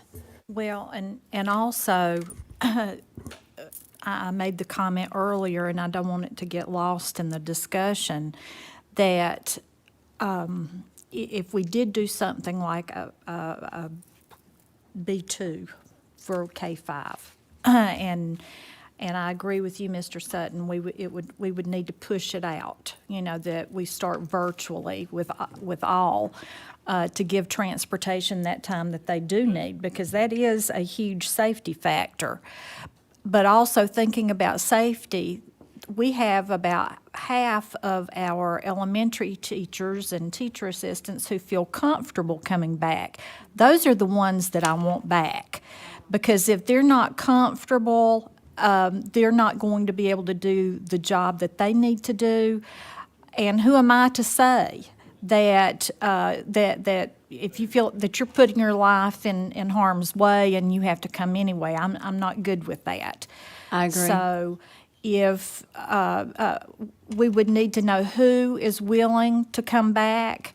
That would determine how many classes and how many students, and those who are not comfortable, they could be doing the virtual learning part. That's right. I think, go ahead, Ms. Jones. No, and I hate to be that guy, but whatever plan we come up with tonight, if we give you 2 weeks of remote learning, then I think we're going to need to make that happen. So I don't know if it'll be a question of can you make that happen, but let's make that happen. I think that's where we're headed with this. And I understand transportation is back in the building. They are. They got here fast. So, So the question I have to you, Dr. Bracy, is with the transportation piece of it, the details that our teachers are asking us for to make sure that they're safe, because I really feel like a lot of staff members could not answer that question because they didn't have answers to questions they had. Is 2 weeks going to be enough, or do you think you might need a little bit longer? I would think, I'm gonna ask these guys to come up here, but I would think they're gonna need longer than 2 weeks. A lot of districts that have decided to go virtual have gone virtual. I don't think I've seen a 2 weeks. I've seen a 4 weeks, and I've seen a 9 weeks. So I'm gonna ask Chad to come back up and say how much time. Yes, sir. So to route it, it would take about 5 weeks. I talked to our TIM supervisor because we would basically have to start from scratch. Now, it would limit the amount of runs that we would have to look at, but it would, take a lot. The other thing that I would caution for that 5 week is we would also need to extend that grace to our principals, because they would have to look at their cohort data. And if we're thinking about opening virtual enrollment or having that on a rolling basis, they would have to sort through their virtual numbers and then have to look at who is actually coming face-to-face and then split that up into cohorts based on the data that they got. And then we would need probably 5 weeks to look at the routes. Plus, you would have parents that would decide to take their child to school versus riding a bus if Yes, they sir. wanted to make that choice. Yep, so there's a lot of factors, a lot of data that we would need to run that scenario. If, I'm looking at a calendar right now, if we started back August 17th, did remote learning until August 24th, that would give you approximately 30 days, which is a month. And, you know, I know that's not 5 weeks, but correct. So Labor Day is actually 5, 6, that's 6 weeks. And But that's a clean break. I just want to keep reiterating, it's not just about transportation. It's also about how schools are going to run, how they're going to handle the kids with fevers and not fevers, because we know that there are many symptoms to COVID-19, many of them, and some don't even exhibit those symptoms.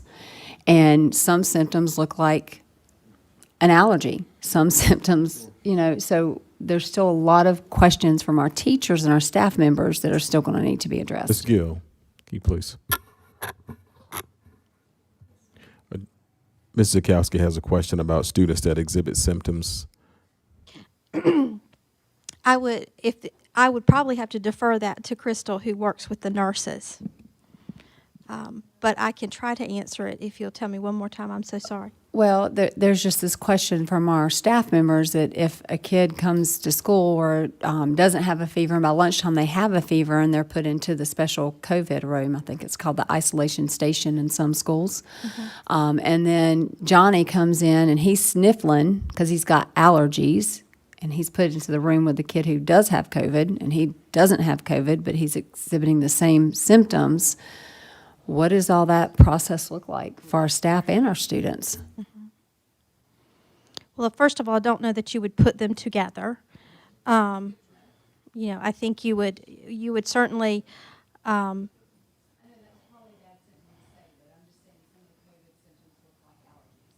Right, right. I would need to defer that to our school nurses and to Dr. Pearson as she coordinates with them. I would hate to say that. So there is, I really just want to reiterate to our staff that Dr. Pearson is a part of this program, and she's walking hand in hand. This is just for me to let our observers and our staff that there are plans from Dr. Pearson with Johnston County Public Health to make sure that everybody's safe. That's what I want to hear. We are lockstep in with our health department and the CDC. And when it comes to our nurses, our head nurse is attending those weekly meetings. They're going through trainings. And so pretty much there's an underpinning of what they do normally with students who present with fevers and such. We really want them to stay home because a fever means that you are contagious. And that's no different with COVID. So, but what I will caution our board about is that we have 19 nurses, okay, and 15 social workers. And so while they are accustomed to crisis and helping us through crises like this, we have to work together with this. And so there has to be staff to help with taking temperatures and making sure that students are well enough to attend in-person classes. I totally agree. And, you know, while our elementary schools are the most in number in our county, Yes, sir. if we're only starting with elementary schools, those people almost can be one-to-one from that standpoint with our 19 nurses and our counselors from that standpoint. And definitely we need to rely on Dr. Pearson and her group. Absolutely. But I will say, too, that the American Academy of Pediatrics has recommended all students back in school. But we have to take protocols on what we do and how we see symptoms arise in some of these students. I get that. But if we're only starting with our elementary, then our 19 nurses as well as counselors can assist in those capacities, as well as some of our other social workers and things like that in these areas.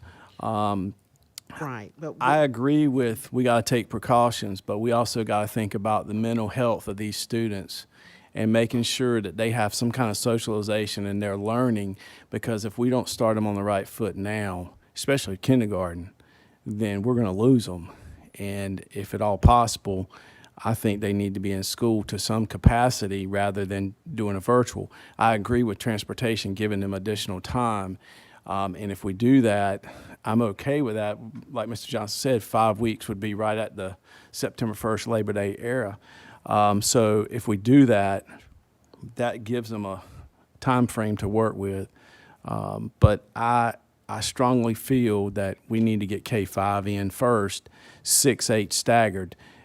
We have time with our high schools because they're on the semester rotation. It's funny because Dr. Pierce and Ms. Whittington and I had this conversation a few days ago. We were going over and over about how can we get K-5 back in school. We had talked about what Mr. Grant had mentioned about spreading them out in all the schools, and we came to the conclusion that from a personnel perspective, we couldn't accommodate that. Let me ask this question. Could not. Spreading them out. Couldn't do that. All couldn't fit. I know we've talked about transportation, but I do think it's critical. And Mr. Johnson mentioned this earlier about making sure they get it right and not have them be fast and haphazard in their approach when it comes to planning routes. So they've said the best scenario for them is, I don't know if they said 5 weeks or at least 5 weeks, but they need 5 weeks. Is that right, Ms. Gill? Okay. I'm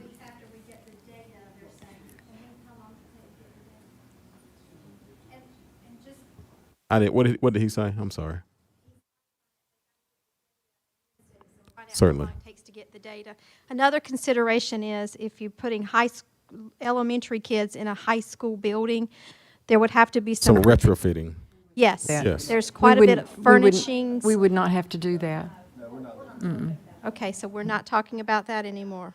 Okay. It sounds like what I'm hearing here is 2 cohorts of K-5 students, AA, Wednesday deep cleaning planning, BB, in your own elementary school. Is that what I'm hearing here from the board? Okay. And you would have all the extra buses from the high school to use. Is that not correct? You would be able to use all the buses in the fleet. Mr. Holloman. Fair question. You would be able to use all the buses in the fleet.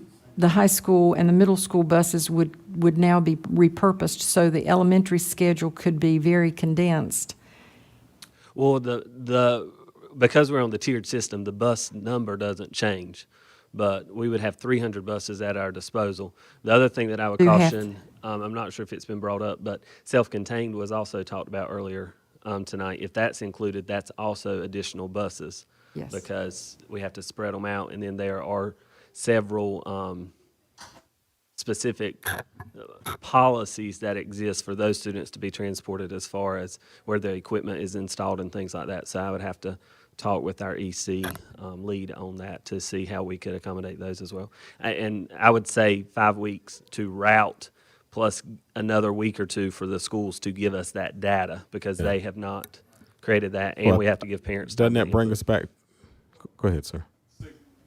6.5 weeks is after Labor Day if you start. You want that's a right. 7, you can get 6.5. I think that is reasonable. I mean, I really do. Or not, start in the middle of the week. Are we also going to include the exceptional children K-12 inclusion resource? No, I just assumed K-5, but I'm getting a lot of feedback on my phone right now about EC, self-contained K-12. Thought you mentioned that, Chad, didn't you? Did you not just mention that?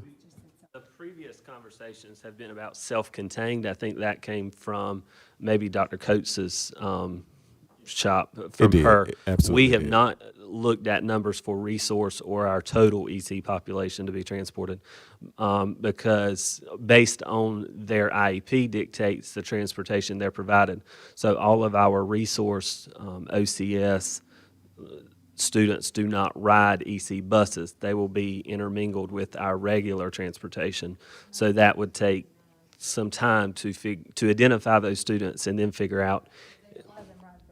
They would ride a regular bus, so I can't assign them to an EC route without an IEP meeting being held and a new Deck 18 being submitted. But I don't think they would need an EC route. Right. They could ride the bus like they normally would, just in whatever cohort they're going to be falling into if we put them into cohorts.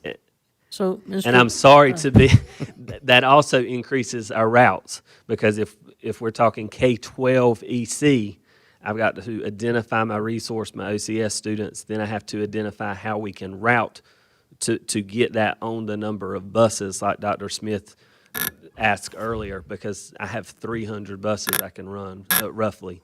So we're getting larger and larger in this conversation, which We means won't more- get any larger than that, I promise. And I just had a question from a constituent that said they thought the elementary routes were already planned, and it was just a matter of making sure we got the additional buses worked in. They are planned, that's correct. But they also need to understand that now we're talking about splitting them into 2 routes, 2 cohorts. We're also talking about getting feedback from our stakeholders on who's actually even going to ride the bus, which will alter those routes tremendously.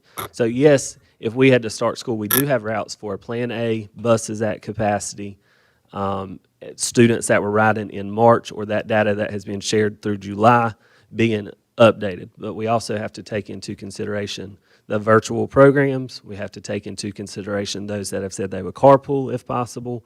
And then the schools have to use that data to split cohorts, which then allows us to begin routing. So if we had said we were going to vote tonight to start Plan B, all schools, then we really couldn't have done that, because the bus routes Could have would done not have been The ready. ABC cohorts, right? The cohort 1, 2, and 3, that work has been done. Correct, because we knew that with building capacity and buses, we could do the 3-week cohort, so principals have began on that work to have a starting point. So, Dr. Bracy, as far as our EC students go for middle school and high school, if the majority of the middle school and high schoolers are virtual, but our EC self-contained students, would it be more effective to only have certain schools, not take them to every high school or every middle school, but kind of have hubs for EC, for high good school and idea. middle school, and then Sounds you're like a not good driving idea. all over the county, you're just picking up and taking them to 2 schools or 3, or, you understand what I'm saying. I mean, the teachers could move to those same schools too, but that way we're not trying to put them everywhere. That makes it, Chad, doesn't that make your transportation a little more efficient? You're going to certain schools for the EC program instead of running all over the county?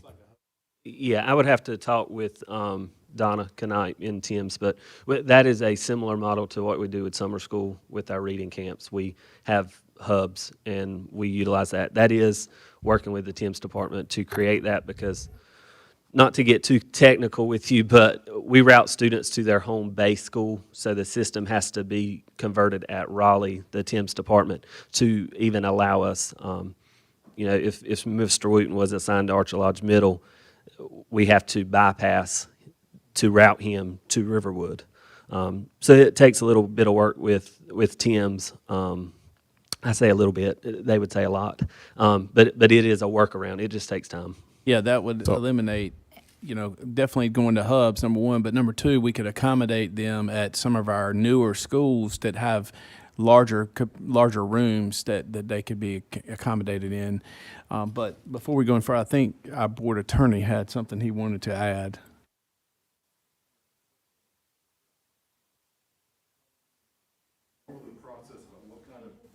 An education and the services the student needs will be made by an IEP team. So you've got your, and I haven't, there have been other lawyers, who have been in contact with your EC department, making determinations about certain classrooms. Can these kids meet their IEP goals virtually at all? And some do. I would advise you against making an overall decision about all EC students and how they're going to be served. That needs to come through the IEP process as you change. I think, and it also seems like if you open up this door, you're gonna create a burden on our MTSS and a lot of other stuff. It just seems that if you start doing special allocations for IEPs, it's gonna create a lot of issues as far as like 504 plans and stuff. That's the feedback I'm getting. But if you were to say at this level, without consulting with IEP teams, all EC kids have to be given this level of service, I think you're going to create more problems than you might solve. I think you should use the usual process of IEP teams making those determinations. I was just talking Ms. about Grant, the self-contained students that we were talking about, bringing them in daily. I was just talking about the self-contained. I think she was just saying, Ken, where could they physically be taught? Right. Is that right, Mr. Instead of taking them Instead of to taking them- every high school and every middle school, could we select 2 or 3 high schools, middle Yes. schools, and have them That all was her question. come there and not drive them all over the county? That was all I was asking. And Let me- then, Dr. Bracy, one last thing. If we move in person for K-5 out to Labor Day, will we be able to have some type of feeding program for those students in those early weeks? Sorry. I'd have to ask school nutrition, Ms. Grant, to give those details for that. They're not in the building. They're not in the building. But if students are attending school, I would imagine we would prepare breakfast and lunch for them. And we're already preparing meals for students who are doing virtual. You mean the grab and go? We're doing that, right. Yes, we're doing that. So that would not be an additional burden, it doesn't seem to me. Doesn't seem to me. Ms. Gill, am I right? And so I lied about my one last question. So since they were prepared for 3 cohorts to start in 3 weeks, could we start K-5 on time with 3 cohorts while they map out the 2 cohorts? We already said we could start with 3 and shift to 2, so. It would take after Labor Day to get all 3 cohorts through there. The teachers wouldn't even have met with all their students. Okay, all right. It sounded, I'm going to ask a question here.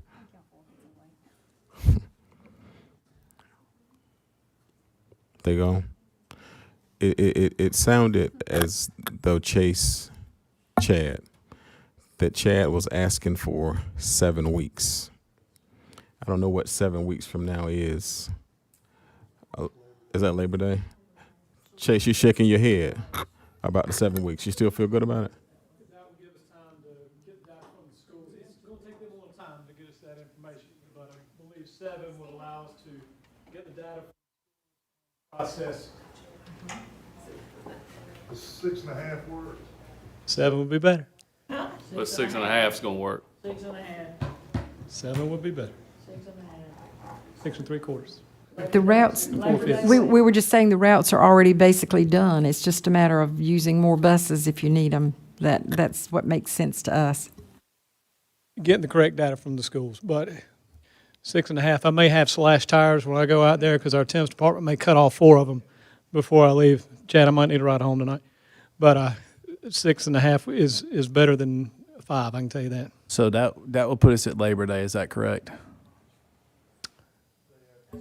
Day after Labor Day. Okay. Can I make a point about EC, and this is coming from an EC person? Says that EC needs to go to their home school rather than hubs. Those classrooms have specific accommodations for certain students. All teachers do not use the same programs or materials. Rooms will have to be retrofitted, and think about how far some of these children will be bused and how long their route will be. And the buses can't hold but a few students anyway. So, okay, I'm good with that. Say that, You want to say something? Then I'll go. Come back out here, Chad. You're hiding. Come on out here. Chad, let me ask you a question. Okay. And I'm just throwing it out here. To move to the 2-cohort system, would it be possible? I don't want to speak for the board, but I think that would be ideal. Am I right? An A week, B week, K-12, would that be ideal for everybody? Ms. Johnson? Yes. Yeah. If we're going to wait 7 weeks to get K-5 in, why can't we wait 9 weeks and try to get 2 cohorts in for K-12? because you've got your high school students on a power school on a semester basis. You're going to wait 9 weeks for them to come in the classroom and then try to catch them up. I would recommend high school students start in January. Well, before we say that, we don't know what's going to happen in the next 30, 60 days. I mean, Sure. We talking about this wish list, but, I wish we could all go back to school now, and that could be a reality in 60 days. That could be a reality in 70 days. So before we start putting deadlines and what we're going to do when, I think that it's important to, if we're going to come up with this K through 5 plan, or we're going to do a K through 12 plan and they're coming back, let's go ahead and iron that out. And so, Doc, I'm trying to understand. I'm asking if you waited if you waited 9 weeks, Chase, Mr. Johnson asked me that and I couldn't say I was confident. Are you confident if we went totally remote the first 9 weeks that you could have an AB K-12 cohort for transportation? Or The issue with that, Dr. Bracey, would be numbers. Okay. It would be the virtual enrollment. It's hard for me to say. There may be some double runs that we have to do, things like that. And so for K-12, the issue with that isn't so much the routing. We would need quite a bit of time to do the routing for that. But the issue would be a capacity. Like we started when I came to the mic, the K-12 is in the cohort 1 or 2, rotating 1 or 2. That's just a capacity and ridership issue, not so much a routing issue is a ridership. And then with the K-5 scenario that we were talking about, just to clarify, every day I could not do that. For K-5 to go, even if it's Monday, Tuesday, Thursday, and Friday, we still cannot because of the 24 per bus on the biggest bus. And with caution, depending on the virtual numbers, I would caution that there may still be some double runs with K-5 with 2 cohorts. But because it very well may be that I have to do some double runs for that. the Monday, Tuesday, Thursday, Friday Yes, sir. scenario? Okay. Because if But now you can enlist all the buses, so that should, But those buses are shared. It's a 3-tier system. So 300 buses roll a high school, 300 roll a middle school, and then 300 do an elementary. So my buses, those 300 may very well all have an elementary route attached. But if that bus has 27 students after it's split, which is possible for a elementary run because that's the highest capacity, then it very well, I might have to do 2 runs on that one. I had the capacity chart, and several of those runs have 60 students currently. So if we do cohort 1 and cohort 2, and no one comes off of that bus route, and I can't move it to another bus, then I might have to do 2 runs on that one bus. So it's not, to answer your question, Dr. Smith, it doesn't add me any buses because those 300 are still serving the elementary schools. So Chad, but I hear you what you're saying, double runs with 27 or more. But if we did a cohort 1, 2, and 3, you're still running a high school, middle school, and elementary route in the morning and in the afternoon. So technically, we would still be cutting down on our runs because we're only doing 2 runs versus 3 runs, right? For K-5? Yeah.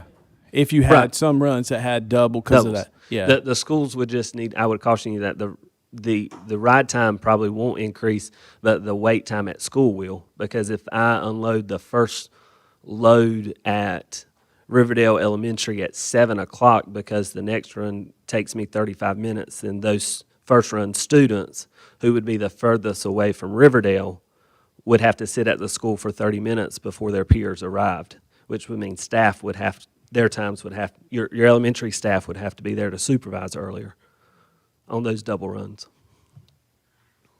Well, I know I'm old, but I remember double runs very well.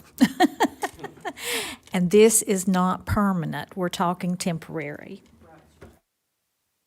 And our goal, I'm like what Mr. Johnson said, our goal is to get all students back in school. But we got to start with K-5. And as COVID changes, like you said, as time goes on and things improve, I'm praying that they improve, we start transitioning grades in, and my goal is K-12 needs to go tomorrow, but that can't happen right now. So I think we go with what we've decided to do and transition as we can. I just had another EC question pop up.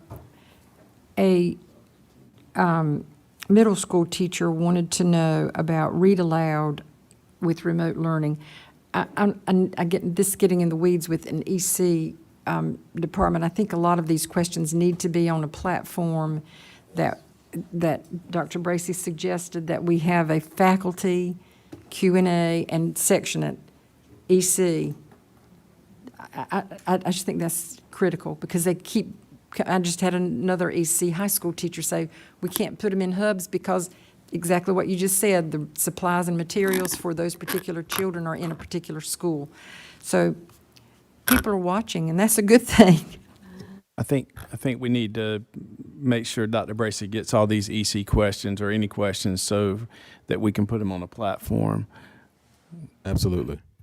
I would just say one last thing, just so you're considering this. Remember, we have 22 CAP schools. If the stars line up, AB works beautifully. If one of those CAP schools doesn't meet that 2 or 3 or 400 number of students who deny transportation, or their room capacity, they don't go virtual. Remember, they won't even meet the 50% capacity, which is now not 50%, it's limit density with 6 feet social distancing in all areas. So a mobile now can only have 8 students in it. All the stars have to line up for that cohort 1, cohort 2 to work. And it's going to be different by school. Well, this is my humble opinion. Having been a primary age teacher, the 3 cohort would be ineffective. They'd be just as well off to go all virtual. And like Dr. Smith said, we may have to use some, the cafeteria for some overflow as well for teaching if that scenario were to happen. We don't want to bank on scenarios happening. We'll have to figure out what to do with them if they do. And I don't want employees to be laid off. And if we don't have bus runs, then our bus drivers are gone. If we don't have child nutrition, our child nutrition staff is gone. They're not coming back, and I don't want that to happen. I know we all, every single one of us want all of our kids back in the classrooms. We want all the teachers to be in the classrooms, the TAs. We want all of our people to be where they're supposed to be because that's the way the world works. And I, for one, am all about bringing our K-5 babies back, but my gut does not feel good about this decision because I think one staff member sick, one student sick, one staff member dead, one student dead because we chose to bring them back to school is one too many. I'll entertain some motions, or Mr. Johnson, go ahead. No, Tracy, I do agree with that notion. However, you know, I mean, I'm not even going to however that. I agree with what you said, but there are a tremendous amount of parents and staff that want to go back to work. And if I sit up here and think I know better than them and that I'm going to make the decision that they're not smart enough to make, then I don't deserve to be here. So my decision tonight is going to be based solely on what the majority wants, because the majority puts any of us here. But I do agree with that. I have struggled, I know all of us have, with a lot of sleepless nights. What happened? I mean, what if something happens to someone. But I'm gonna tell you from my experience, I haven't stopped working since COVID. You know, I don't have that luxury. I haven't seen people slow down. Like, and I'm not trying to get on that, so I haven't seen people slow down. Go to Lowe's parking lot, go to Walmart parking lot, go to the beach. If you ain't comfortable, check Facebook. I mean, people going places, and for me to sit up here and think I know better than the person that put me in this seat, I just can't do it. And, you know, they deserve the right to choose. And They can I'm choose looking not at to the come. data. We're data-driven people, and I'm looking at the data.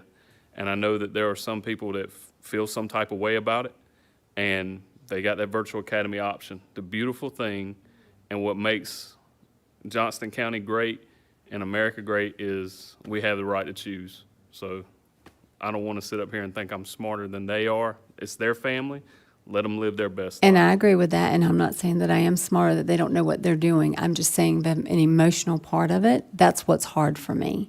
And I want to make sure that when we bring our kids back, that we have a plan. We have that curriculum ready to go. We have, our teachers are ready to go, that all the questions that they're having asked, they're comfortable with that. And that's what's important to me. And I know you remember this gentleman we used to work with, Grant Blackman, and he had this little saying, 99% of life is just showing up. And I think if that's what the family and our staff wants the majority to show up based on those surveys, then let's let them give the opportunity to show up. And there's going to be things we have to figure out as we go along. We ain't been here before. This is uncharted. So, yeah, I'm ready to vote, and I'm done talking, so I turn Well, the if mic you over. don't mind, one thing to take into consideration, and if I wasn't advocating for the people that I lead and that I serve, I'd be doing them an injustice. Our driver onlys, they drive 6, 7, 8 routes a day sometimes. And if we go to just elementary, that's going to remove 4, 5, or 6 routes out of their pockets. So one other thing to take into consideration, and I strive not to look at my phone while meetings are going on, but I'm getting peppered by drivers, and I'm taking people that are dear to me into consideration. And I just overwhelmed and somewhat devastated by the fact that they could potentially lose those hours and those routes. So one thing to think about.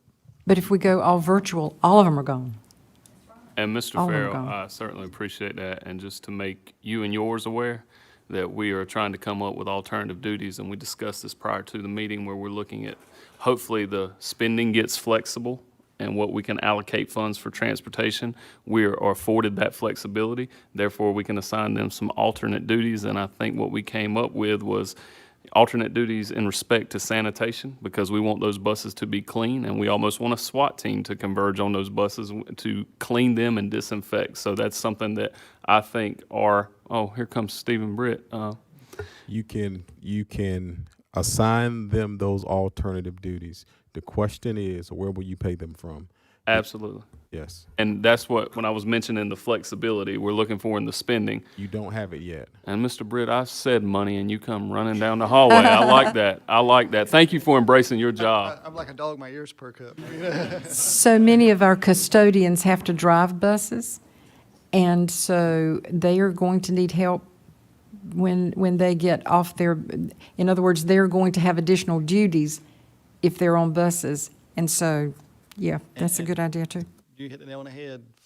Flexibility is key. So if we get flexibility, we can work magic. You know, we can keep people busy. There's going to be plenty for folks to do when we bring kids back to school. So how that would work is we would pull, and this is probably getting into the weeds, we would pull money out of transportation, because then they wouldn't be harmed by doing it, because normally they would be harmed in their efficiency rating if I did that. So we would pull the money out of transportation and put it into whatever other funding source that we would need to be able to assign those other duties. And then, so that driver could go from driving a bus to whatever the other responsibility is, to right back to driving a bus. And so we can have multiple job assignments and keep the drivers employed and keep them going. Absolutely. But Stephen, I want you to be clear, you don't have that flexibility today to I do do that. not have that flexibility as of tonight. And if he doesn't have that flexibility, I personally don't have a problem spending local dollars to keep our bus drivers employed and providing them with extra duties to afford our children a safe and clean bus ride. Yeah, we already said that the custodial staff's going to have a hard time keeping up with some of the regular duties when you add the extra sanitation in. So having other folks that can help do that will be great. And Everyone from the principal, I mean, everybody's going to have a job to keep everything clean. So, yeah, you're right. And I just wanted to echo what Ronald said. You know, I am thrilled that our parents get a choice to do all virtual. If they're not comfortable with their children being at school, they can say, I want my children to go virtual. We've had 9,000, don't know what the number's up to now, Dr. Bracy, might be 9,300 now, I don't know. But, it looks like we're still running about 30% wanting their students to go virtual, and it looks like we still have about 30% of our staff that say they don't want to be in the school or they'll take leave. So I'm praying it'll balance out, and those teachers that want to teach virtual because they're afraid to be back in the classroom will have that option to teach those students whose parents want them home. So I have to let them make the choice as well, and I think it's the right thing to do. Stephen, you and I could be worrying about something that the General Assembly could solve in the next week or so. Exactly. So we always, our minds work like that. Right. But I am concerned, and it's the board's decision, but spending that local money, that concerns me. Yeah, that concerns me greatly, and I know it concerns you. It does. I'm afraid the board might be in for some sticker shock if you're talking about picking up driver salaries in local.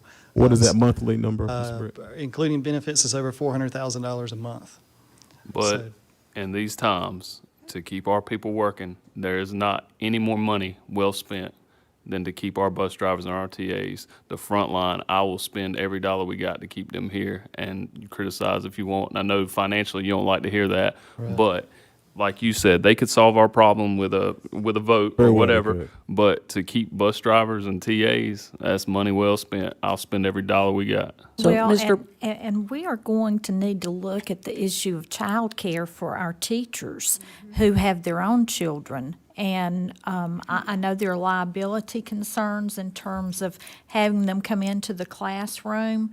But, you know, if there is flexibility in funding, we need to look at how we can provide that child care, not just for our staff members, but also, even if it's a small fee for service, for parents on those off days. So if my child's in the A cohort, what do I do with them on Wednesday, Thursday, and Friday? So, Mr. Britt, you said, how much did you say? Including benefits, we pay over $400,000 per month on average. Per month, okay. I For was trying to bus drivers. make Now, sure I they're going to understood. they're going to be working part of that time as bus drivers. So we're not saying take their whole salary. We're Right. just saying if there's a way that we can supplement. Right. So if they are working 1/3 of their day on average, and correct me if I'm starting to mess up on my math here because I'm doing this off the cuff. So if they're doing 1/3 of their day, so I would expect that about 1/3 of that 400,000 would be picked up by transportation, and then the other 2/3 would have to be picked up by local funds. But not everybody is a driver only. We have many dual employers. Right. Employees who are child nutrition, who are teacher assistants.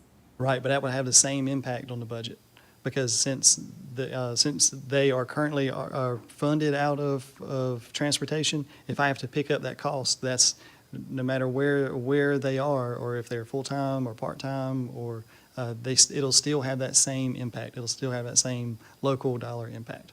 And just like Dr. Bracy said, hopefully that won't be the case. Hopefully we'll get that flexibility. That would just make all our lives a lot easier. And it would give a lot of security to the bus drivers. And that's what I was saying in the beginning. A lot of other counties have been banking on that hope of flexibility from the General Assembly. But again, if we look at K-5 with an AABB, some of my bus drivers are going back to work driving a bus, morning route and afternoon route, whereas, like you said earlier, all virtual, they're all at home. I have to agree with Mr. Johnson. I mean, These are some of our lowest paid employees that are very, very valuable to our district. And with that being said, I don't want them to have to worry about their budget on a monthly basis, as we all experienced that in March and April before it was given flexibility. But this board locked arms and said, we're not going to let them miss a paycheck. And I don't think we've changed that. I do understand what Dr. Bracy and Mr. Britt are talking about from the local fund side. I would hate to believe that we have anybody sitting in Raleigh that could honestly sit there and say, we don't need to give our LEAs the flexibility of these funds. Because if that's the case, I want to know which one it is, because that is wrong. And I would urge all of us to reach out to our representatives and senators to make sure that they understand what we're dealing with here. And I'm sure, like we were just talking, this is all uncharted. You know, the flexibility, I'm sure, will come eventually, but we just have to be prepared to take care of our own house. But I agree with you. I don't think matter of fact, let me step back. I know that there's no one that represents us in Raleigh that has nothing but the best interest of the school system in mind. I get that. It's just, this is uncharted. I mean, we're not thinking about tomorrow because we've never experienced it before. You know, this is new waters, new land, and we're dealing with this on a day-by-day basis. So, you know, I know Raleigh has actually been, well, you know, state representatives, the governor or whatever, you know, they've been mentioned like 50 times tonight. And I think Terry's probably going to say it again. We're operating with the restrictions we've been given by the state. But we're not here to pass the blame. We're not here to pass the buck. We are your Board of Education. We're going to make this decision, and we're going to make it work. I don't care what comes from the federal or state. And I just don't think, you know, I agree with you, Todd. I don't think that anybody at the state levels out there saying, well, we're not going to give them flexibility. They just hadn't had the opportunity yet. Totally agree. I don't think there's a board member in here that doesn't support what you mentioned we get for bus drivers and TAs. I mean, you gotta support. Absolutely. And you know, we have had some representatives reach out to us, and I agree. Our representatives have been great to us, and two of them have been on this board at one point in time. So they understand this county more than ever and more than anybody in here, because they've sat here and in Raleigh. So we appreciate everything they've done. But it just, I'm compassionate about that from the simple reason the pandemic hasn't gone away, but yet they've froze our flexibility.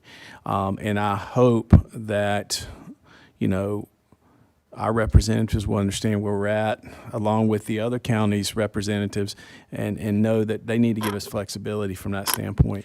Mr. Britt, Mr. Sutton said something. I just want to make sure they didn't freeze our flexibility. The executive order expired. Which one was it? That's my understanding. The executive order, the emergency order, is what expired June 30th, I believe. Okay. I apologize for that. Thank you, Dr. Bracy. I don't want to be misquoted either. It was the executive order. Thank you for that. So hopefully they can take care of that when they get back in the session. At this time, I'm going to entertain a motion for reopening of schools. So I'll entertain a motion. So moved. Second. As requested. As entertain a motion as far as K-5 on the AA. BB with planning. Cohorts. Yeah. Starting Labor Day week. Starting Labor Day. Yep. Okay. Day after Labor Day. Yeah, and until then, they'll be on the virtual platform, and then they'll transition back into classroom starting after Labor Day.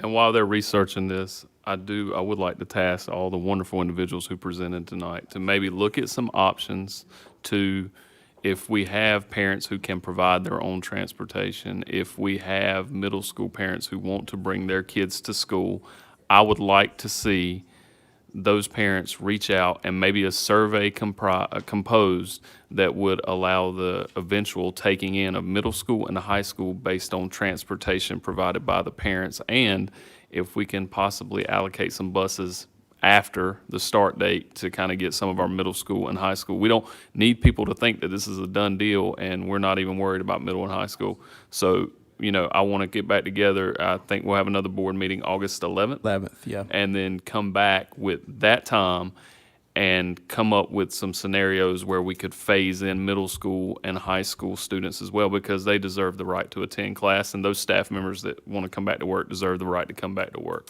Absolutely. And is it possible at that August 11th meeting, Dr. Bracy, to have further detailed information about all the questions our staff members have been asking? You're talking about the health and safety protocols? Health and safety, curriculum, delivery, all of the nitty-gritty. We can do that. Nice Mr. little Sutton, list I Mr. sent Wooten. you. That's a great one to, and Dr. Pearson would be a great help with that.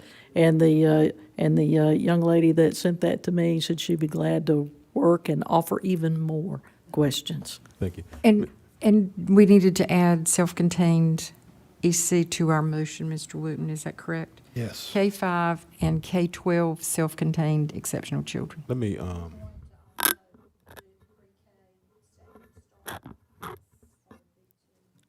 I do want, before the motion is completed, I did want to ask Chad and Chase a question.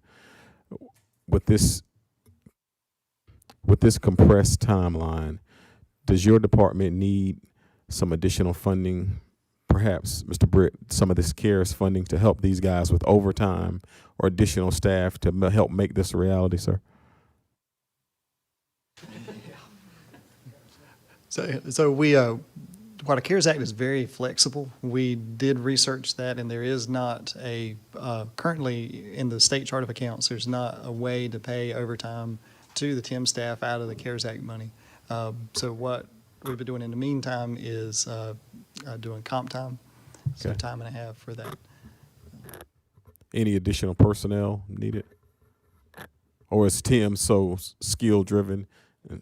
Yes, yes. We would utilize our TIMS department as well as our area coordinators. There's 9 of them, as well as our transportation supervisor. And possibly some conversation had been had about our office staff as well, just with some of the things that they could help us with. Yes, sir.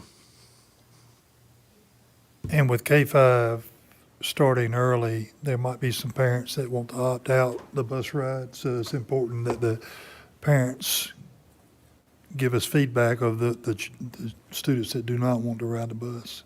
I think that goes to what Dr. Bracy classified as clean data, so we can make sure that we've got the most up-to-date data possible. So it's very critical for everybody in K-5 to make sure that they give us what type of transportation they're going to be providing for their students. I would like to echo what Mr. Johnson said. Everybody presented tonight was very detailed, a lot of information, a lot of time and effort was put into that, and we honestly can see that. So we greatly appreciate everybody. Dr. Coates, please tell your staff, thank you very much. Transportation, Chad and Chase, great job, and Dolores and Crystal, everybody, Patty, Dr. Pierce, Mr. Britt, always. He is the checkbook of Johnson County Public Schools. Before we take this vote, I just want to say thank you to each board member, because we are compassionate about Johnston County Public Schools. We do want everybody back in the classroom as soon as possible. What we know, based upon the obstacles that are put before us with Plan B, that wasn't possible. But what we did was the best thing that we could and made the best decisions for our students. And we will continue to strive for what Mr. Johnson said, is all students back in the classroom at some point in time, because this is just a starting point for us. The end point is when all students get back in front of their teachers on a day-to-day basis, because we would all agree face-to-face is the best way to learn and be educated. So thank you all for the participation tonight. So at this time, we've got a motion on the floor. We've got a motion of K5 on an AABB with also EC and self-contained K-12. Question. What about CTLA and early college? Is that virtual, or? Well, they're going to Are fall they- under the guidelines of JCC if they're going to fall under those guidelines. Okay. which is virtual in the beginning, is that right? I believe, I believe, Dr. Coates, some of those classes for CTLA will continue to meet. Am I right? They will continue to be virtual. Those that can be virtual are already virtual, and those that cannot be are offered face-to-face. That's why we offered for students who had no other choice that bus transportation would be provided daily in the event they had to do that. They put everything virtual that they can. And some of them can't, like we talked about the welding, the nursing, the course requires face-to-face interaction. So, just so everybody understands, public. And just, Dr. Bracy, I just want to clarify, I know that we probably don't have all the numbers in for our staff, but the staff who are wanting to teach those virtual classes, that opportunity will be afforded to them as much as possible? As much as possible. Okay. Okay, Do we, one more question, sorry. Do we, I know Mr. Johnson said we want to try and bring middle school on as quickly as possible and then high school after that, but do we have a, are we thinking no sooner than 9 weeks, no sooner than? Are you talking about middle and high school? Middle and high. Yeah, I think tonight, what I was saying, I think tonight we make a decision on the K-5 when we convene in our August 11th meeting, because, what if people are reaching out to us about childcare issues and stuff, and obviously K-5 present the most immediate childcare issues. So we make a decision on K-5 tonight. What I was proposing is we start gathering data for our 6 through 12. We start go ahead and figuring out a way what we can do, and as the situation dictates, as times progress, we look at moving them in a gradual sense, because they have their own, some of them will not present the same issues. Transportation may be a non-factor for a lot of high school students. Parents may be willing to bring. So we need to go ahead and get those surveys completed, get those surveys out, and find out about transportation needs for these 6th through 12th graders, and then start assessing what we're going to do and formulate a plan and a contingency plan to get those folks back in. So, we're going to K through 5 at the night is what it appears to what's going to happen, and then immediately we need to start looking at 6 through 12 transportation needs, what parents can do, what parents can't do. So that's kind of what I'm saying, and then we need to be updated and briefed on that in the August 11th meeting, so we can make an intelligible decision come September, hopefully not October. That's what I was kind of saying. So we can say that 6 through 12 will be virtual until? Yeah. And that would be the plan right now. 6 through 12 is going to be virtual until further notice. And when we say further notice, we can hopefully come back with more information on our August 11th meeting.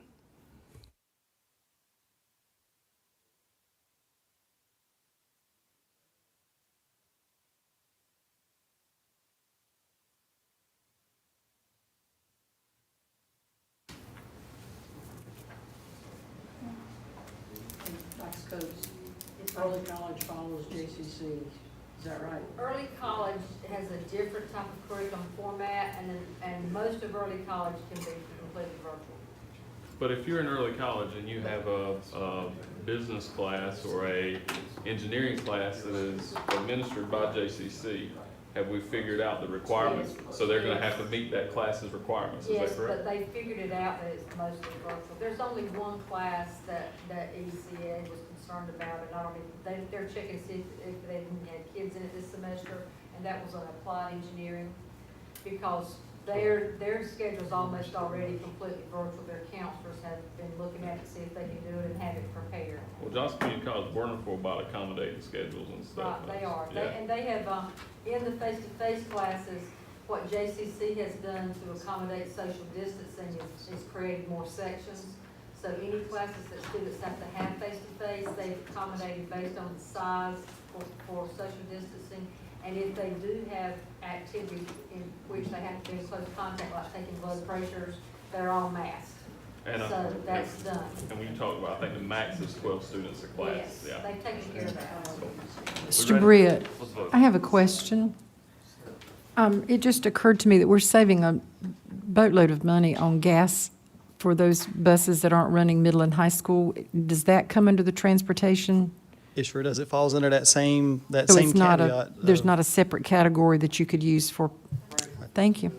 What about utilities? Flexibility, that's What about easy. utilities in those schools that aren't going to have kids in them for the first? Utilities is flexible, and that is an area Nice. that would be. So we can use some utility money to pay the bus drivers. There you go. Sure can. All right, so I'm going to restate the motion. The motion was K-5 starting on September the 8th in an AABB cohort with Wednesday for planning and deep cleaning, as well as our K-12 EC and self-contained starting at that time as well. EC self-contained. Okay, EC self-contained only, correct, okay, just making sure. I'm just asking for clarification. We talked about, yeah, including the pre-K. Okay. And pre-K was daily. They We're requested that. getting questions now from high school people. They want to know what they're doing. So, yeah, virtual, correct? Okay. Yes, they're virtual. Middle and high virtual. We're only looking at bringing K-5 back at this point in time, as long with our EC self-contained and pre-K. Okay. I'm sorry. I'm sorry, I keep coming with bad news. Just to caution with pre-K, the daily piece, they ride the buses with our elementary students, typically on our EC elementary runs. So that may increase the double runs for our EC buses by bringing pre-K in. That is one area that we had looked at, contract transportation being provided, and that may or may not be available after Labor Day. Just because the vendors that I was going to use for that. So that may not be available. And just to clarify, Dr. Bracy, if I may, self-contained is going to their home base, their assigned school, not the regional model that we had talked about. They will report to their. Let's table pre-K discussion. Okay. IEPs require transportation. We're offering parent contracts so that they won't have to utilize the bus. We're offering, we can't of course force that. We're offering that. And we've started offering, but I don't have data on how that's looking because of, they don't want to sign a contract till they see if they're gonna have to, of course, based on the decision. Dr. Lang had requested that that pre-K have their small classes anyway, and she requested that they, that's correct. That's right. What about our students on 504s that have the accommodation of no computer, that are middle school through 12th grade, 6 through 12? And then what about Benson Middle, which is 5 through 8?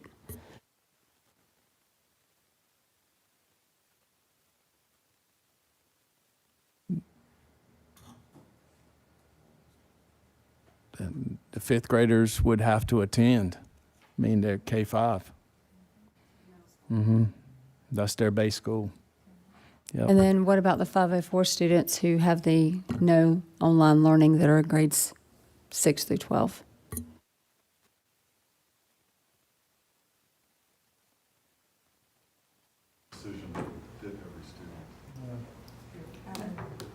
So, Mr. Johnson, you said table the pre-K, so we're going to, Yeah, table the pre-K. I Okay. mean, based on the facial expressions of I some don't, of I don't our. think we can do that because they don't fall under our guidelines. They fall, you said, under childcare guidelines. There's social distancing and those types of things fall under child care guidelines with respect to class size, teacher supervision, that type of thing.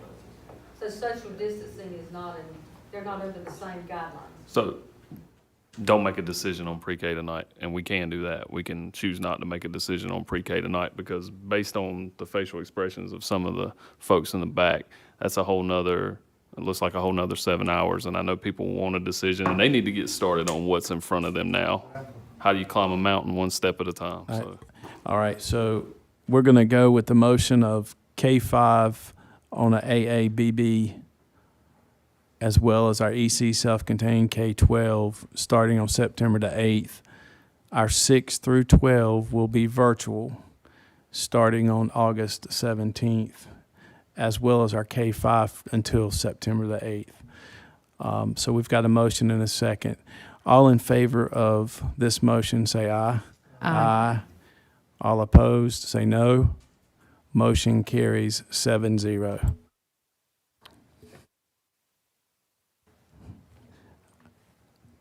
I'll entertain We a- have to say one more thing. Can I get a motion to adjourn? I entertain a motion to adjourn. Motion by Mr. Johnson, second by Mr. Wooten. All in favor, say aye. Aye. Motion carries 7-0.